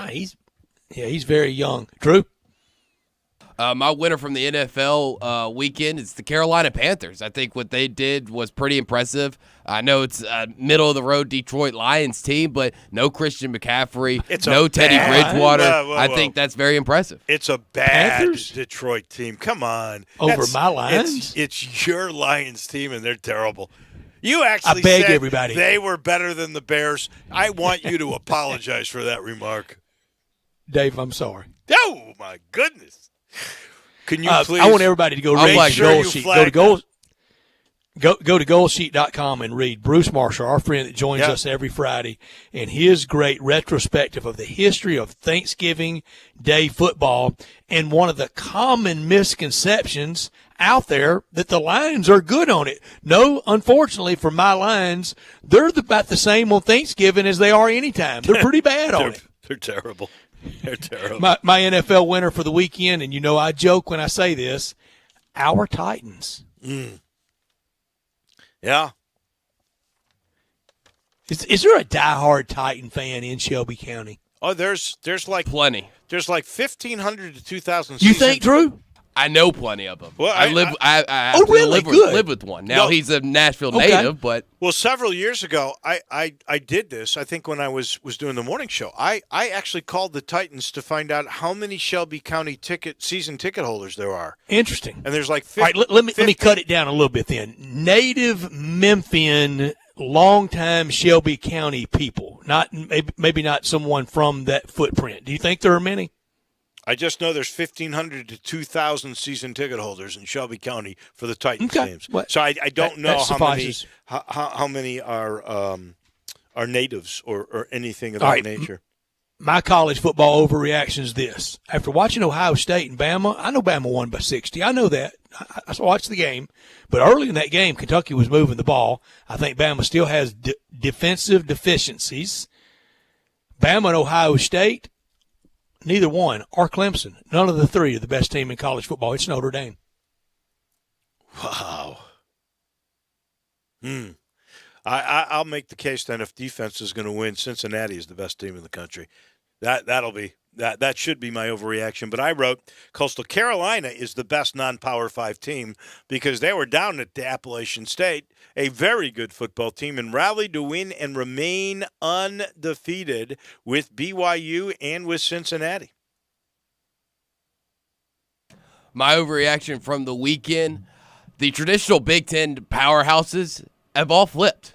Get ready for a long stretch of Indiana, Northwestern, Minnesota, Purdue to now be atop of the Big Ten. Love it. Nebraska, Penn State, Michigan, bottom seller for the next decade, guaranteed. Love it. That's the best overreaction. It ain't happening. My NFL extreme overreaction, 6-5 in his last 11 games, and the Titans kind of were the first to do it in the playoffs last year.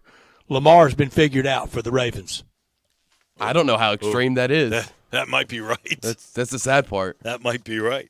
What is yours, Drew?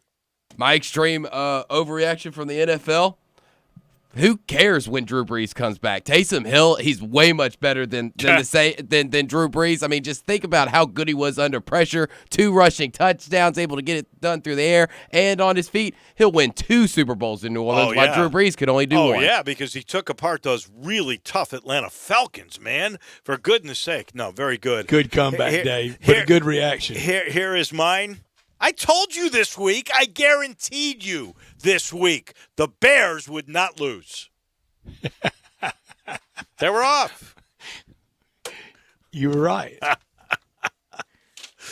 And those are our reactions and the winners of the weekend. It's brought to you by James Davis Men's Store in the Laurelwood Shopping Center. Nothing says better class, more Memphis than James Davis Men's Store. I think clearly the men's store in all of Memphis. It starts with the Stant custom shirt and pant system. This takes the world by storm. I mean, everybody is talking about it. 3 measurements, about 15, 20 seconds. A week later, you got the most perfect custom fit shirt you've ever put on. Better than when they used to take 20, 25 measurements at the tailor. I'm serious. Now they do that for $98 with shirts. They're doing it with pants. Same algorithm.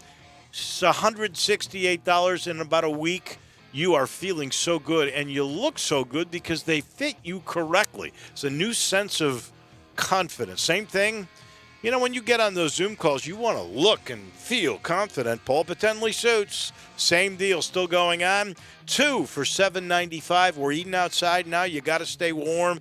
Plenty of sweaters and pullovers from Peter Millar and Johnny O. So many reasons why you got to go see all my friends at James Davis Men's Store. The only place you can get those stants, that's at James Davis. We are back. Hour number 3 of the Monday edition is right around the corner.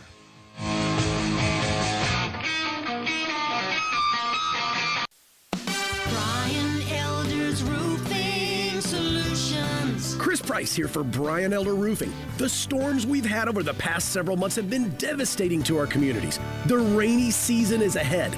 You may have not even noticed the dripping in your attic, water stains throughout your home, or even worse, mold and mildew. Please call Brian Elder Roofing and we will send out our project managers to assess any damage. We will not try to sell you a roof if all you need is a repair. We will measure your roof from outer space. 0% for 60 months, even no payments till 2022 are available with approved credit. If you've noticed missing shingles, water stains, leaks in your roof, call us before you call your insurance company at 867-0303. That's 867-0303, and we will provide a free, thorough inspection of your roof's condition. Call 867-0303. Brian Elders Roofing Solutions. I want to do some bragging rights. Hey, I was just the other day overhearing a conversation with Big Mike, the manager of DeSoto Auto Sales. They've got people buying cars all over the country. North Carolina, South Carolina, Georgia, Alabama, Arkansas, Texas. People from all over the country buy cars at DeSoto Auto Sales in Olive Branch, Mississippi. Why? DeSoto Auto Sales has the most stringent car inspection in America. They get it right the first time.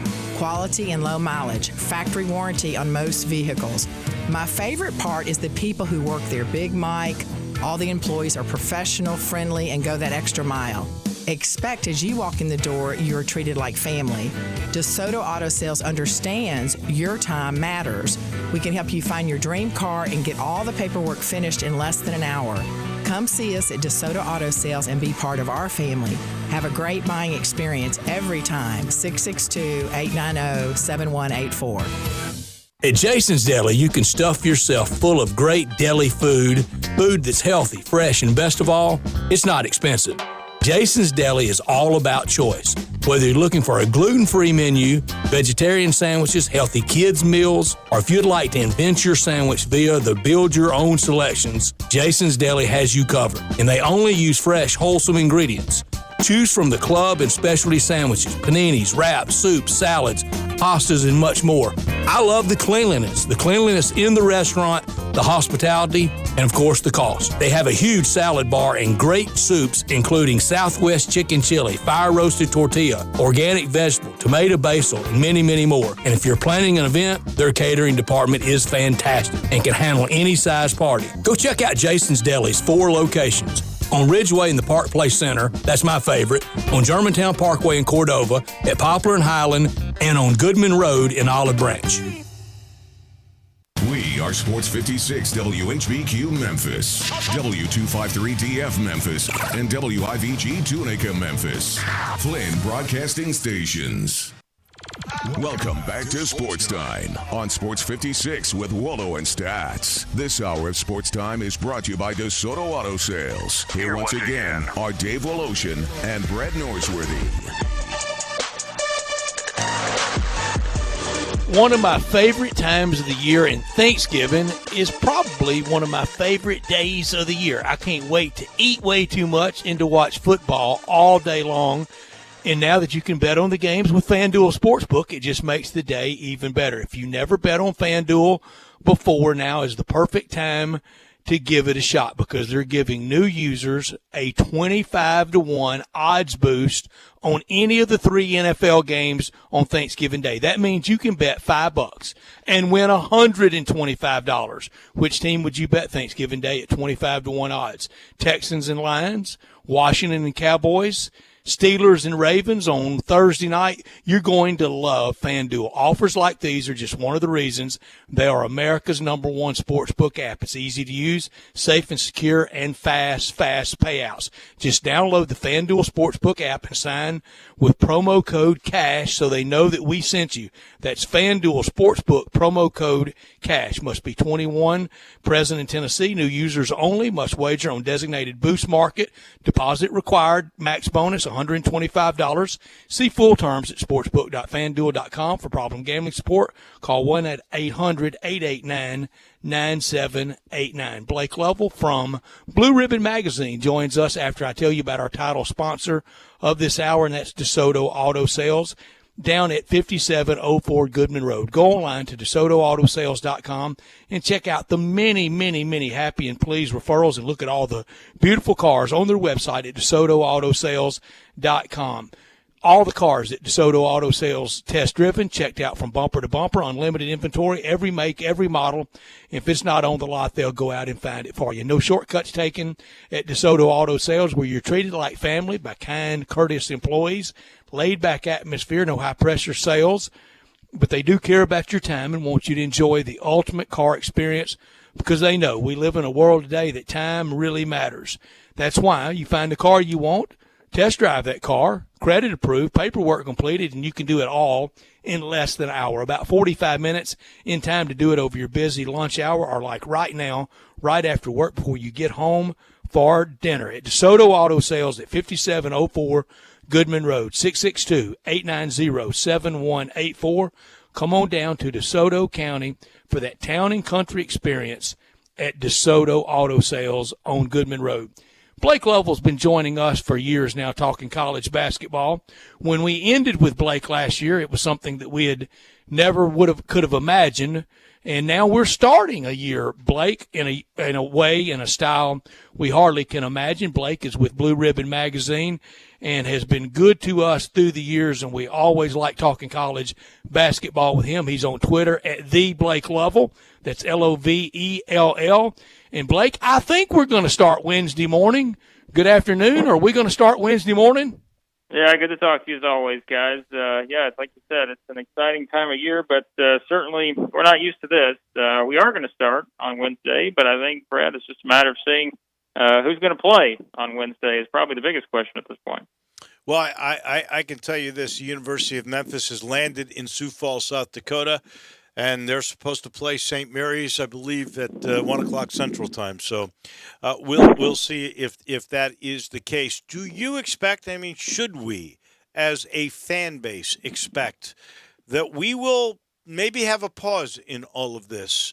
Look, you today we know for a fact Ole Miss won't play their first 4 games. They're not playing until December the 7th. We know Tennessee is now paused. Duke and their opener against Gardner-Webb is postponed. Do you think we could see a pause in college basketball? Well, I think, guys, when it was decided that we were going to try to play non-conference games, I think it was just the expectation that this was going to happen because, we've kind of seen some of these lower, league, mid-major leagues have decided, hey, we're going to maybe try to start this thing in January. We're going to see what we can do there to see if it's any better. We don't know if it's going to be any better then, but I think that was the thinking was maybe we can do a better job of rescheduling games, moving games around within our own conference versus trying to do it in a non-conference schedule where you have so many other teams that, you're interacting with and you have so many other teams that have different schedules. And so I think it's going to be interesting to see kind of how much more this happens because my thing is you decided to do this non-conference route. What happens if, let's say Memphis plays 8 non-conference games or 7 non-conference games. Whereas, let's look at Tennessee, and this pause causes them to miss, 4 or 5 non-conference games. They wind up playing only 2 or 3. What's the difference once you get to NCAA tournament time, and how do you start judging all these teams that may play 9 non-conference games versus the ones that may play 2? And I think that's going to be the thing you're going to hear coaches talking about because that's the thing. Everybody wants to make the tournament, but it's just a matter of seeing, how this whole thing is going to shake out. I think this is just the beginning in terms of having to reshuffle a lot of these non-conference games. When do you think the Final Four will be held? Right now, I'll say it's going to be held closer to May. I think they will do the thing of at least just from talking to people. I do think that while everyone loves March Madness, I don't think it's crazy the things you've heard about them moving it back and trying to at least do something that maybe makes more sense. We're all everything's speculation. It's just a matter of trying to figure out, everybody's talking about vaccines and maybe what things are going to look like, 5 months from now versus where they are at this point. I do think they're going to leave open the option of being able to move this thing back at least a month or 2 if they had to.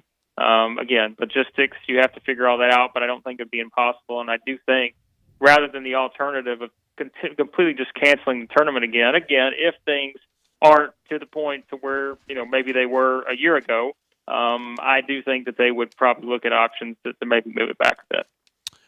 Auburn over the weekend has self-imposed a postseason ban for this year.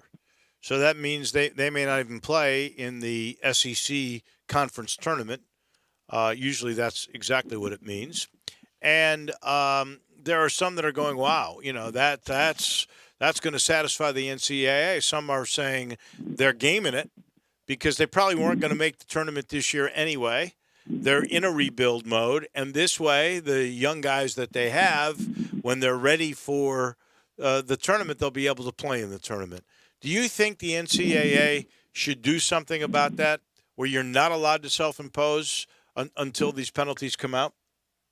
I think that they are going to not look at this as anything that's going to change their opinion on what they should do, because I just think it's one where if you connect all the dots, if the NCAA is going to do something surrounding this situation, which it's crazy to think, guys, that this was literally 3 years ago all this came out, and I think a lot of us were thinking, man, all of this is going to move quick. We're going to see, punishments handed down in the first 3 or 4 months, and here we are 3 years later, talking about this and trying to figure out what's the NCAA's next move, because we really haven't seen it for the most part on some of these larger scale ones, like LSU, like Arizona, after that documentary and all that. And so I think with Auburn, you're kind of hoping that this is going to somehow sway the NCAA from doing this or that, but in reality, I just don't know that it's going to.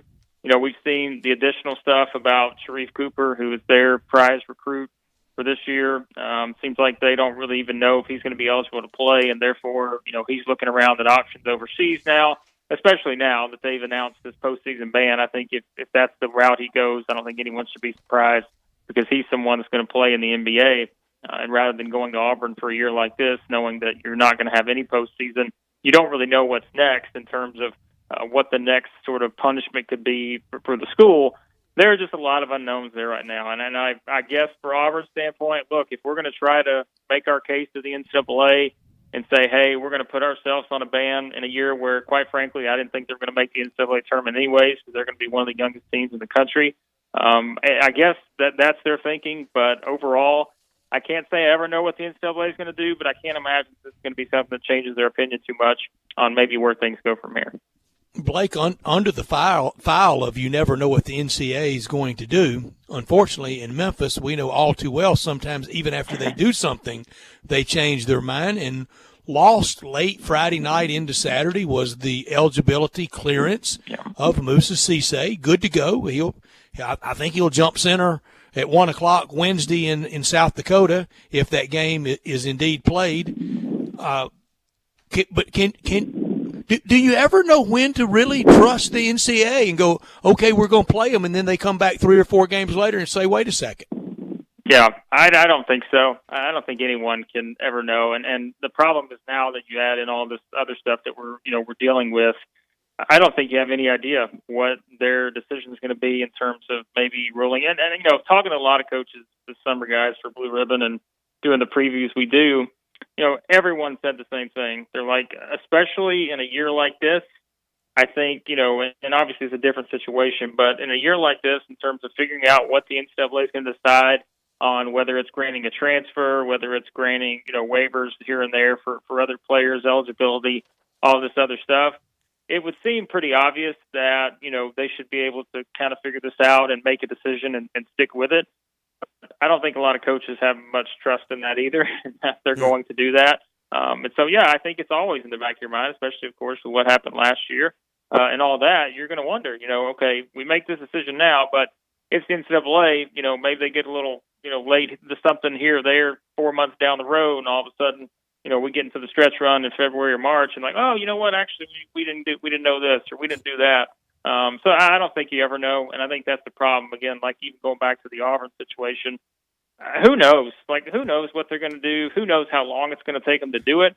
Because it's just a situation, with this whole FBI investigation thing, and then with just all these individual ones like we're talking about, and looking at different cases in different situations, for players, like we just said with Cisse and all that.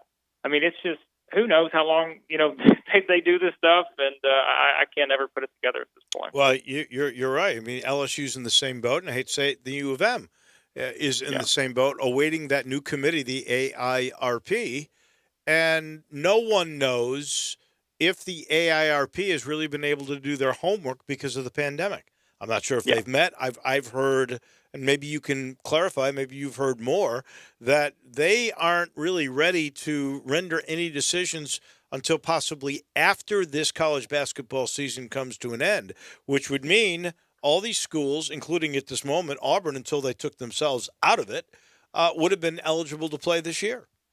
Yeah, and I think that's the situation, because I think you're going to hear that a lot with some of the stuff like that. Whereas, and look, I get it. I mean, in a situation what we're dealing with now, I mean, it's understandable why some of this stuff could get slowed down. But I think in the overall scheme of things, just to sort of see how everything's played out, just in this one instance of this entire, FBI investigation and trying to figure out, how quickly the NCAA be able to connect the dots or at least figure something out. I mean, look, guys, we're sitting here. How long ago was that now? We're talking about a documentary where we're hearing coaches on tape say all this stuff, and yet, there's really not anything to come from that. So I don't really know what else you need to know, probably after just seeing that and hearing that with your own ears, because it's just you never know, and I think that's why a lot of people are frustrated with the NCAA right now, just in kind of the current landscape of college sports. Right now in the SEC, 4 out of 14, Florida, Ole Miss, Tennessee, and Georgia, with a pause in their men's basketball activities. That number is just going to grow this week. Do you think the SEC could shut it down and go conference only?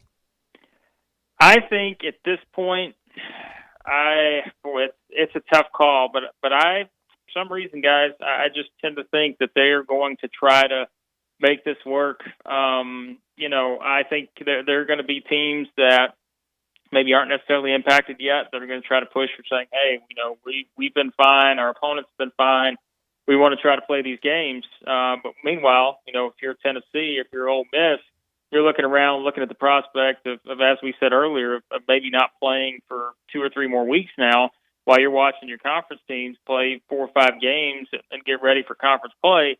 Well, how's that going to look? And so I have no doubt that there are going to be, some unhappy coaches in these situations when they look around and try to maybe kind of, push the league a little bit to say, hey, maybe we should do this or maybe we should do that. I don't know, but because, that was the thing at the beginning, whereas I can understand why people can say, hey, this may not be any better once we get to January. And look, we may not. But at the same time, I also think I can understand the perspective of coaches who have said, hey, we think the best idea is to maybe just start this thing in January, even if it's not ideal, and just play our conference games, because we have to hit a number to be able to make the NCAA tournament. And, with these non-conference games, I think that's what you're doing. You're trying to build your resume, not knowing what the NCAA tournament selection process is going to look like at this point. So I think you're going to see a lot of teams try to play. I think the SEC, if it gets to the point to where, let's say, you have more schools in a situation like this, and if we see over this, I think this is going to be the biggest gauge over this first week or so of games around the country. If you look around and all of a sudden after these games, you start seeing situations where, a lot of these teams, or a pretty good chunk of these teams, start having to shut things down, then I think overall you have to look at it as a conference, no matter what conference you are, and say, is it worth it to try to play these games, knowing that they're just all going to get shuffled around. We may have some very unhappy schools who are going to get to play a lot more games than others.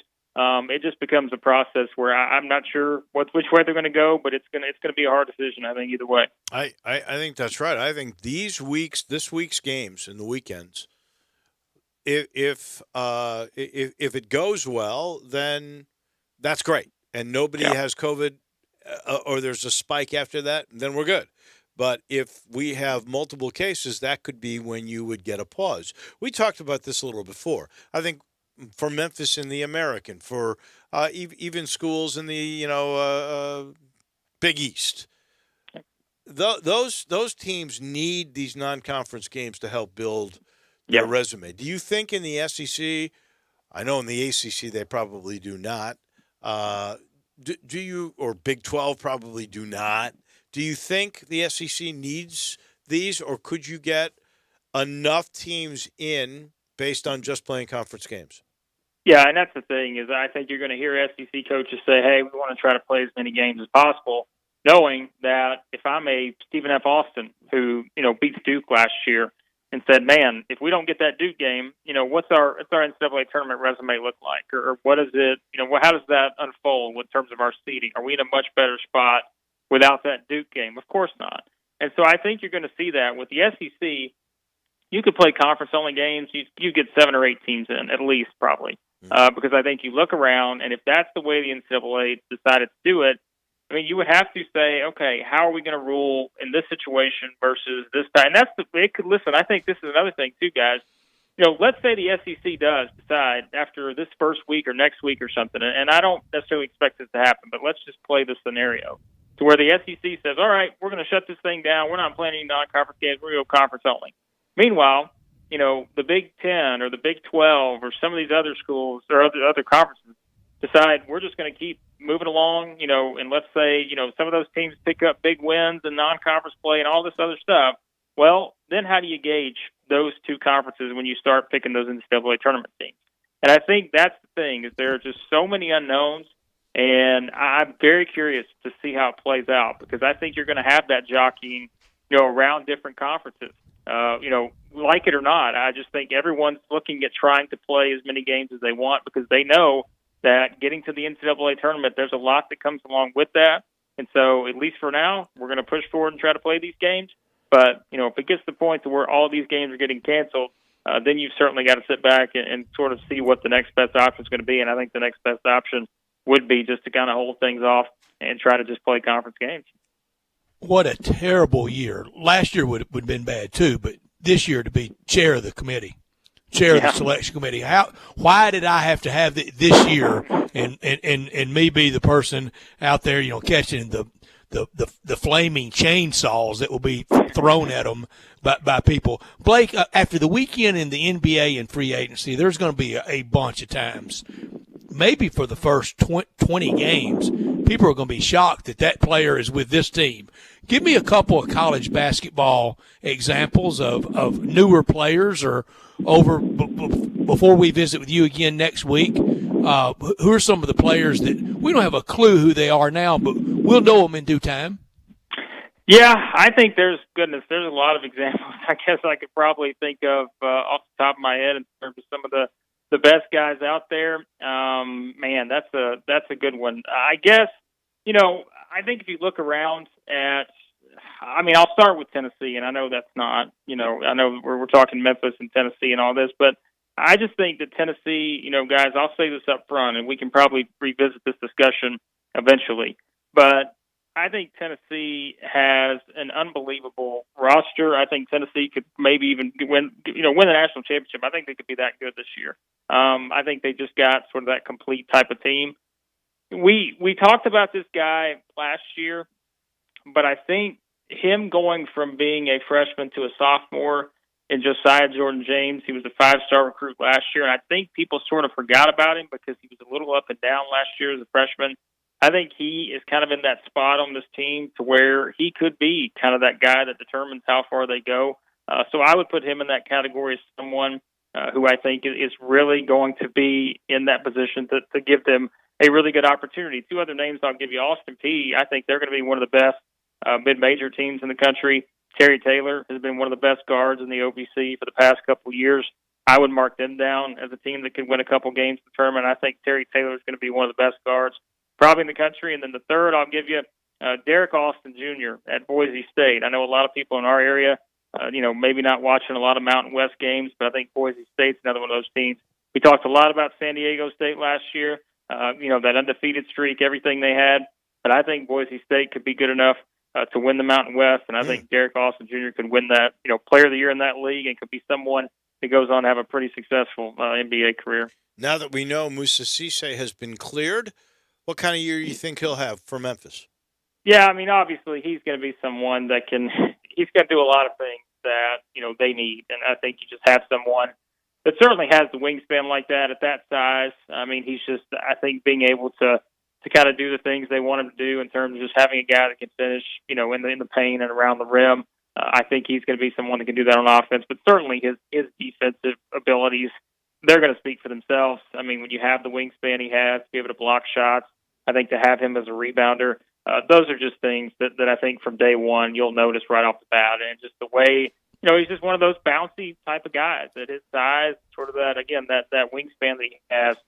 He's just going to be able to affect the game on both sides of the court, but I really think on defense, he's going to be someone that they're going to have a hard time taking off the floor as he adjusts to the college game, just because, man, he's got all the skills you need, and I think he's just going to be really good once they kind of hone his offensive skills a bit.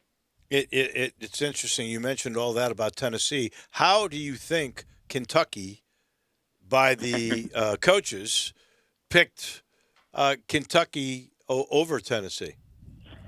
Yeah, that's interesting to me, because I've told people all summer, I said that I think Tennessee, to me, and I don't want to say far and away, but I am completely convinced that Tennessee is the best team in the SEC right now.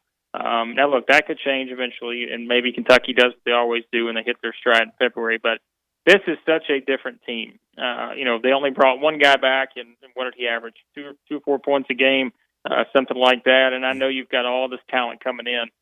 But I don't know. Like, are these the key to Kentucky is going to be these grad transfers? I think, in terms of seeing these guys like Olivier Sarr, who played really well for Wake Forest, but let's face it, Wake Forest was not a great team, and so I think, how does he adjust to having to be that guy now for Kentucky, one of the top programs in the country? How does he adjust to having to put up those same numbers? Because that's what he's going to have to do, I think, for them to be successful. B.J. Boston, one of the best freshmen in the country, I think he'll have a very good chance to win Freshman of the Year in the SEC, maybe be Player of the Year in the SEC. But how everything kind of comes around him, I think is going to be the next big question. I don't know. Like, I think in an off season like this, I'm going to lean on experience, guys who have played together, these senior-laden rosters who have won a lot of games. I'm going to kind of lean more on those teams than I am the young teams like Kentucky, whereas sometimes they can get away with it in a normal off season. But I just think in an off-season like this, it's so hard to predict and so hard to gauge what you're going to get from some of these teams that really have to play a lot of freshmen in those big spots. Makes sense to me. Blake, we look forward to our weekly chats. Thank you so much. Thanks, guys. Happy Thanksgiving. Thank you, Blake. Blake Lovell. Thank you. From Blue Ribbon Magazine. He's brought you in part by Homer Skelton Hyundai in Olive Branch, and Genesis of Olive Branch. Products so good you get a limited lifetime powertrain warranty on every brand new car, every new Hyundai, every new Genesis, and this is how they've raised the bar with service at Homer Skelton and Genesis of Olive Branch. Basically, you get a 3-year, 36,000-mile maintenance package on every new car. And right now, you too could have a Genesis luxury car. They're moving out the 20s to make way for the 21s. You can get a G70 right now, a couple, on 0% financing, 72 months, and a special price on 2 of the 70s. Heck, I just heard from Vincent Garrard today. He was telling me they've got a 0% financing angle for 60 months on some of the 2021 G cars. And we haven't gotten that van yet. The new SUV has not come in, but it's coming. The 2021 GV80, that's the long-awaited Genesis SUV, should be here at some point next week. I'll give you updates on that as we go along. Anyway, you want to see the best place to buy a car. You want to see how they've raised the bar. You want to meet friendly people who've been around for 13 years together. What a team. Go see my guys at Homer Skelton Hyundai and Genesis of Olive Branch. Back in just a minute. When we return, as always, we will pick our Monday Night Football game, and then we will do the Mount Rushmore. We will do the Mount Rushmore of the quarterbacks of the Tampa Bay Buccaneers, and we will do the running backs for the L.A. Rams. Stick around. This is Sports Time on Sports 56. Do you have opinions? I think they got a lot of athletic ability. We want to hear them. Oh, absolutely. I agree with you. Call us on the First Bank phone line at 360-8255 or text us on the First Bank text line at 67129. When you are in need of quality jeans, shirts, and boots, think Frontier Western Store in Olive Branch. Frontier has thousands of square feet of merchandise at everyday low prices. Tons of jeans by Carhartt, Wrangler, and Ariat. Whether you're after classic denim jeans, dungarees, or work pants, you'll find it among Frontier's amazing selection of stylish, modern fits. Flame-retardant jeans and shirts now available as well. Colder weather is on the way, and Frontier is prepared with overalls, coats, and fleece jackets. Hundreds of jackets and coats in stock by Ariat. Inventory may be scarce scarce this year, so come in today to grab yours while it's in stock. Don't forget the boots. Frontier boasts dozens and dozens of styles of boots. Work, dress, or play, come try on all the latest boot trends, as well as proven classics, Ariat, Durango, Dan Post, and many, many more. You are guaranteed to find your next favorite pair at Frontier. Frontier Western Store, 5880 Goodman Road in Olive Branch, or shop online 24/7 at frontierwesternstore.com. Family owned and operated since 1967. Hi, this is Troy Fiveash, owner of Fiveash Reef Services. You've heard me talk about how we offer the best products, the best warranties, and the best services for years. Now let's talk about pricing. Pricing should never be the only reason you hire a contractor, but in today's world, pricing is always a consideration. So we suggest you get 2 or 3 estimates for your roof replacement from a reputable, licensed, and insured company, and then give us a call. If we can't beat your best price for a comparable roof system by more than $100, we'll give you $100. It's that simple. We are so sure we can offer you the best price, beating all other qualified companies, we will hand you $100 if we can't, and thank you for the opportunity. So give us a call. What's the worst thing that's going to happen? Make $100? Fiveash Roof Services, a proud supporter of Tiger Athletics and the official roofer of the Tigers home team. Fiveash Roof Services, fair, honest, and ethical. 367-0050 or memphisroofer.com. Fiveash Roofing is what we do. We're here for you. I'm here with the great Pat Donahue from the Rendezvous Restaurant Shipping Department. Thanks, Brett. We've been shipping our ribs all over the country now for decades from our USDA-inspected shipping kitchen in the Pinch District. We hand-cook our ribs in pits that Mr. Charlie built over charcoal, just like they do at the restaurant. So what comes in a rib box? We could do pork shoulder, we could do ribs, our sauce, seasoning, baked beans, coleslaw. We'll even throw in Pancho's cheese dip with our nacho boxes. We also put a bag of Rendezvous seasoned popcorn, heating instructions, some chef hats, some wet naps, and some other helpful tips from our kitchen. We ship our ribs overnight, exclusively FedEx. And we put them in nice packaging. We don't ever want to use styrofoam, so we use corrugated cardboard, actually 2 boxes that fit nice together, so the ribs get to you, your loved ones, or your clients in a safe, wholesome manner. Rendezvous ribs are perfect for out-of-town clients, customers, loved ones. We also ship ribs for any occasion. Where do we order these great ribs? You can go to www.hogsfly.com or give us a call at 1-888-464-7359. Charlie Burgos' Rendezvous Restaurant in the alley since 1948. Buy your next car or truck at Streamline Auto Smart. Your next smart decision. All credit welcome. Drive off in your new, low-mileage, pre-owned car or truck. From low-end cars to the most luxurious sports car. Ask about the 48-hour vehicle locator. Let Streamline Auto Smart do the looking for you. Close your deal within 1 hour. No waiting. It's quick and easy at Streamline Auto Smart. Your next smart decision. 2558 Mount Moriah. Call Streamline Auto Smart 901-235-8845. Your next smart decision. Welcome back to Sports Time on Sports 56 with Waldo and Stats. This hour of Sports Time is brought to you by DeSoto Auto Sales. Here once again are Dave Woloshin and Brett Norsworthy.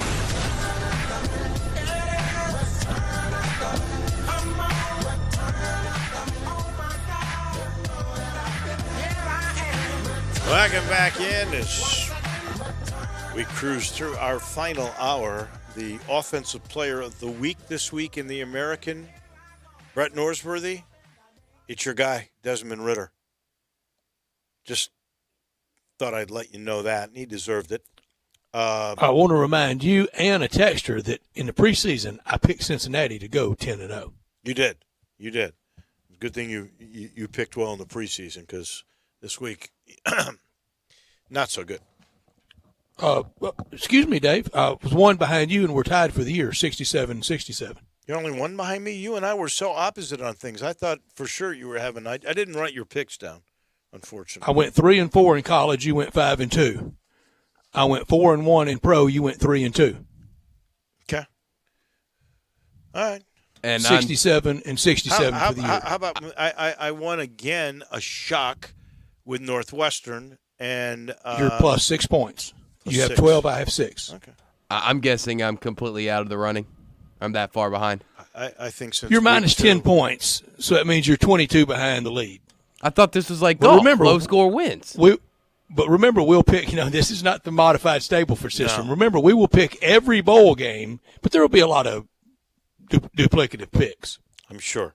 By the way, on the honor roll this week, after Ridder was the offensive player of the week and Davis Brin, the Tulsa third-string quarterback that won him the game. He actually, I think, might have been with Ritter, now that I see that. And then the Tulsa linebacker who was all over the place, Zavin Collins, was the defensive player. But, man, Calvin Austin only basically on a roll. But it was a good win. JT Daniels, SEC Offensive Player of the Week, and it was about time. I'm glad he recovered from brain surgery. I don't know. Have they ever really said what was wrong with him?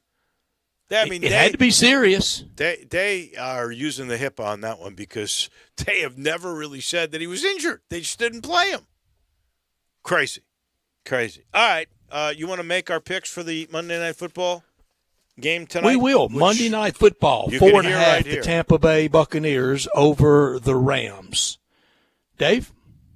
I think I'm going to go with Brady. I think Tom Brady is pretty well synced up. He does well on Monday night. The Rams lose to him all the time. I like Brady and the Bucs tonight. I'll give away 4.5. Drew? I'm going to go against Dave on this one. I'm going to go with the Rams just due to the fact the last time that we really saw Brady on the national scale, the national spotlight, the game of the night was against those New Orleans Saints and a decent defense. And we know what the Rams have on the defensive side of the ball. And if the Saints can hold them to 3 points in a game, I think the Rams could probably keep him under 20. And I think that gives Jared Goff and that offense a chance to score some points and to stay in the game. So I'm not sure if the Rams outright win it, but 4.5, yeah, I'll take the Rams.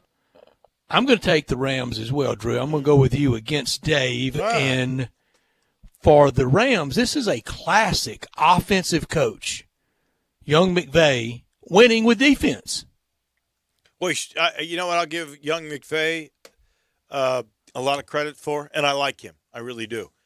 But I'll give him this credit. He was supposed to be 2 years ago the new offensive genius. Remember, everybody, that's part of the reason why Coach McDreamy got went to the hired Super Bowl at Arizona. He went to the Super Bowl. He had this incredible, prolific offense, and now it's like they caught on to what he was doing, or his personnel wasn't exactly the same, and he goes, okay, we'll do it a different way. Guys that can adapt. This is why I've always thought that John Calipari never got the proper due that he should have gotten. John took 3 different schools to the Final Four, all with a different style of play. And this guy has figured out, okay, I did it this way this year. Now I got to change for whatever reason that may be, and I'm going to change. And I give him a lot of credit. He goes with what he's got. So we are in the books. I've got Tampa. You guys have the Rams. And may the best team win tonight. All right, you want to do the Tampa Bay quarterbacks of all time? Start. All right. You know, it was interesting. Vinny Testaverde was listed amongst the best Tampa quarterbacks of all time, and I'm going, you can't. He's not a Buck, for goodness sake. You can't. They drafted him. Trent Dilfer is my 4th best. This is not a prolific list here. Jameis Winston, who couldn't beat out Hill this week in New Orleans as the quarterback, he is 3 all time, and I really thought he was going to be great, but he turns the ball over so much. Doug Williams, many people know him from a different team, but he's probably the 2nd best quarterback the Buccaneers have ever had. And then I got to go with the former Florida State star, two-sport player, Brad Johnson, is the all-time number 1 Tampa Bay Buccaneer QB. I think the Buccaneers, with the Jets and with your Ravens, Drew, are the 3 teams to never lose a Super Bowl. Of course, the Buccaneers have only been once, like the Jets. Right. The Ravens having been there twice and winning. But Brad Johnson did win them a Super Bowl. Number 1 for me, it's Doug Williams. He took them out of really that horrible start that they got off to as a franchise under John McKay and got them to an NFC championship game and gave them some credibility. Number 2, the Super Bowl winner, Brad Johnson. 3, for me, they drafted him. He had good years. He had better years somewhere else. I'm going to go with Vinny Testaverde. And number 4, already, just in this short time, Tom Brady's better than anything Jameis Winston's ever done there. That's interesting.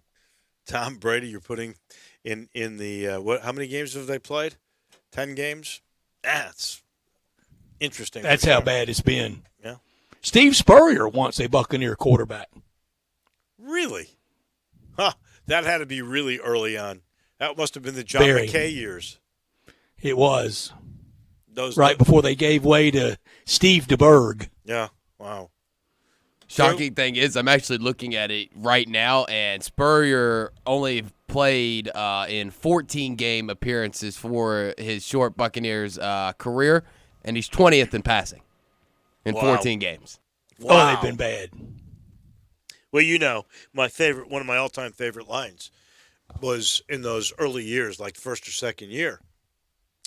Somebody, a reporter from Tampa, asked John McKay, what do you think about the execution of your offense? And he said, I'm all for it. Might get fired now for saying it. Yeah, you probably would. All right, back to my list, though. I did have Brad Johnson at number 1 just for getting the Super Bowl victory. Doug Williams, 2. I did go with Vinny Testaverde just because he's second all-time in passing yards. And only one he trails is my number 4 guy. I guess I'll put famous Jameis on there at number 4. I don't really like it, but I'll do it. Okay. Never won a thing. Breaking news, Tennessee at Vandy this week in football. 2-5 Tennessee against 0-7 Vandy. Postponed. Rams running backs. No. Rams running backs. Anywhere the Rams have ever been to, I start with number 1, Marshall Faulk. Super Bowl, fastest show on turf. All that he did, both rushing and receiving. Number 2, all in Los Angeles, Eric Dickerson. Number 3, all in St. Louis, Steven Jackson. And number 4, he was a good running back and even threw a touchdown on a halfback pass in the Super Bowl, Lawrence McCutcheon. Wow. You know, I had a little walk down memory lane. I was just looking at all their running backs. And Memphis had a coach for a short period of time that was Cullen Bryant. Yep. Cullen Bryant was in on some of the lists. He does not make the top 4 for sure. I am all with you on the first 3. Falk 1, Dickerson 2, Steven Jackson 3. I decided I'm going to go with Todd Gurley 4. That's a good one. You know, I want to say Cullen Bryant was All-American in college at Colorado. Yeah, he was. As a defensive back, and they moved him to running back in the pros. That is true. He was a good guy. I liked him, and he was a huge guy. Yeah, big man. Back in those days, you would not think of a defensive back with the size that he had. And can you imagine him coming really up in run support as a DB? Ooh, you would be afraid to get hit by him. I promise you. He was That's huge. when your feet fly out from under you all of a sudden. Yeah, no doubt. Drew, Rams running backs. Copy and paste Dave, Falk, Dickerson, Jackson, and Gurley. Well,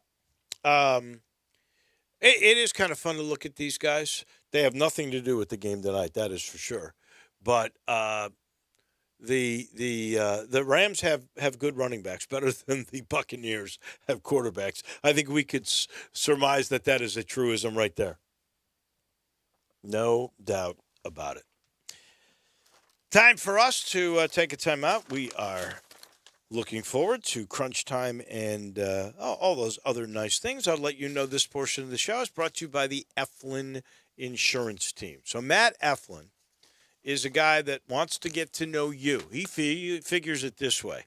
He and his team, the only way they can really pick out what fits your needs and your budget is to get to know you. So they will sit you down and they will talk. And Matt and his team will find, he's got 10 leading companies to find the right home and auto program that will be exactly the perfect one for you. Now, he's one of the rare guys and his team that will do both personal and business insurance. They have virtually unlimited access to programs that will protect small to mid-sized businesses. So we're talking smaller to mid-size, and it works out well. Now, don't forget life insurance, and Eflin's got you covered there too with quotes from 15 different companies. You never wonder if you've gotten a good deal at all because with 15, they're going to find, again, the perfect situation for you, for your needs, and your budget. Their team is standing by. Call Grant, Andrew, or Heath. Simple number, 386-GUR. GUR is for Tigers because they're big supporters of the U of M. 901-386-4777. They give you a quote today. That's 901-386-4777. Get protected personally for you by the Eflin Insurance Team. We pause, and when we come back, it'll be crunch time on this Monday on Sports Time on Sports 56. Listen online anywhere, anytime at sports56whbq.com.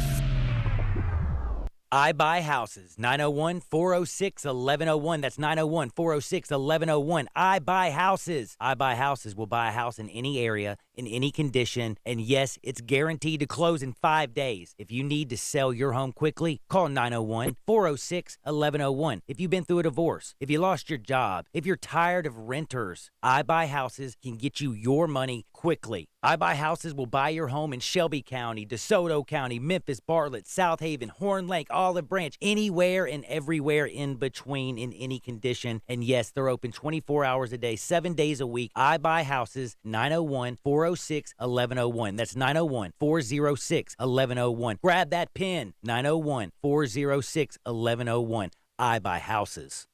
Looking for a new ride to celebrate the end of 2020? We Gossett at Gossett Kia's holiday sales event. Command the season and you'll find what you want, need, and love at Gossett Kia on Covington Pike. 2020 Kia Forte $133 a month lease. 2021 Kia Soul $148 a month lease. Plus 2021 Kia K5 $189 per month lease. All 36 months, $3149 due at signing. And don't miss 2020 Kia K900. We Gossett at $10,000 off MSRP. You want it? We Gossett at Gossett Kia 1900 Covington Pike, or shop 24/7 KiaCovingtonPike.com. Ask for Bobby J. He'll put you in a new Kia today. All 36-month leases, $3149 due at signing, 0 security deposit, 10,000 miles per year, 20 cents excess mileage, $650 acquisition fee, Forte, LE 242,174, MSRP 20,505, Soul, M7755, 682, MSRP 20,315, K5, MG 003,199, MSRP 25,725, K900, MSRP 65,610, L6026,907, L6021,220, includes all rebates and incentives, PF 695, excludes tax title and license with approved credit offer valid through 11/30/2020, dealer stock only, warranty is a limited powertrain warranty, see Kia.com or retailer for details. Hey, sports fans, this is Ultimate Vegas Insider John Anthony, and I'm on fire. To prove it, I'm releasing Monday night and Thanksgiving Day exclusively on the recorded message line. Call 1-800-814-9317. I love tonight's matchup. Los Angeles, Tampa Bay is a monster. Side and total. Critical information confirmed tonight. Plus Thanksgiving Day. 5 big plays. John Anthony has you covered. I love to go 5-0, and it's absolutely free. Recorded message, 1-800-814-9317. Information wins. John Anthony Sports #1 against the spread. Los Angeles, Tampa Bay is huge. 1-800-814-9317. You want information? I've got it. I love to go 5-0 or a season free. Call the recorded message line.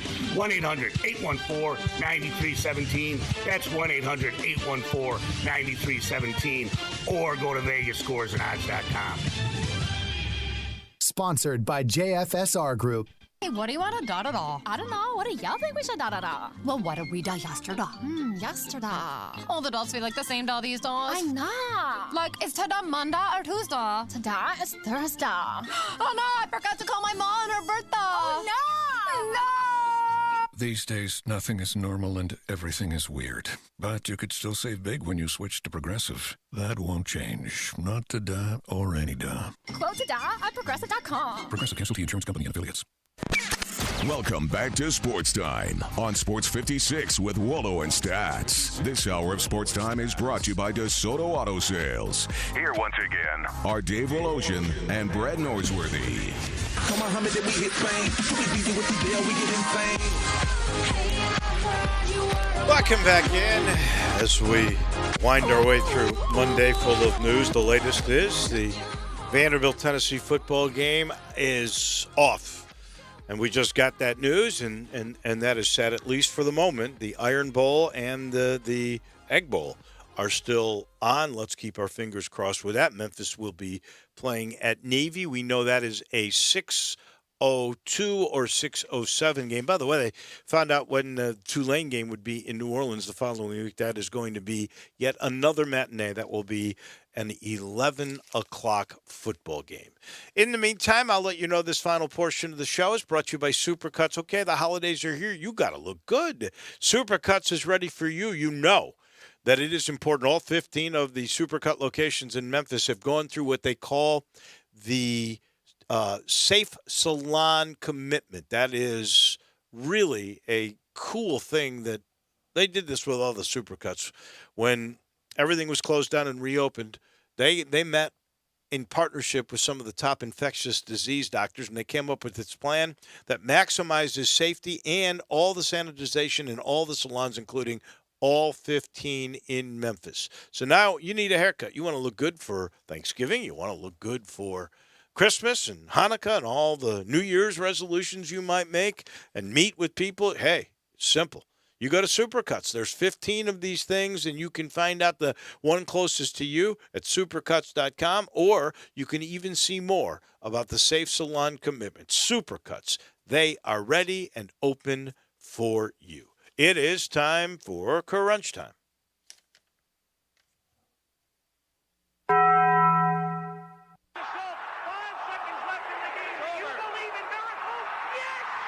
Go crazy, folks! Go crazy! This is for all the biggest crunch time. You are looking live. In your life have you seen anything like that? Goodbye! Hello, Haskins. Boop! Choo! What's happening, big dog? How you doing? It's obviously crunch time. Hammer, nail, coffin. This baby is over. On 1, on 2, on 3. Hey!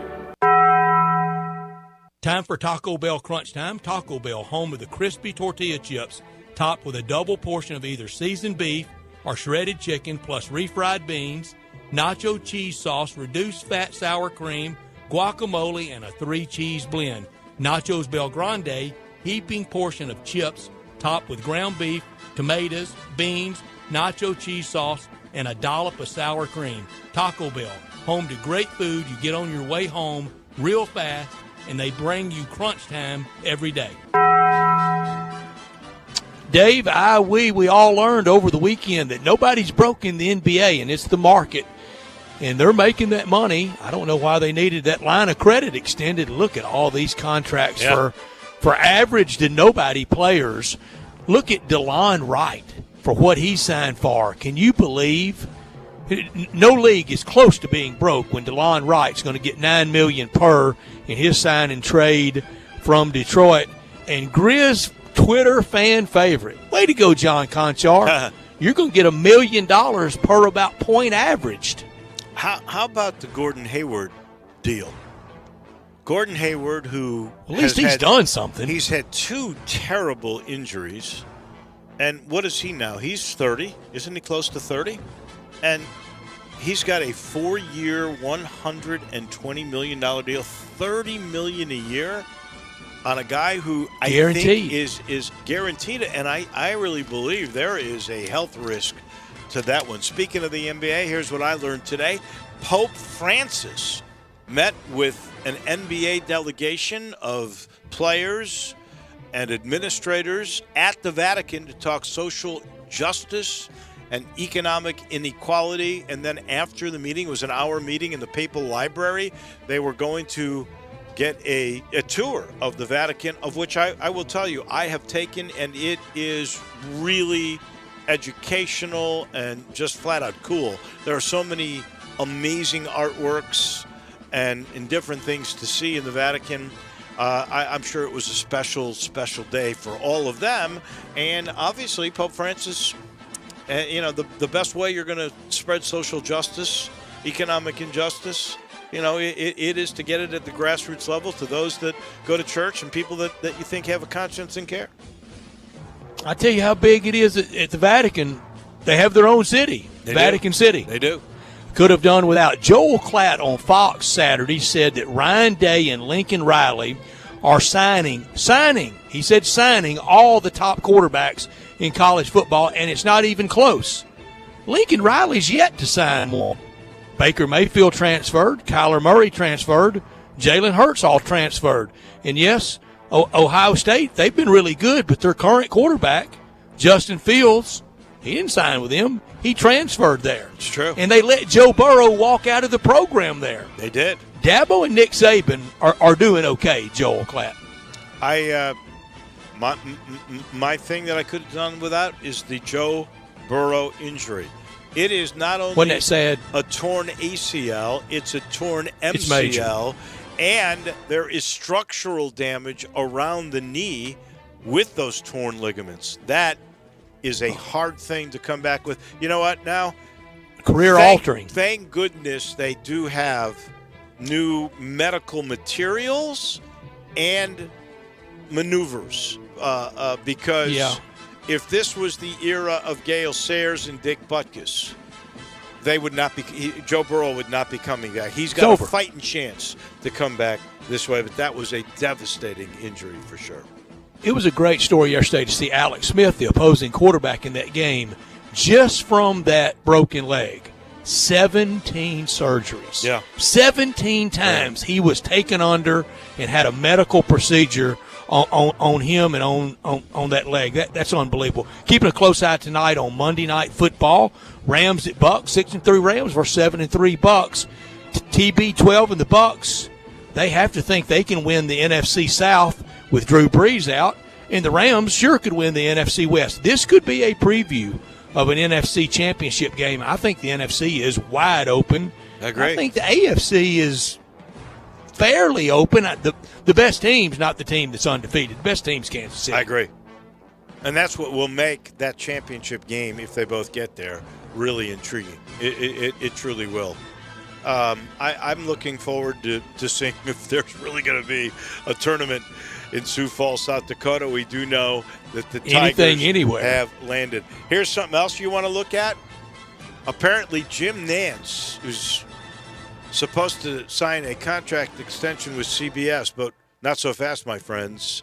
He wants $17.5 million per year, which would be $500,000 more than what Tony Romo makes. If Tony Romo is worth that, isn't Jim Nantz worth at least $1 more because he does so much more? I would agree with you. I think he makes about $6 million a year, which is sort of what Buck and Tirico make. So he's asking. CBS can't let him walk for a lot of money. And he loved it when Tony Romo signed for that because rising tide lifts all boats. I would have to think he would have. Interesting, Ian Eagles' contract is up too. So if Kevin Burkhardt, Ian Eagle has a live new from deal, Butler Cabin doesn't have any appeal. What about Kevin Burkhardt? He's up for a new gig too. It's good. Well, in the old days, I would have thought they all would have gotten paid, but who knows what's happens with all the right fees and things. Yeah, you're absolutely right about that. Young and cheap, Dave. Yeah, that is true. We got to thank David Cobb today and Blake Lovell, and I look forward to talking with Blake Lovell as the year goes on. Somebody had asked us about Mike DeCourcy. Mike DeCourcy is with us on Wednesdays. Yes, he is still with us as well. Tomorrow, busy as always. We'll talk Tigers with Gabe Kuhn, Brent Beard on college football all over the place, Jeff Moore on the National Football League, same with Bo Marchant, and then, of course, at 5:30, our good friend Ron Tillery will talk about the Grizzlies' maneuverings that they made during the draft and over the weekend. That'll do it for us. For Drew and for Stats, I'm Wallow. Have a great night, everybody. Brian Elder's Roofing Solutions. Chris Price here for Brian Elder Roofing. The storms we've had over the past several months have been devastating to our communities. The rainy season is ahead.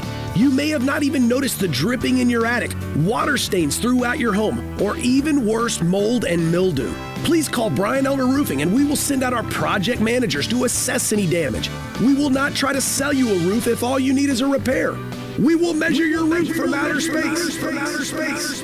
0% for 60 months, even